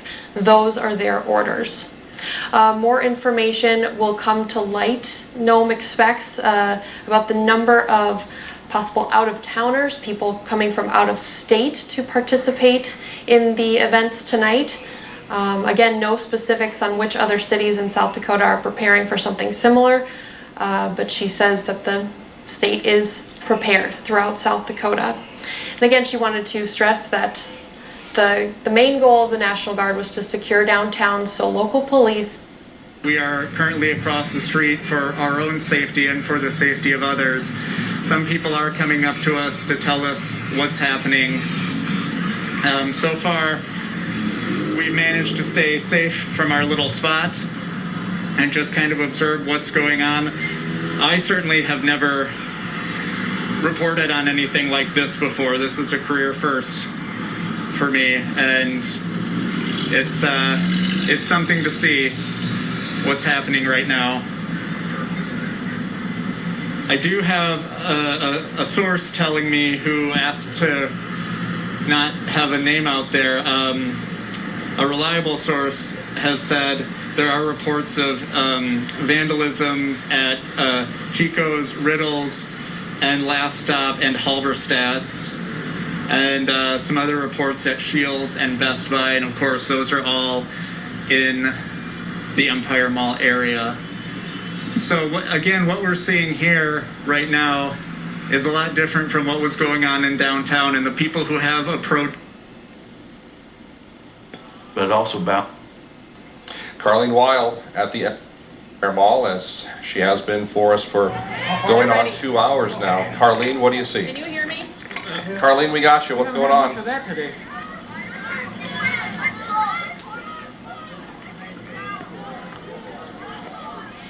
Hang on just a second. What was that? Okay. Police right now are just doing what they can to continue to try and disperse this crowd.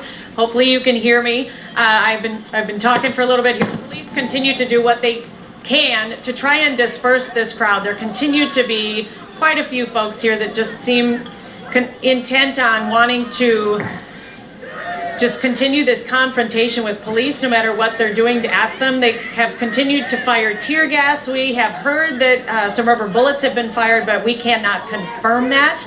There are a lot of reports about what may or may not be going on here tonight. The damage for the most part has been to vehicles, both police vehicles, vehicles in the parking lot. One of our news cars actually had the back window, rock thrown through it.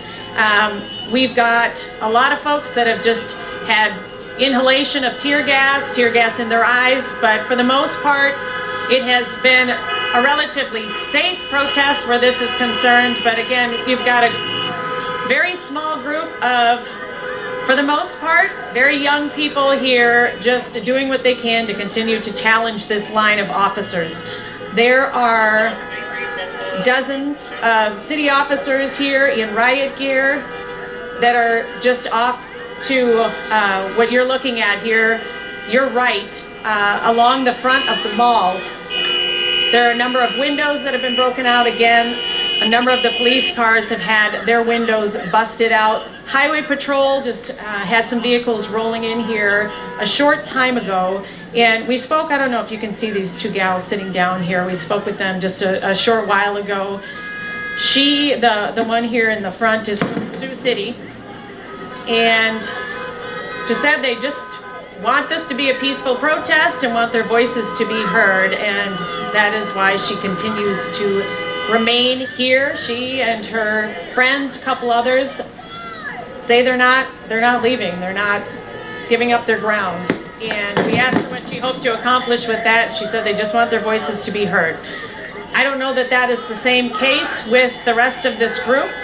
Again, police continued to fire tear gas into this crowd, and oftentimes what we're seeing is this crowd is picking up the canisters and throwing it back at the police line, which just happened with one of them.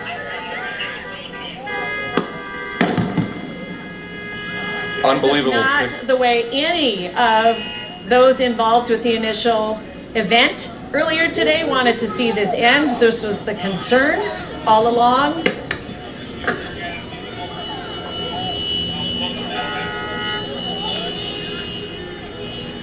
Brian? Carlene, one thing that I'm trying to get a hold of here as I'm watching your coverage, and a couple moments ago we were able to speak with Zach Borg, who is sort of on the other. I don't know if you can hear me, or Brian, if you had a question? Yeah, Carlene, I do. Can you hear me?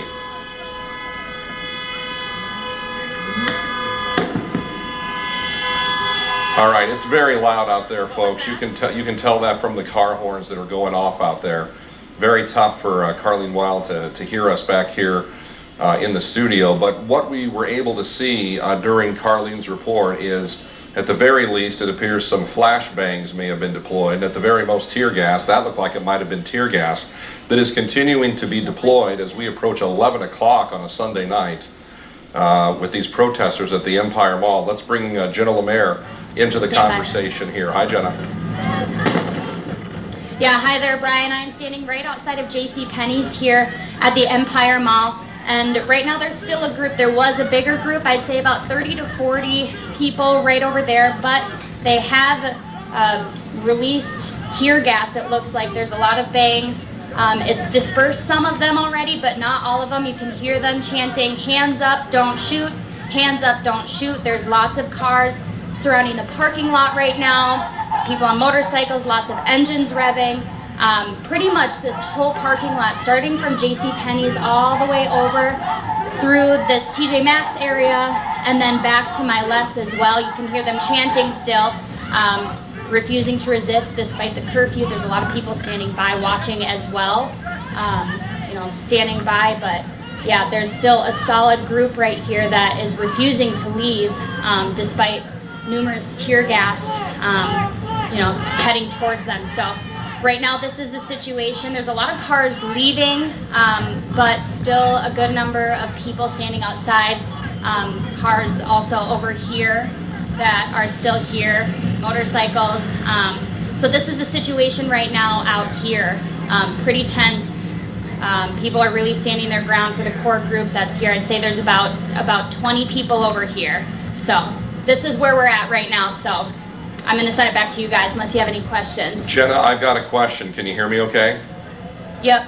So, yep, I can hear you. So we've seen throughout the night some cars and people leave that Empire Mall parking lot area. And then there's times where we go out to you or to Zach Borg or to Carlene Wild and we hear a cacophony of horns. Are cars coming back into that area? Yep. You can see right here, some are pulling in, some are pulling out, but like you can see right here, yeah, they're still coming in. Sorry for the language, but yeah, there are cars that are pulling in. There's a lot that are pulling out, but it's really just like kind of shifting. One car will come in and more will replace, so it's just lines of cars. It's hard to tell where exactly they're going, but there's definitely cars coming in. We just had a surreal moment. I know you couldn't see it, Jenna, but we've got a double box up, and in one of the feeds, we saw two guys slowly walking behind a car that was moving, almost trying to use the car as some type of shield from perhaps any sort of tear gas that might have been fired their way. This is what's happening in Sioux Falls, South Dakota tonight as we come up on 11 o'clock. You know, you're in a different part of the parking lot, Jenna. Are you seeing anything at all involving any of the other stores at the mall, stores that are on mall property but aren't part of the actual mall? No, as of right now, this has all pretty much been moved to the parking lot. So from where I'm at, is drone video shot by Reisterfer Design. This is the Minnehaha County Courthouse. The bird's eye view you can get here, it really shows just the number of people who are attending. And look at all the specks of color, all those signs. That, I believe, is curving onto Main Avenue, going north from towards the Law Enforcement Center from the Minnehaha County Courthouse. A lot of people. Lauren Solik earlier today for us estimated in the thousands. We heard from a couple people who were demonstrating there. And we do need to emphasize this was a peaceful demonstration. We had multiple people there monitoring, taking video, keeping an eye on it. There was no violence at this march for Mr. Floyd. Mr. Floyd died, George Floyd died in police custody last week in Minneapolis. He was restrained. He is a black man, and that death has prompted unrest and reaction across the United States. We are seeing that reaction in Sioux Falls, South Dakota tonight. This is another bird's eye view right now from Reisterfer Designs of some of the demonstrators earlier today in Sioux Falls. Now, under daylight, it was all peaceful. It looks like Minnesota Avenue and the YMCA right there. There was one point where they were going up the hill at Minnesota Avenue towards the airport, and then later on they were going south. And the reports, there was no violence at this point. It was about 9:30, 9:45 when Sioux Falls police started sending out messages that officers had been hit by rocks, by bottles at the Empire Mall. It's important to stress we don't know who has done that yet. We don't know if those individuals come from Sioux Falls or South Dakota or well beyond. We don't know if they had anything to do with the peaceful demonstration earlier in Sioux Falls today. But as Brady was emphasizing earlier today, just a moment ago in his live report, those were separate events. There's a very stark contrast for all of us who have been covering this all today from what we saw during daylight. Look at this drone video of downtown Sioux Falls and the demonstrators. And then once night fell at the Empire Mall is when the literal and figurative darkness came over. To recap, the city of Sioux Falls is under a state of emergency right now. There was originally a curfew sort of focused on the Empire. After city, once the original protests and this whole goal of trying to honor George Floyd's memory and create an awareness of what many believe are the racial injustices that exist throughout the country, whether it's in police departments or anywhere, that is the original intent of any of these marches and protests. This is certainly not the end game here tonight. It is what the mayor had been anticipating, what the governor had said would not be allowed. We do know that the State Patrol has added its presence here tonight. Again, we've got even vehicles trying to push through the front line here routinely. So this is going to continue to be the scene, it appears, here for quite some time yet tonight, and we'll continue to stay here as long as our camera batteries will allow, as this is the situation. Brian, back to you. Carlene, people who are familiar with this area know that on the other side of Louise from the Empire Mall is a shopping area called the Empire East. It's a large parking lot on that side of Louise. I'm wondering if you've been able to see it all. Are cars leaving from the Empire Mall, going across the street, hanging out for a bit, and then coming back?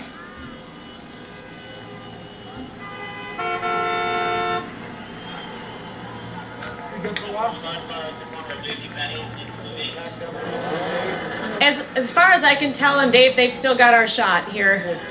As far as we can tell from here, there is a steady stream of traffic. Cars, headlights, as far as we can see, and no one really leaving this area. If they are, they're most likely coming back, those that have been here throughout the evening. So there aren't as many people here per se, and they continue to speak to the crowd over the, I don't know what you call them, but the loudspeakers through the police vehicles, and asking the crowd to disperse. But that is when the horns usually start back up so that nobody can hear them. There are dozens of cars literally at a standstill and that continue to come in and out of the east part of the lot here, yes. A surreal night in Sioux Falls, South Dakota, friends, as we come up on 11 o'clock. It's 10:56. You're watching live continuing coverage of unrest in Sioux Falls on Dakota News Now. I'm Brian Allen in the studio. We have Carleen Wild out in the field along with our Jenna Lemaire and Zach Borg. We're very glad to go home and respect the curfew that is in place right now. If you are just joining us, it has been a day in Sioux Falls that began peacefully. We do need to stress that. Peacefully with a demonstration in honor and memory of George Floyd, a black man who died in police custody in Minneapolis, Minnesota. Downtown Sioux Falls, it saw speakers. It saw peaceful demonstrations. It saw a lot of people, signs, T-shirts, messages. There was no violence. And it was looking like that would be the theme of the day, nonviolence, until about 9:30 tonight when we got word from Sioux Falls police that officers had been hit by rocks and by bottles and at the Empire Mall tonight. We do not have any reports, thankfully, of any serious injuries right now. We do know that one officer was struck, but the city of Sioux Falls is under a state of emergency. The curfew is for everyone, and it's for citywide. That goes up until 7 a.m. tomorrow morning. And the National Guard has been called in. Moments before 10 o'clock, we heard from South Dakota Governor Kristi Noem that she did call in the National Guard. This is earlier today. I want to stress that. Earlier today, separate location. And we don't know either if the crowds were the same in these spots. From the peaceful protest here at the Minnehaha County Courthouse in downtown Sioux Falls to the protest that did turn violent, a demonstration, maybe is the better word, that turned violent out of the Empire Mall. We don't know if these... For a while now, we've seen a line of law enforcement officers hold their ground. And now what we're starting to see, we believe, is that line of officers advancing forward to a certain degree. At least they are closer to some of those cars than they have been throughout the evening. What, if anything, that means, we don't know, other than they're temporarily on the move at this moment in time. That's all we can tell you, that's all we can show you. We know there's damage to the Empire Mall. Water bottles were thrown at windows and officers. Looks like maybe another tear gas just went off there. We know that rocks have been thrown at officers and also at windows. Windows in some mall stores have been blown out. We also know that there's windows missing from Sioux Falls Police Department cruisers. We can also tell you that a window is missing from the back of a Dakota News Now news vehicle that's used by our photographer, Troy Timmerman. This is a picture of Chico's at the mall, and if you squint, you can tell that windows there have been broken, a direct result of the events that we have seen unfold over the last hour and 45 minutes, let's say, here in the city of Sioux Falls. This is live coverage. This is live video from the Empire Mall. One thing Carleen Wild told us that was a bit disheartening to hear is that for a while there, cars and people had evacuated from the Empire Mall area, getting the message from the flashbangs and the tear gas that maybe this is not the place to be. And there's another volley of tear gas, it looks like right now. More tear gas fired at 11 o'clock on the nose at the Empire Mall in Sioux Falls. But completing that thought, the people and the cars that had left the mall parking lot, are Carleen Wild and Jenna Lemaire, both reporting within the last 10 minutes that people and cars are now returning to that Empire Mall parking lot. So it's the exact opposite of what city and state leaders have advised. They've said to get out of this area, you don't want to be there. Some people may have momentarily taken that advice, but they have now returned. You can see that tear gas just wafting through the air right now. These are live pictures from the Empire Mall. Hopefully our crews are not getting caught up in that at this time. They just fired a flashbang. It went off out of frame, but you could see it sort of arc through the shot. Kelsey Passolt is in the newsroom with us at 1 minute after 11 o'clock. And Kelsey, we heard from Governor Noem not too long ago. Yes, we did. Governor Noem talking specifically about the South Dakota National Guard and what their orders have been in Sioux Falls and what they have done in Sioux Falls this evening within about the last... Do what you're seeing now. And if I'm pausing, I apologize. I'm just trying to hear what's going on. I hear some type of alarm going on over there.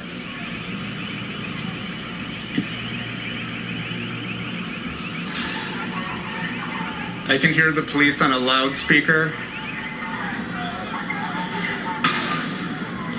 Okay, so actually now where we were at, I see a lot of people running toward the spot where we were at, the one that we moved from, to get out of the way and to go to a different spot. If you see people running across the street and you're wondering which direction they're going in, right now they are headed east toward Target, which is also on Louise Avenue, just across from the Empire Mall. And we've had a lot of people come up to us to express outrage over what happened in Minneapolis with George Floyd and express anger about what one protester told us, racial inequality in this country. And we've also had people come up and approach us and express some of that anger toward us as well, but so far no one has been threatening our safety from where we're at. So I just wanted to let you know that we are safe and we are doing okay over here. A lot of police officers there, a lot of police officers. We're going to send it out to Carleen Wild again. You're looking at live footage at the Empire Mall. Yes, thank you for checking on us. Thank you. Be careful because we're getting unsubstantiated reports of people with firearms. What was that? There's unsubstantiated reports of people with firearms, so just be careful. Okay. That was one of Sioux Falls police officers just coming up to check on us, letting us know that there are unconfirmed reports of someone in the area with firearms. So we are just being advised to be cautious, which we're trying to do. We are behind the police line right now. Within about the last 3 minutes, I believe, they have really pushed forward their line and they are getting everybody out of the parking lot. Again, there have been damages reported in other areas. They're telling the line to move forward.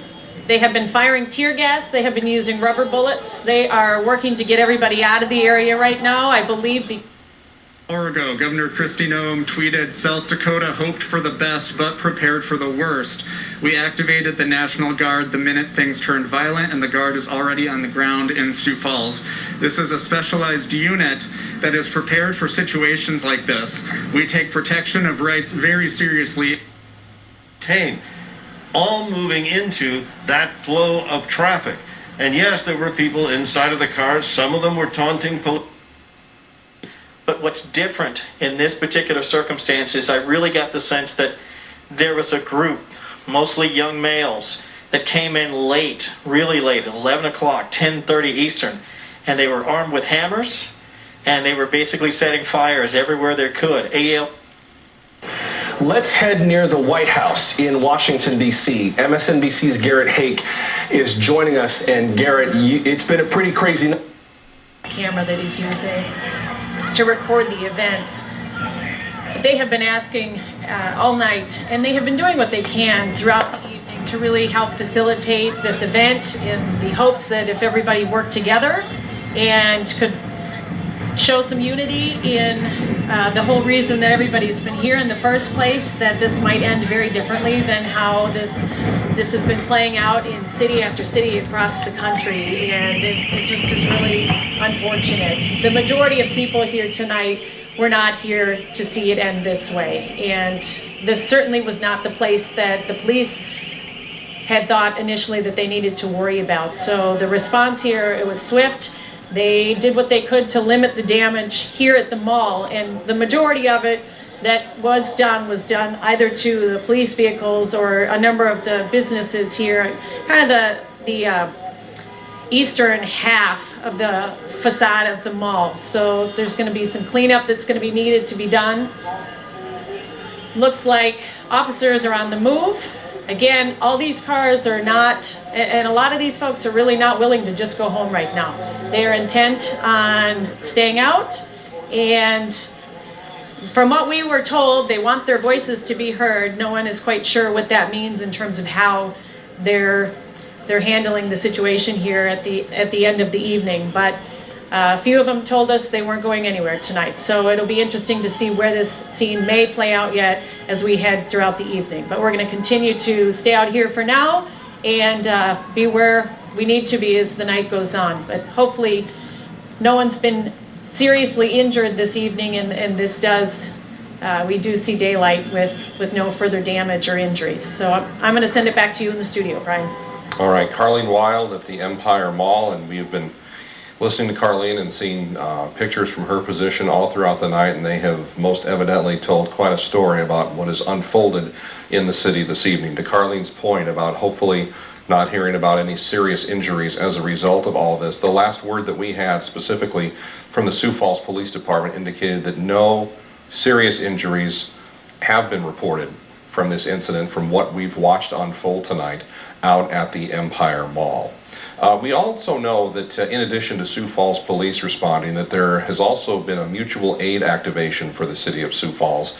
Typically, mutual aid allows other law enforcement agencies to come in and assist. We know about the South Dakota National Guard. That was activated by Governor Noem. We've also seen on the line there at the Empire Mall, in addition to Sioux Falls, we do not have any word on any serious injuries at this moment. The National Guard has been called in. It's a citywide state of emergency, and it's a curfew for everyone except for emergency services up until 7 a.m. tomorrow morning. You just saw KELOLAND's Brady Mallory going live for us. Media is exempt from this curfew put in place by the mayor. We're going to check back in with KELOLAND's Brady Mallory. Earlier, he was in front of JCPenney and then TJ Maxx. Brady, what are you seeing right now amongst all that scene out there? Well, earlier you saw a lot of people approach us, and we had to quick cut out. Another group is approaching us. My job as a... It's fucking crazy, man.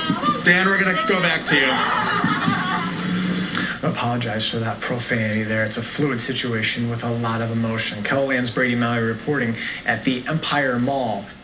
People that are to be out at all from now until 7 o'clock in the morning are either people going to and from work or anyone that needs to seek any type of emergency assistance or help.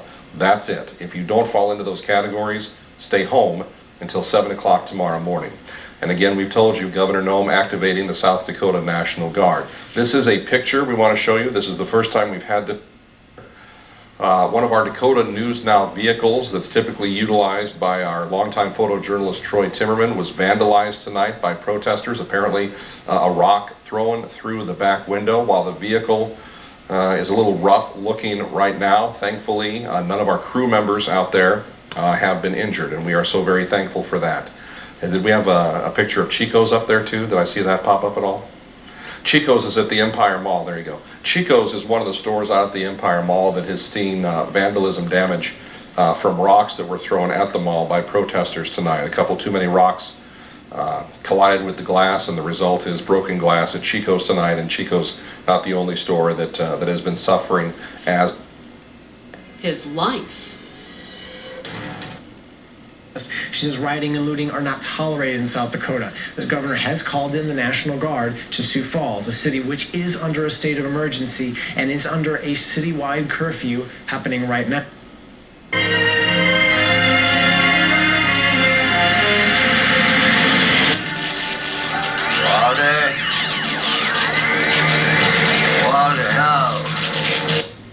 Now, that's debatable. I don't know. I mean, I would have to really get into that case to determine whether or not I would have actually fired him. The protest earlier today, in his name, in his honor, asking for prosecution of those involved in his death and asking for an end to racism. That demonstration was peaceful. No signs of violence whatsoever. About 9:30 tonight, we started to hear from Sioux Falls police who said that officers were having rocks thrown at them, they're having bottles thrown at them. Shortly after that, we learned from Governor Kristi Noem the National Guard had been... Empire Mall windows being broken, and so they're trying to avoid that just a little bit. But right now, yeah, it seems like it's staying very calm here. Cops have been going back and forth. It seems like there is very much a presence of security here on Phillips Ave. Some of the business owners I talked to said, you know, even though there's not people down here, there is still security at these businesses ready if protesters do come. These business owners just want to protect the business that they have kind of worked their whole life to make the business what it is. But there is some traffic going down, but not a whole lot. There were some police officers walking around asking some questions, and like we heard earlier on those press conferences, there are some National Guard hanging around the downtown area if something were to come this way, but right now it seems like most of it is out at the Empire Mall. Brian? Jacob, I want to hang a light on something you said just to make sure that I heard you. Did you say that businesses in downtown Sioux Falls have hired armed security? There are security officers on site right now and they're armed? Correct, Brian. Yeah, you did hear that correctly. There are some security officers that are hired, and I venture to believe trained, and they do have some weapons on them. Yes, correct. Jacob Sersosimo live in downtown Sioux Falls to bring us the downtown perspective of all of this. Jacob, thank you so much for that. We are continuing our coverage here on Dakota News Now. You see that there is a emphasis, a focus on downtown Sioux Falls and what is or is not happening right now. Thankfully, our report from Jacob shows that things are not happening, but that there are people on standby who are ready to take action should anything happen in the downtown area. Our emphasis on our focus, and rightly so, for the better part of 2 hours now has been the Empire Mall in downtown Sioux Falls, where sort of a dispute has really heated up between some, not all, some who took part in what had been a peaceful protest in the memory of George Floyd, and Sioux Falls police officers, and we also know that highway patrol troopers are there as well. I believe this is a live picture from the parking lot of the Empire Mall. And I'm wondering if things maybe have not gotten a little bit better there. And the only reason I say that is that there are some officers without hats or helmets on right now. I don't know if we have any way of talking to Carlene Wild out there or Jenna Lemaire or any of our crews that might be on the scene out there. They are obviously still on scene. But to what? Carlene, can you hear me? I can hear you. Brian, can you hear me? Yeah. Have things gotten better out there? Get out of here. Okay, so we've got some cars returning to the parking lot right now. The officers did momentarily take their masks off. The majority of the parking lot was empty for the first time since about 9 o'clock this evening, at least when the crowd did arrive here. Right now they're taking their posts again. We do have a couple cars coming back. There's still a lot of traffic out on Louise Avenue. But for the most part, the majority of people have dispersed from this area. Excuse me. There's still a little tear gas in the air here, but there's still just going to be a heavy police presence here throughout the evening in an effort to protect the mall and to prevent any further problems. But right now it doesn't appear that there were any major injuries to the protesters that were here. It looked like some may have been injured by the rubber bullets that had been fired, we believe were fired, as well as just the injuries that you might suspect someone would get from breathing in tear gas. Other than that, none of the officers that were just being checked on as they got their first breather here this evening, everyone said that they were fine. I know a few of them had been hit by rocks early in the evening. So, but it's an interesting scene here yet. They're holding, again, their line, but right now there are very few around here that they need to hold it against. So we're hoping this continues to be the scene. Brian, back to you.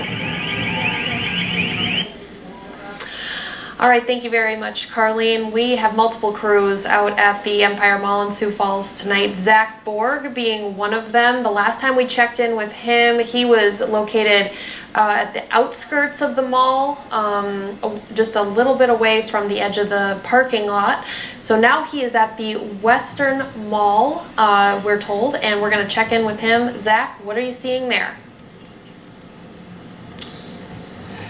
Hello, Kelsey. We are, as you said, we're live at the Western Mall. We heard some reports that there might be some people breaking in. We have not seen that as of yet. As you can see right now, there are some cars in front of the Reach and the Kids to College building. Might be as much set up to kind of keep, in a sense, be kind of like a boarding up measure.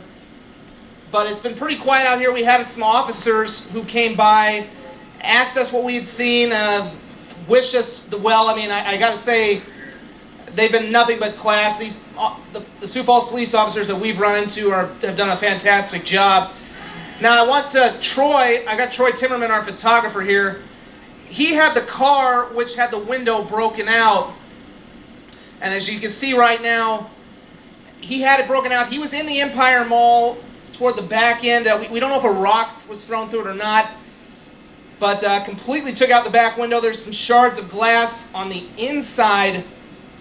And that's been kind of so far the damage we've seen in terms of property damage, car damage, and the like. So at the point right now, this is pretty quiet. I mean, some things I want to tell you. I saw a young 12 to 16-year-old boy who went back into the Empire Mile. He asked me if I was with the news, and I said, I said yes. I just said go home. Unfortunately, he went back in. We've seen some of that, but we've also seen a lot of kindness. We had a gentleman come by here, give us some water to wash out our eyes with and some food. A young man I interviewed earlier today by the name of Tyler Feldkamp. He's about 17 years old. He was at the protest. He said he went home and he said, be safe. There's a lot of dumb people out there tonight, and it's pretty good wisdom from a 17-year-old. A lot of the people we've run into tonight have been genuinely good. It is a few people that are inciting the violence. It's been a peaceful day, but it only takes a few people to obviously cast a pall on everything that's happened. Live from the Western Mall, I'm Zach Borg, Dakota News Now. And Zach. Yeah. If you can still hear me, Zach, any police presence where you're at right now? Yeah, we had an officer drive by. I think we saw another policeman as we were driving. We drove around the Shield lot here. So they are keeping tabs on it, but as of right now, it doesn't seem like there's any activity. I mean, every now and then you hear somebody say, this place is being broken into, that place is being broken into. So it's all rumor until we can actually see it, and we're not going to report it. But right now we have seen some police presence around here. It does feel pretty safe, but we will obviously be here if something changes. All right, Zach, thank you very much. Zach Borg reporting at the Western Mall tonight, which is just a few minutes of a drive west of the Empire Mall in, east of the Empire Mall in Sioux Falls. The Empire Mall is where the violence. It just keeps building up. We've been protesting Martin Luther King, Malcolm X, all of them. We've been protesting Rosa Parks. I was born and raised, and I seen all that, and I learned all that. We've been protesting the peaceful way we can ever protest, and it just keeps going, and it escalates, and it gets to this point where people are tired of that's going on, and they start breaking things. They start showing their feelings, what they're dealing with, and they just give up.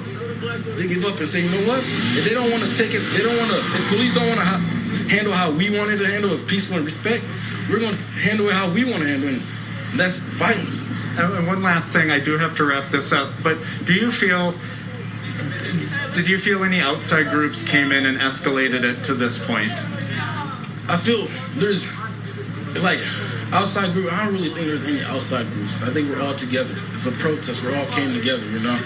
We started off peace and all that, and people, they just saw that peace ain't going to help, you know. They didn't think that's going to help, you know. I'm going to college at Morningside, and I see equal rights, I see all that stuff that's going on, you feel me? I'm born and raised, I see all that thing that's going on, and I'm happy that sometimes I'm treated equal. But when it comes to cop, it's a whole different story. That's all it is. And I do have to let you go, but thank you for talking with us. Yeah, thank you. And all right, we interviewing someone out here who was telling us how he feels about, I guess, the last week and perhaps longer than that here in America. So we wanted to show you that story. It's our job to bring you stories of what's going on. We're also trying to get the city side, and we are talking with city leaders and getting their news conferences. We had one with Mayor Paul Tenhaken earlier, and we're checking out the tweets from Sioux Falls Police. We're trying to talk to as many people we can to get all sides of what's going on here in the Empire Mall area of Sioux Falls. So we're going to take a quick break, Dan, and we'll send it back to you, and we'll check in later. Thank you. KELO Brady Malley reporting near the Empire Mall, where Sioux Falls Police say officers were hit by... Hi, Kelsey. Yeah, I am in downtown Sioux Falls. I was just on the corner of Phillips and 10th, and we are going to walk the block to Phillips and 11th to kind of show you that some of these business owners are outside of their businesses, but it's very peaceful down here still. These business owners, most of them have security, some of them have friends of the business owners, just here to protect their business, and that's their main goal. And we have heard that there is National Guard down here. I have spoken with some of them, and they said that there is a presence of police, that ever since the curfew, maybe the traffic has gone down a little bit, but there still is police presence down here a little bit, along with security at some of these businesses. And not only just security, but I spoke with a few people, and they're just friends of some of these business owners, and they are out here to protect their business, and they are hoping that they don't have to use any force, but there's everything from weapons that are guns, and then there also are weapons that are bats, and we even saw an axe. And so mostly towards the 10th Street on Phillips, and once we get towards here, we're walking towards the 11th Street, and there's a little less footage, or there's a little less security, but I do see, I don't know if some of these business owners live above their business or people that protect it, but they're coming out and sitting in front of businesses and walking in front of businesses. But once again, not a whole lot of protesting down here right now, like there might have been speculated earlier. But there is a presence of police, there is a presence of business owners, there is a presence of business owner security and friends. So we just walked the block on Phillips from 10th to 11th Street, and you saw some of that security that they have here on 10th Street. Brian? Jacob's Rosasimo reporting live for us from downtown Sioux Falls. Jacob, thank you so much for that. This information just in to us from our Carleen Wild. A little earlier we had a discussion about whether any of the cars and people at the Empire Mall proper might have crossed over Louise and temporarily set up shop at the Empire East Shopping Mall, which has a large parking lot over there. Carleen Wild now reporting at this late hour that Sioux Falls police have told people who are parked near Kohl's and Target, both of those stores in the Empire East area, people that are parked in that area have a limited amount of time to get out. Tear gas in my eye here. Or they're going to be subject to aggressive measures to get them out. And we've seen them tonight, flashbangs and tear gas. We heard a little bit of audio there. I don't know if you caught that from our Carleen Wild. Sounds like she might have caught part of a new volley of tear gas out at the Empire Mall. We'll try to bring her in momentarily. If you are joining us at this late hour, a state of emergency is in place here. Even though it's not over yet, this whole situation, there's a lot, emphasize all caps, of video surveillance of those committing numerous crimes. Matched by no one. At Farmers, we've seen a thing or two. Questions about affording your medicine. Doing that and pull them out before violent actions can occur, that's the idea. So that's a tactic that's worked very, very often. But again, this is kind of like I would say it's a hands-off approach, but it's a far less aggressive approach in many of these cities and places that are controlled by progressive politicians who in many cases are voicing support for these groups instead of doing what they're doing and saying, look, if you are protesting, protest lawfully, protest peacefully. The second you start hurting people, the second you start setting fire. Now, we can keep talking about what is the harm, and they're having all conversation. We saw one of their cars. Empire Mall, and we've been bringing this to you all night long. It's really been quite something to see.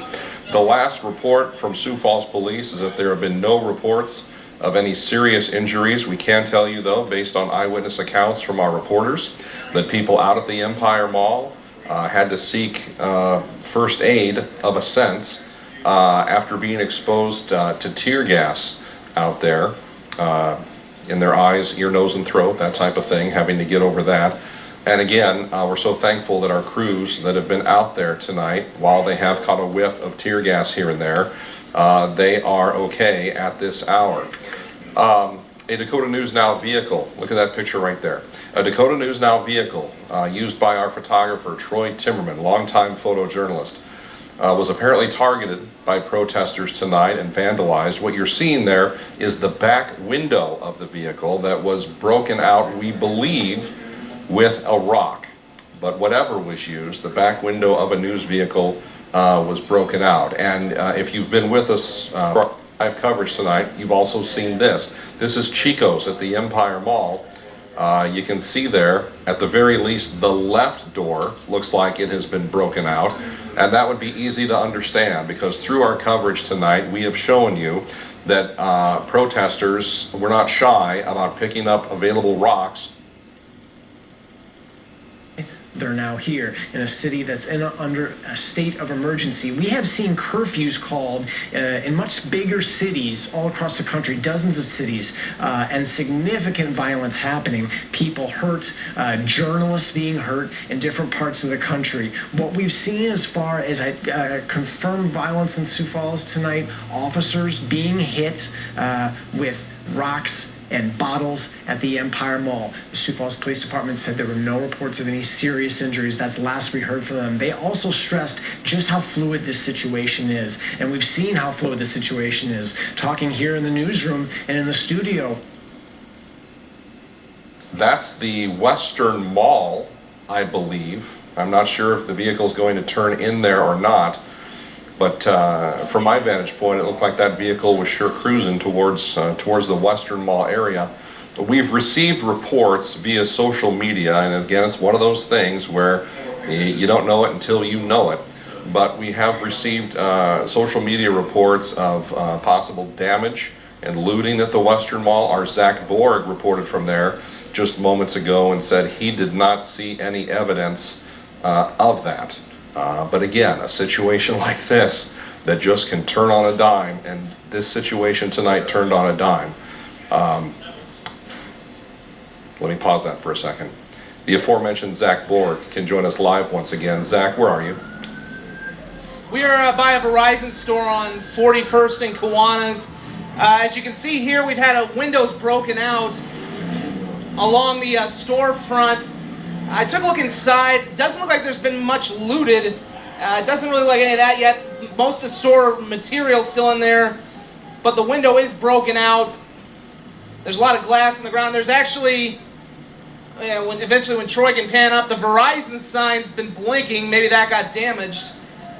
But as you can see, there has been some damage along here. Had some people periodically driving by. One person said, can we get our loot on? I'm hoping that was a joke, but we don't know at this point. So right now, as you can tell, a lot of chaos right now. We're getting a lot of reports in the city of places that are getting broke into, rocks being thrown through, just very chaotic on this end of town right now. Zach, before we came to you, and it was probably from your camera, I think, we saw a South Dakota highway patrol car cruising down 41st Street, and then right when we came to you, I think it was a Sioux Falls police vehicle also heading down 41st. Do you know what they're going to? Is there anything obviously going on down the road? I can't tell right now.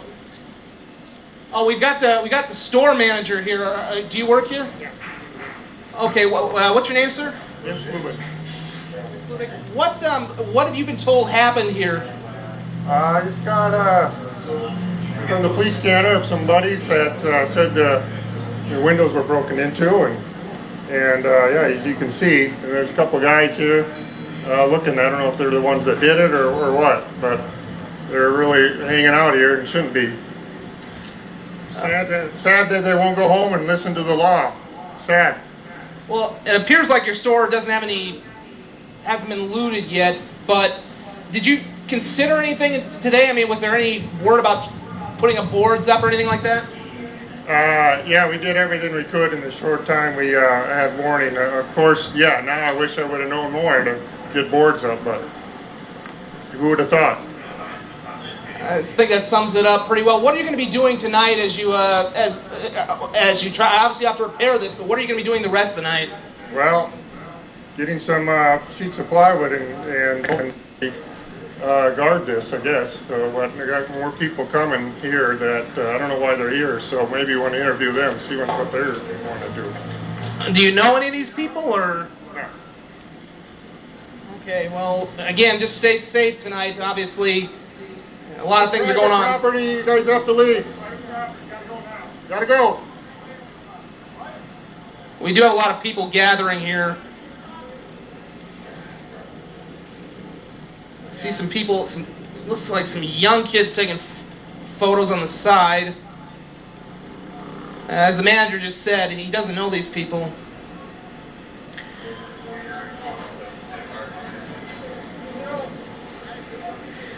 Zach, if you can still hear me, if he is within Go ahead. earshot, maybe ask if he has surveillance video set up at his Sir, store. you have surveillance? Do you have surveillance video, a surveillance camera? Yeah, there's surveillance. So do you feel like you'll be able to review that and maybe hopefully have a chance to figure out who did this? Yes, absolutely. So there you heard it. It's definitely kind of tense right now.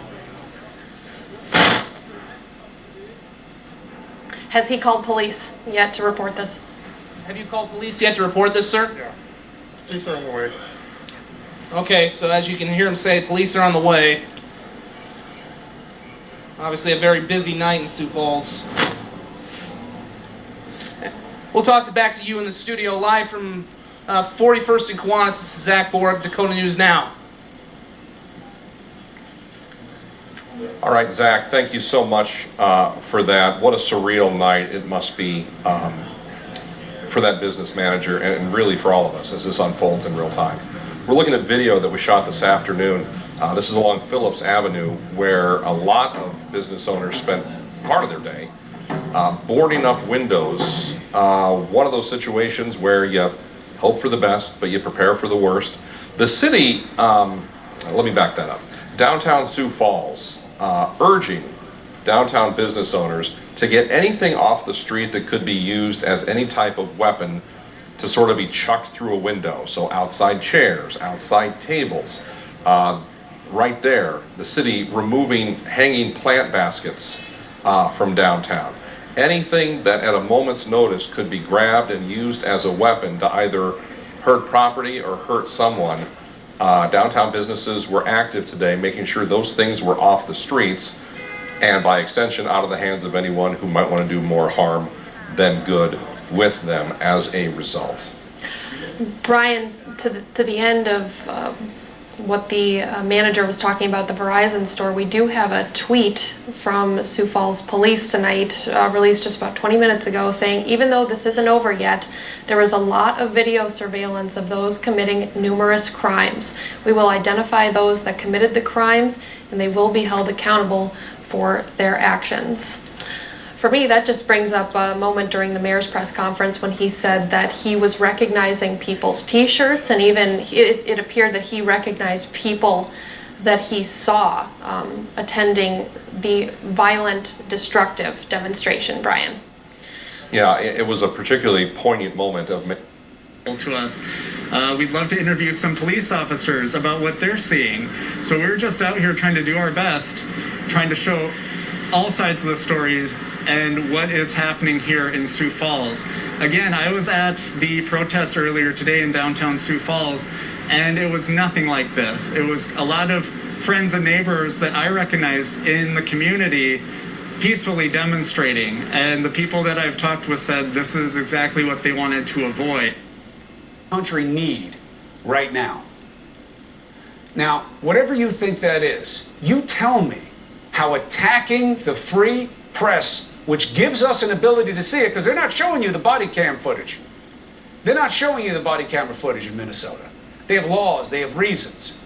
All you get is what we can show in these situations. And you too, with your cell phone video. Otherwise, who knows what would have happened in Minnesota? Who knows what would have happened in so many other cases?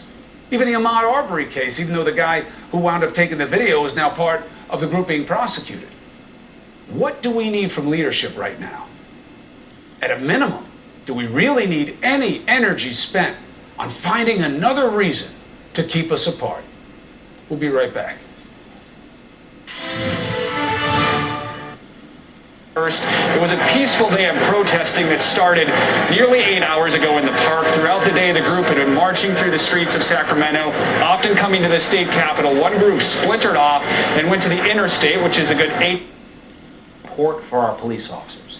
You know, we've had dozens of officers around the country who've been injured. And those men and women are out there, they are on the front lines. All of them have families who are concerned about them. They're literally putting their safety at risk, their lives at risk every night to do this. And we need to have elected leaders who are out there supporting our law enforcement officers. Those officers who we've been watching now for days handling these situations did not have their knee on George Floyd's neck. They were not responsible for that man's death. The patients are still being admitted. There is security present at those facilities, and if you are an Avera employee, you are being told that you should report to work. But that is a new development at this very late hour into us. So we wanted to pass it along to you. A lot of things are going to be affected by this, sort of a domino effect. One thing happens, then a lot of things happen after that. Zach Borg is standing by. Either he's getting ready or we can go to him right now. Zach, are you there? Yes, Brian, here, as you saw, a rather tense moment here about 5-10 minutes ago. There were a line of cars just off to our side here, lights shining pretty brightly. It looked like they were going to maybe encroach. Unfortunately, the manager of the store who we spoke to earlier, he's got a few more people who's come here, a friend and a couple other young men. So they're kind of standing over guard over the store right now. Luckily, those people who certainly, it felt like they had bad intentions. I can't confirm that for certain. But right now, they're just kind of keeping guard of this store on what's just been an absolutely surreal night. And I think that's probably the key. I can't speak for everybody, but if you feel like you have property, maybe you might want to keep an eye on it at this point. Just be very vigilant, because there are definitely people out and about, and it's definitely kind of hard to tell what the intentions of a lot of people are right now. Zach, as far as you can see in that business, in that strip mall, is that the only store that has seen damage? Yeah, from what you can see. That's the only store we've seen with any damage at this point. There's an Arthur Johnson Shoes. There's a Shopko Optical. This is the only store that has any windows broken out. It appears that there's been any damage. There has, again, I can't really see that there's been any looting inside. Most of the merchandise still appears to. In Sioux Falls, the National Guard has been activated. We learned about that shortly before 10 o'clock tonight. The curfew is in place. That's for everyone other than emergency purposes until tomorrow morning at 7 a.m. So up for another 7 hours and 20 minutes. The city is under a declaration of emergency. The mayor's office stressing, we just want people home. I had texted a member of the mayor's office earlier tonight and said, what are the consequences for breaking this curfew? He said, we just need people home. And Sioux Falls Police Department has stressed in a tweet earlier tonight saying that, look, if you were out committing crimes tonight, there's video, and there's video everywhere, and you will be prosecuted. It was something they were stressing, and Sioux Falls Mayor Paul Tenhaken also really stressing, he said, that a lot of the people he saw at the Empire Mall where the rocks and bottles were thrown at officers, he said they were young. He said he recognized faces. He said he recognized names on shirts. Sioux Falls Police, one of their tweets earlier tonight, to which I just alluded, there's a lot of video, they say, surveillance of people committing numerous crimes. They say there's a lot of it out there. They say they're going to identify identify the perpetrators, and those people are going to be held accountable for their actions. It has been an active Sioux Falls Police Twitter account tonight. Myself and a lot of other members of our team here have been retweeting them, spreading their word about everything that's been happening in Sioux Falls tonight. It was a peaceful day from everything we had seen up until about 9:30 when word came in from Sioux Falls Police of Sioux Falls officers being hit by projectiles. They were hit. If citizens hadn't taken it. It's another part. That we've seen tonight deployed at the Empire Mall proper include flashbangs and the use of tear gas. Through the evening, we've seen multiple volleys of tear gas used in an effort to try to disperse the crowd that was there. Let's talk about that crowd for a second. The Sioux Falls Mayor's Office gave us estimate, maybe a guesstimate, that between 700 and 1,200 people were in that Empire Mall parking lot earlier tonight when the unrest started, and then when the unrest, on a scale of 10 went to 11, when the unrest really ratcheted up there at the Empire Mall. What you are seeing here, if you're just joining us, this is live video from the area of 41st and Kiwanis. If you're familiar with that area, you know there's kind of a retail section there on what would be the northeast corner. There's a Verizon store there, and apparently that Verizon store was hit by vandals tonight, something, we don't know what, thrown through a window there. Our Zach Borg is on the scene. He says there's no evidence to his eye that any looting has taken place, but the damage is bad enough. And within the last couple of moments, some law enforcement officers, it looks like sheriff's deputies, have shown up to sort of take the temperature of the situation to see what exactly has happened there, or maybe hasn't happened there. But we talked to that manager who got that late evening call that no one would ever want to get about their business, that something there has gone wrong. And we see another, I believe, sheriff's deputy showing up there right now.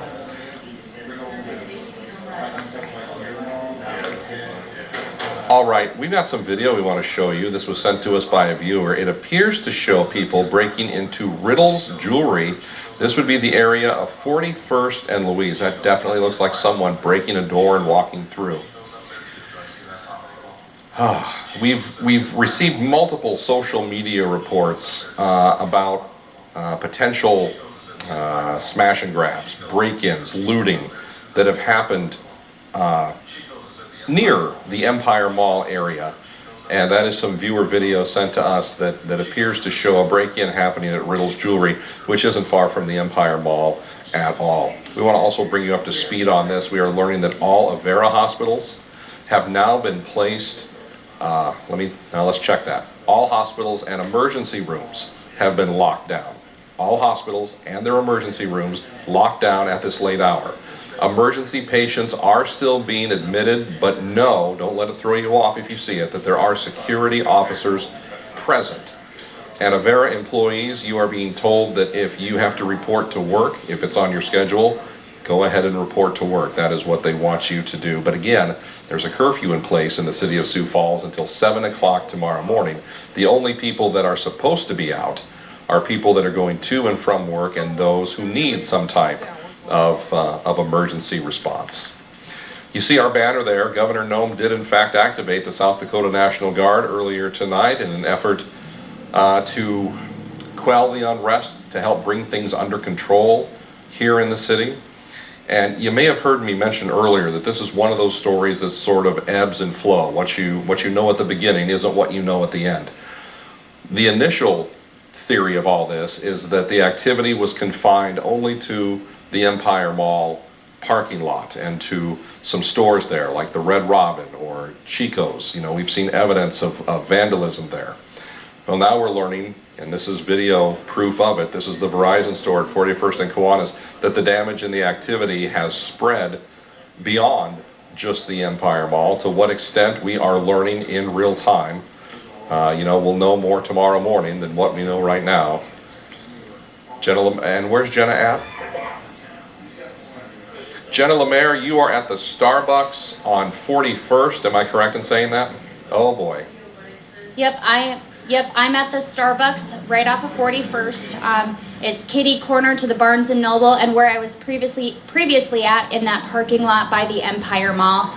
This is the Starbucks, and right behind me, you can see right to the left of me, that door is completely shattered. This right here is completely shattered. You can even see right here, there's still rocks on the ground from these literal holes right here. And these stores in this same mall hit too. I did speak to one business owner, and she said she actually got a call after a biker had come through here after he had noticed a group of people that were throwing rocks through these windows. She confirmed that they had been stolen from, including the Riddles that is also down here. So this is kind of just a little bit, another taste of what's going on down here. I mean, there's just glass all over here on the ground, you know, completely left. So I guess it's interesting that this biker had come up and then they dispersed and immediately left, but they did steal things, at least from what the business owner told me. So right now there are officials, I believe the state troopers are down here guarding this, and they said that they're planning to be for as long as they have to, and I know that they're quickly trying to take care of this situation right now, getting this cleared up and safe. So yeah, this is what's happening right now. The owner did say, and something I've noticed too, I don't know if anyone's brought this up, but you know, there's a lot of groups that are here on the side of the road. Some have been walking in the street. You know, some are just kind of lingering around certain businesses. But I think a common thing that we've noticed is that they look very young, whether they're young adults or kids, teenagers. The group has been very young. So this is just kind of a taste of what's been happening. This is just a piece, I guess, of, you know, all of the other stores, but this is a separate mall, separate from the Empire Mall and Barnes & Noble. So yeah, Brian, I don't know if you have any questions, but that's what I've got right here to show you guys. Well, I'm not sure if it's a question, but it's an observation. You're on 41st Street, right? Yep, correct. Yeah. Right across from the Walgreens, Barnes & Noble, Wendy's, and then the Empire Mall is right here. Gotcha. There is a citywide curfew in effect, but it sure sounds like there's a lot of traffic going by right now. Yes, absolutely. I mean, you know, from whether we're going live or we're talking to certain business owners or just trying to scope out each new location, there has been constant, you know, honking and I mean, there's so much traffic for a Sunday night. Obviously, with the circumstances, it's understandable, but yeah, absolutely, there's lots of traffic, lots of people still yelling, still honking, you know, showing signs of protest, so absolutely. Jenna LeMaire reporting for us live along 41st Street, where likely there are a lot of people out who should not be out at this late hour because there is a citywide curfew in effect until 7 o'clock tomorrow morning. You're only supposed to be out if you're going to and from work or if you need some type of emergency care. All right, we're going to show you some of the damage. Used, what type of shots were used. I just said I'm hearing this type of shots. At one point I said it was a pellet gun. Some people made fun of me for saying that. I'm just going, this is all happening in real time for me too. So, but I did hear several rounds shot. Someone who approached us to talk to us showed us a rubber bullet he found in a parking lot. Actually, he's going to give that to me right now. So this is one of the rubber bullets someone found in the parking lot of Empire Mall. So with all the rounds of shots fired, you could deduce that this rubber bullet is part of that. So I'm looking around to see if there are any more out here. I haven't seen any yet. So, oh, and I have something else. This would be tear gas. Yep, this is a canister of the tear gas that was deployed. Can get a good close-up of that. So some of the remnants of what was happening just within the last couple of hours here at the Empire Mall.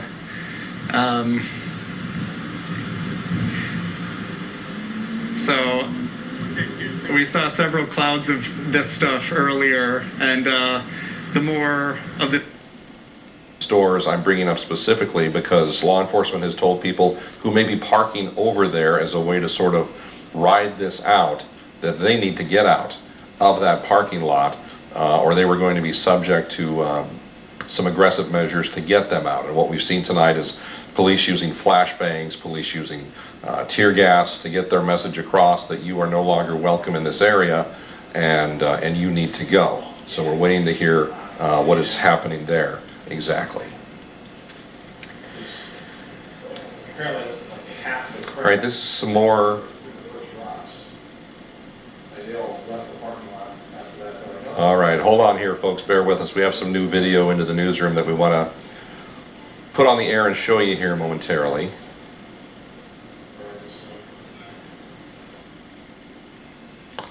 All right, so we've talked all night, really about the last 20 minutes or so about this Verizon store near 41st and Kiwanis that had some rock damage to it. This is apparently, we don't know if it's the actual event, but it sure does look like it, of people throwing rocks at the windows of that exact Verizon store where the investigation is now underway about what happened there. It's possible that someone drove by and caught the folks responsible in the act. It sure does look like it.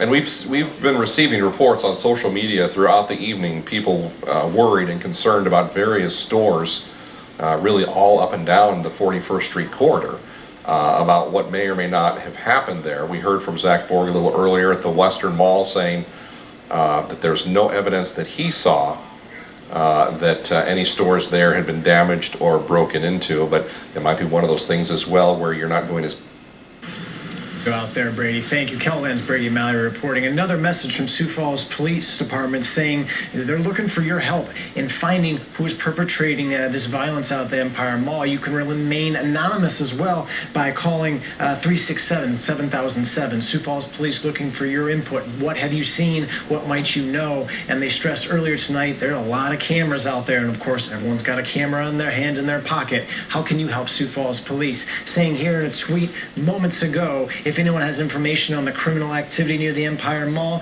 please report it to police. You can call the numbers. The Lincoln County Sheriff's Department right now, so I can't talk to him. Officers are obviously a little busy right now. They declined to comment. It's a very busy night for them.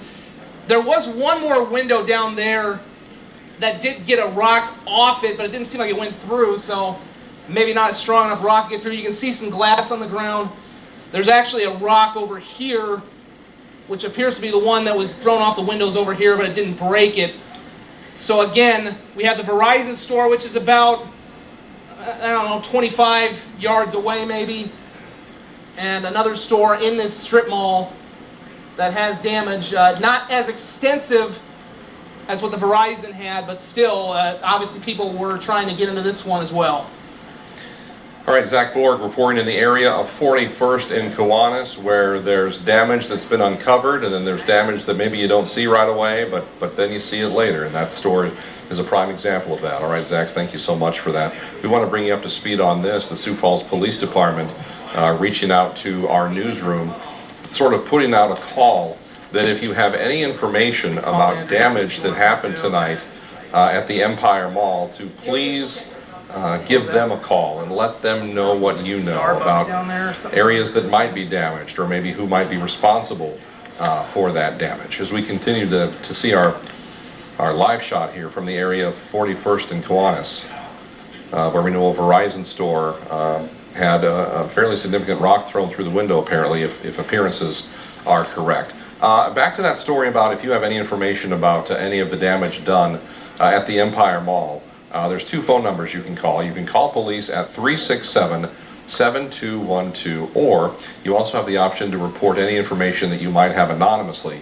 That would be a phone call to Crime Stoppers, which is at 367-70. No, next. Injuries in Sioux Falls, and we continue to follow everything that's happening in Sioux Falls, monitoring social media accounts. We want to hear. As you can see, the window here smashed.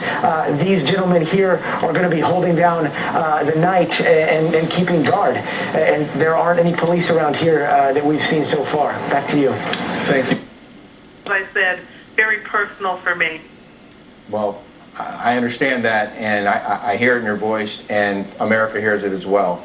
As we look on screen at Santa Monica, California, where there was a lot of looting today, one of many places where there was a lot of looting. It didn't take long in the meantime for these next two pictures to go viral. The first one shows former Minneapolis police officer Derek Chauvin with his knee on victim George Floyd's throat.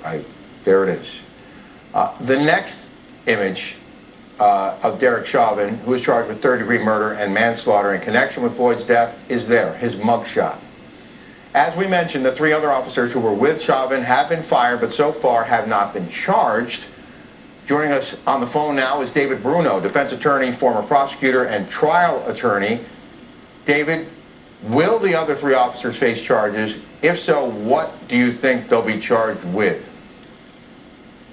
Well, thanks for having me. I'll tell you, this is a tough decision for prosecutors because there's a tremendous amount of pressure to charge these three individuals. But from Reisterfer Design earlier tonight, this is the Minnehaha County Court. I want to say of 9:15, let's call it that.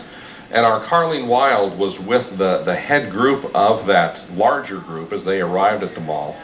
And she said what happened when they arrived at the mall is that situation really just turned on a dime. The people pulled into the mall parking lot, and then a contingent of that group broke off, headed initially for what looked like the entrance to the Red Robin restaurant there. And then after that, that's when it all broke loose. And from then until now, those are the events that have happened. Protesters throwing water bottles, protesters throwing rocks, law enforcement responding with flashbangs and with tear gas, trying to break up this crowd to decrease the possibility of violence and injuries to people and damage to property. And we've watched it all unfold here on Dakota News Now for coming up on 3 hours now.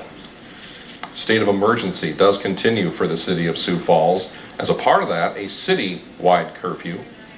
If you have a Sioux Falls address, you're under this. The curfew runs until 7 o'clock tomorrow morning. We have seen an enhanced response from the Sioux Falls Police Department. We have seen an enhanced response from the South Dakota Highway Patrol.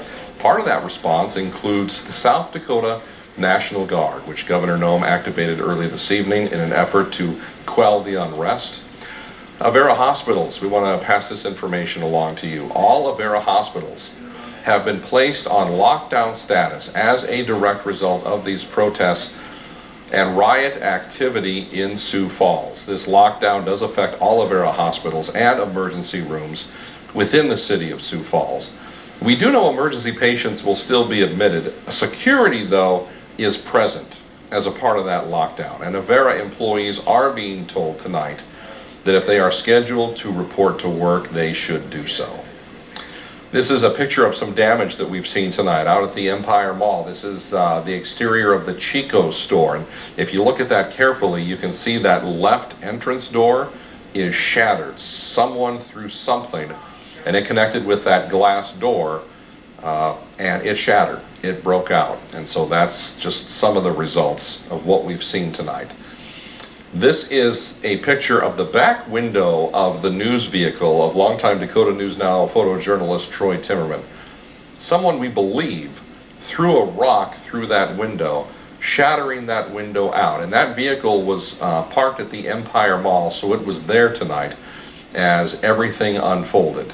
And that is an apparent casualty. A news vehicle of ours vandalized tonight as a result of the events that we saw happen.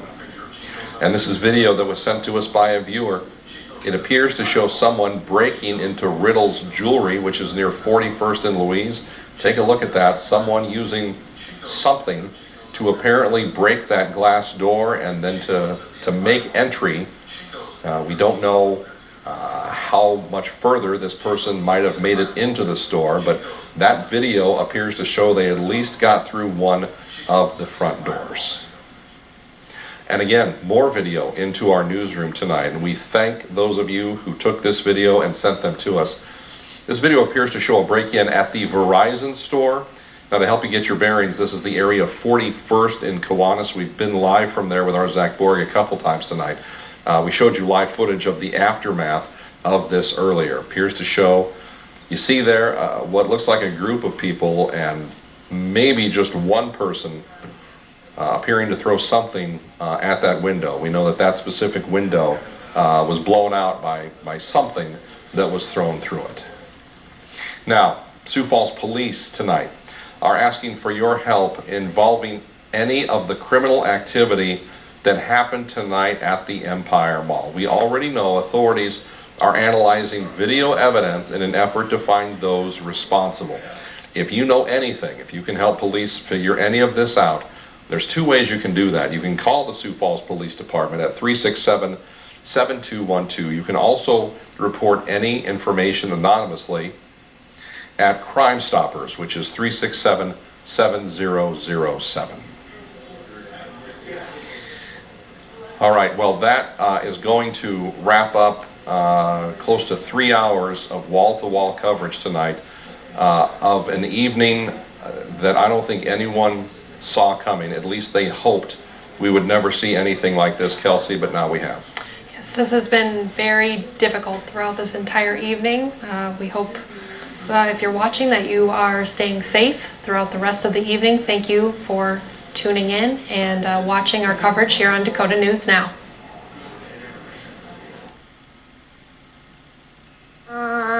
I'm starting to get car sick. Quick, stick your head out the window. But rioting and looting will not be tolerated in South Dakota. They necessary. They've already been there previous to today, and we do have National Guard that are activated throughout the state and different parts of the state to be prepared and to assist if asked. We've heard from Avera Health an update on their emergency rooms tonight. They said they've issued a statement concerning lockdown status in Sioux Falls because of the protests. Quote, due to the current situation in the city and out of an abundance of caution, all their hospitals and emergency rooms in Sioux Falls are being placed on lockdown. Important to know, emergency patients will still be admitted, security is present at entrances, employees should still report to work for scheduled shifts. I want to show you some video we had of Minnesota Avenue earlier today to show you just how many people were out, the scope of the demonstration, the peaceful demonstration in Sioux Falls today. That's about 2nd in Minnesota. That's about Russell in Minnesota. Some of the scenes we saw of all the demonstrations happening earlier today. We are working on bringing you a live interview in the coming moments. Please stick around for this. That's going to be happening in just a few moments here inside the studio. So to recap for you what we have going on, it's a state of emergency in Sioux Falls, South Dakota tonight. We have South Dakota Governor Kristi Noem, who has called in the National Guard. We have a curfew that is in place until tomorrow morning at 7 a.m., so still 7 more hours on that one. We heard from South Dakota Governor Kristi Noem. We heard from Sioux Falls Mayor Paul Tenhaken. Sioux Falls Police said there was violence out at the Empire Mall. They said that the violence included bottles and rocks being thrown at officers. No reports of serious injuries right now. We want to stress that was maybe an hour and a half ago when we heard that last update, but we know that at least one officer was struck. We showed it to you briefly earlier in the show, but we want to show you the scope of just how big the demonstration was, the peaceful demonstration in downtown Sioux Falls earlier today. Today's March. This is going to be some aerial footage video coming from Reisterfer Design. Just how many people that were there. We had a lot of people there. There were no instances of violence. It was entirely peaceful here. There were speakers, there was passion, there were signs, there were t-shirts, a lot of people, different colors and creeds, all gathering there, walking in Sioux Falls with law enforcement. It was a peaceful demonstration. It looked like the day would remain peaceful. And then later on, we did start hearing reports of isolated acts of violence towards law enforcement at the Empire Mall, and that's why we've been focusing so hard on everything happening there.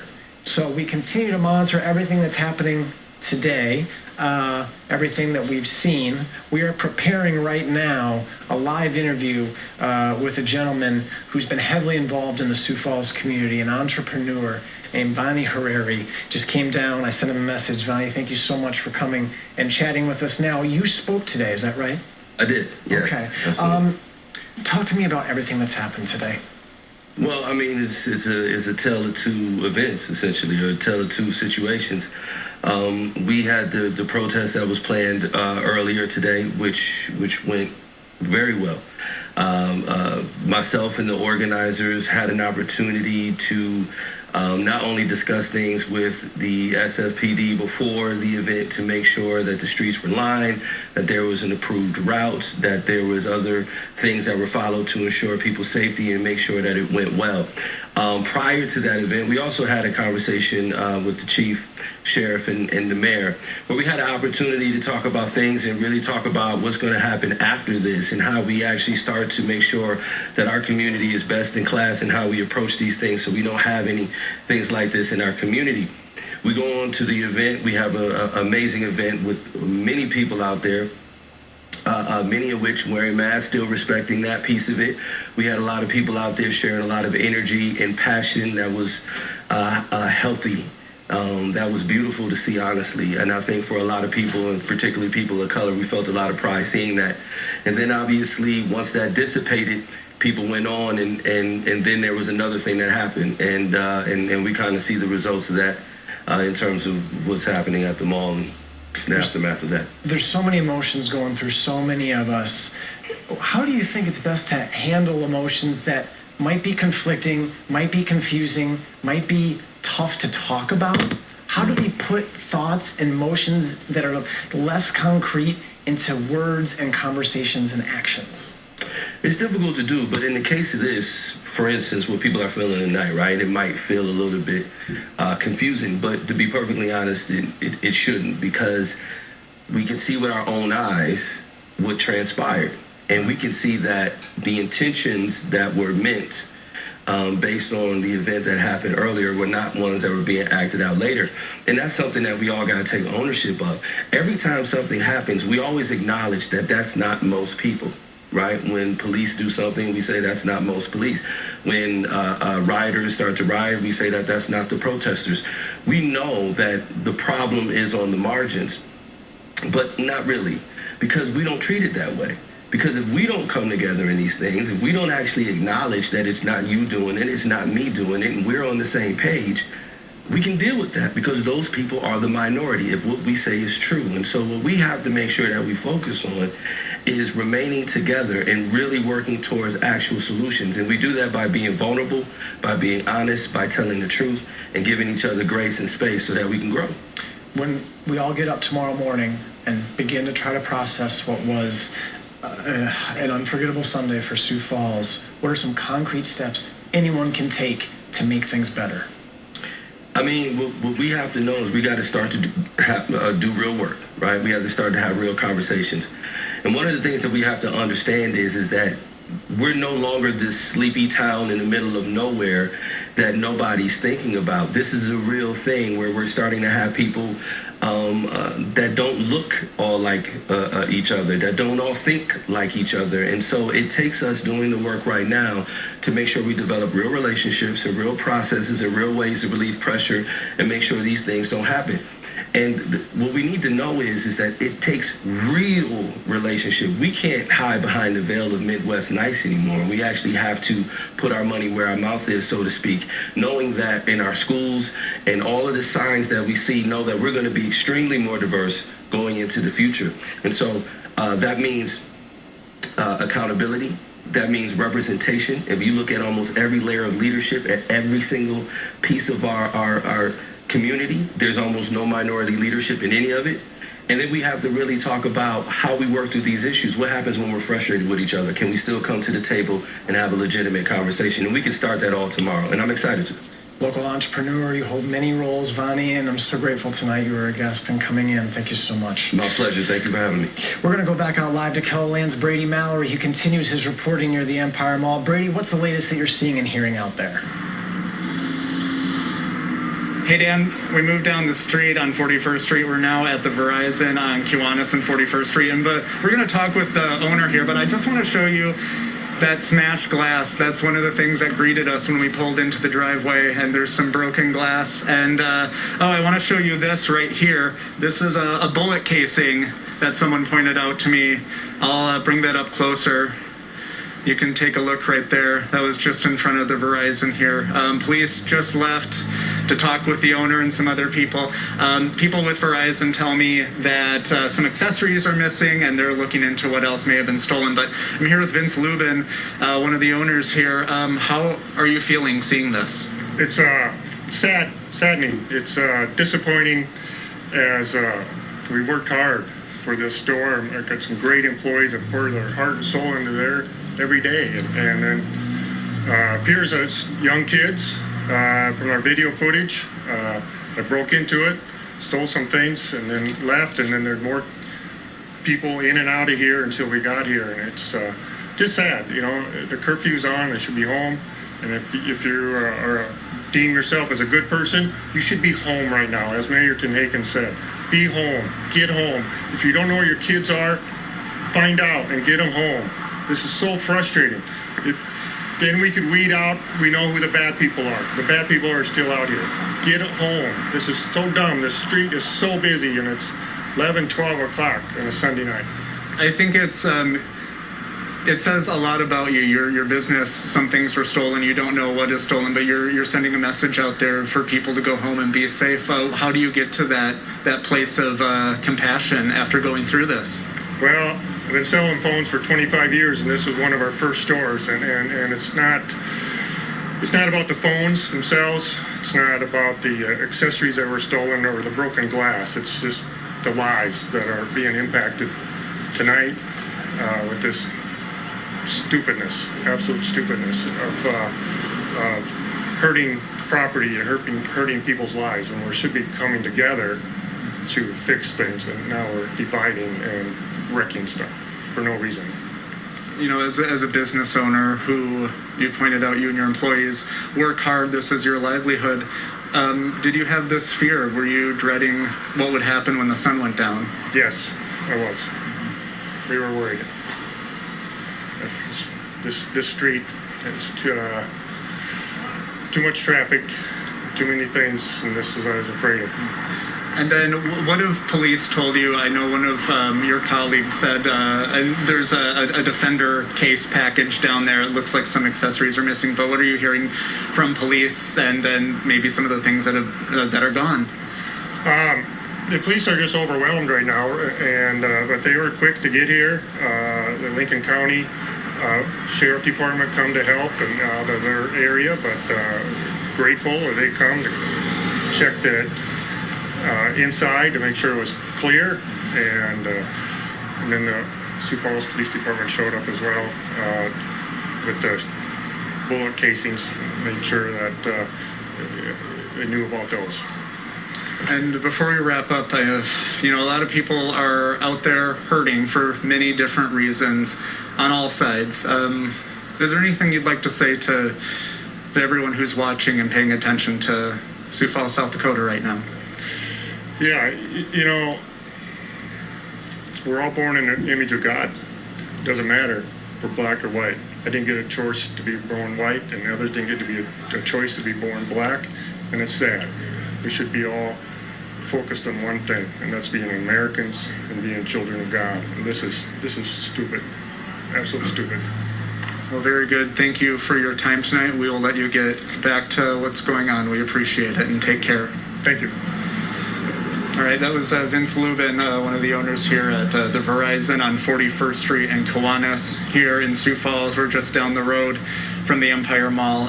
Earlier, I was working on getting an interview with a police officer who was in that lot. Earlier tonight, we talked with several people who were involved in the protest downtown, and then the situation that it escalated to that happened over at the Empire Mall, and we're trying to get as many sides as we can. So I've still working on that police interview, but we'll bring it back to you, Dan, once we get it. Thank you so much, Brady. Keep staying safe out there. We're so grateful for the live reporting you've brought us tonight. So let's recap everything that we've seen tonight in Sioux Falls. Right now, the city of Sioux Falls is under a state of emergency. There's a citywide curfew in place. That's going to last until 7 a.m. We are now in June. It's going to be until 7 a.m. tomorrow morning. It is an active declaration of emergency for Sioux Falls, and the National Guard has been activated. We heard a plead from Sioux Falls Mayor Paul Tenhaken earlier tonight to parents: bring your kids home. Have your kids home. There's a curfew throughout the city and a declaration of emergency for the city of Sioux Falls. It was peaceful at a demonstration in downtown Sioux Falls tonight, but it turned violent with officers having rocks and bottles thrown at them near the Empire Mall, and that is what's prompted so much of this attention out there, the live reporting, the National Guard, the state of emergency, and all this. We're going to wrap for now. We will be back tomorrow morning, or this morning, excuse me, on KELO this morning. They're already hard at work bringing you what they're going to have on air for you. So take care of yourselves and each other out there, everyone. We need each other. We'll see you tomorrow. The exclusive sponsor of KELO Sports is Avera Orthopedics. Make your move to the... Prosecutor totally blew it with this cupcake nothing charge of third-degree manslaughter for the most heinous murder of the century. But now Keith Ellison has a shot at the state level, and the FBI is in there. So I want to give the Trump administration credit where it's due for, at least at an operational level, having the FBI on the ground trying to get something done. The tweets and all the other stuff make things worse. But at the operational level, I have no complaint about the Department of Justice. All right, Van, I wish we had more time. We do not. Van Jones, appreciate it. Thank you. In this area, not a single officer to be seen, and people are not obeying traffic laws. I mean, people are ripping through here, and there's just a real sense of lawlessness. If you look inside the store, you can see, just the destruction. Be careful here because there's a lot of debris in the road, but this store is just demolished on the inside. This is a drugstore. You can see a lot of medication has been pulled out of this store, and its windows are shattered. And then if you look further up the street, here to your right, you can see that that's the case at most of these storefronts on 52nd Street. Now, this is the area that was hit earlier in the day. We were at a different location close to here just a couple of hours ago, and I don't recall seeing this the last time we passed through here. So there are pockets of looting and sporadic rioting and that's just happening all over the city, and we have not seen yet the National Guard, which was coming in to assist police. Earlier today in a press conference, police said that the delayed response time is not lax policing, but yesterday they were just outnumbered. A number of their officers were injured, some of them pretty seriously, with bricks to the face and other kinds of injuries, chemical burns and that sort of thing. If you want to just step out of the way here. So there has been really no control of this area, and it's a stark contrast to what you saw at that Target, where it's a different kind of lawlessness. There's a group of sort of vigilante justice types out there trying to really protect the stores that make up their community. They're upset at what they had seen happening, but it also drew some other people who were seeming to enjoy the camaraderie of, communing with each other, and some of them were, it almost seemed like they were enjoying the on this street right now, and they're waiting for transport. I'm just going to walk you down this way. This was the foot action that they were looting. If we take a look on both sides, it's very different than what we were showing you a little bit earlier on 4th Street, which is the street just up the way. That was almost every single storefront that we saw had been broken into and cleared out. But here, you've got a lot of them that have been protected by police that were blocking pedestrians from coming into the promenade for most of the West Philadelphia. That's the area that had a lot of the looting and vandalism happening earlier today. If we want to walk up this street corner, I can just show you, it continues. It absolutely continues. There's just no stop to it. You can also smell, there's clearly a fire here today. You can smell this still. It doesn't appear to be burning anymore, but this is another storefront. I can't even tell what it was because the sign is just completely burned out. And it looks like this place was actually closed, and somehow they pried in. If you can get close enough to the doorway to be able to see just how far back it goes, and this place is burned out, looted, and destroyed. And there are also people that we see, you know, kind of looking out their windows in the houses around here and just watching what's going on, and then retreating when they hear, you know, a group of people come by. So there's definitely a sense of disorder and lawlessness again out here. Truly unfortunate images. Where others are content. Which invites in countries like cultural land and our processes and our products. And we know from past experience just this past month that they will turn around and ship that food right back to their home country. This needs to be stopped. We have to put American food back in the hands of Americans. Thank you for that. Now, before we get into the viewer questions, we just have a few questions we'd like to ask to help. Was an amazing scene too, wasn't it? During Don Lemon's interview with George Floyd's brother, Sarah Seidner was able to relay family questions directly to the police chief. Have a listen to this. The Floyd family has asked if you... I just need to know.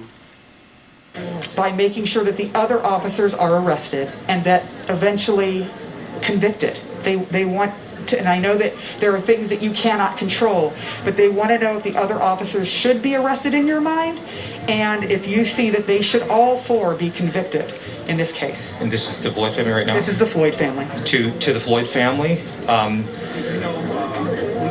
being silent or not intervening, to me, you're complicit. So I don't see a level of distinction any different. Obviously, the charging and those decisions will have to come through our county attorney's office. Certainly the FBI is investigating that. But to the Floyd family, I want you to know that my decision to fire all four officers was not based on some sort of hierarchy. Mr. Floyd died in our hands, and so I see that as being complicit. So that is about as much as, and I apologize to the Floyd family if I am not more clear, but I don't see a difference in terms of the ultimate outcome is he is not here with us. And you don't see a difference between what Officer Chauvin did and the three other officers who, some of who kneeled down as well, but some of whom just watched. You see that all as the same act. Silence and inaction, you're complicit. You're complicit. If there were one solitary voice that would have intervened and act, that's what I would have hoped for. Unfortunately, that's what you would have expected from your officers, yes? Absolutely, and that did not occur. So to the Floyd family, I hope that's my response. Yeah. All right. Thank you so much. Do you have another question? What's your response? What's your response to Philonis? They arrest guys every day. They had enough evidence to fire them, so they have enough evidence to arrest them. I don't know who he's talking to, but I need him to do it because we all are listening. Black Lives Matter. Sarah, that was an incredible interview that you did, and it was the first time. Hang on, Sarah, but you haven't spoken to anyone at the police department. I'm not sure, Philonis, correct me if I'm wrong. Have you spoken to them directly? So that was really the first interaction that you've had with the police department since your brother's death. So Sarah, in the course of this broadcast, we have been able to connect the family with the police department through your interview. Right, for the first time. I can't tell you, Don, what that's doing to me to hear them have this conversation through me to the chief. Sorry. To hear the pain in the Floyd family's voice and to have to convey that. I hope that I did the right thing for them because I know that they are hurting so badly. But I do want to recognize that when the police chief, every time I said that the Floyd family has a question for you, he took his hat off. Yeah. So he wanted to make sure to be respectful. And I know that they are angry. I know you are angry, and I know you are hurting, and I know it's not enough. You cannot bring George Floyd back. But you heard what he said, that each and every officer who did not speak up against what was happening is complicit. This is the police chief saying that. This is the police chief. Don, have you ever heard that before in your life? I have not. In all of the 12 years I have covered so many protests across the world, and I have never seen a police chief say this. But I know it doesn't cure the ills that the Floyd family is dealing with, and that all the people in this neighborhood are dealing with right now. So I hope and pray that I was able to convey what they wanted to the chief in this first time, being able to hear from the chief directly their questions, their concerns. Yeah, an emotional interview, wasn't it? Yeah, there and seeing his brother break down and cry there, you know, after that moment, it's heart-wrenching. And emotional for our Sarah Seidner as well. It's on the true injustices and move to a country of greater justice.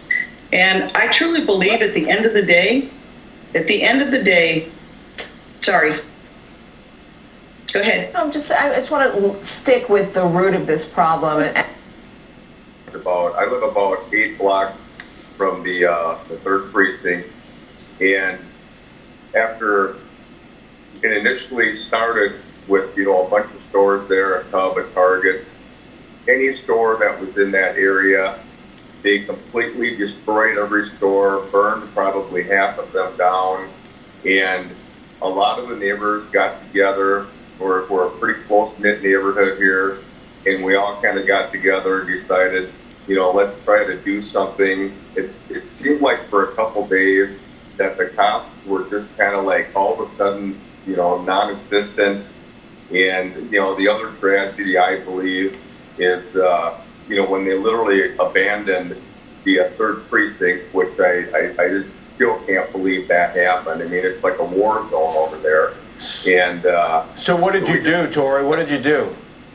Well, we decided to just kind of, you know, arm ourselves and protect businesses that were further east, because it hadn't really progressed that far east, but we wanted to make sure it didn't progress that much further east.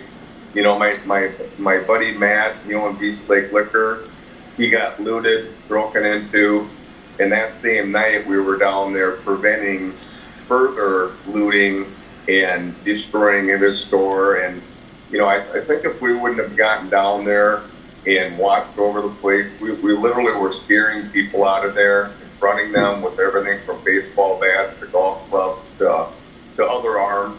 And I think if we would have been down there, this place probably would have been burned to the ground as well. So you had direct confrontations with people who were trying to loot and burn the businesses you were protecting?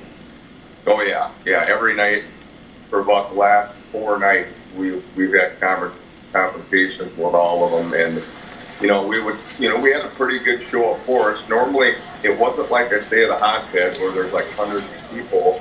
It would typically be 1 or 2 cars coming in at a time, and we would, you know, start walking across the street and, you know, kind of show that we were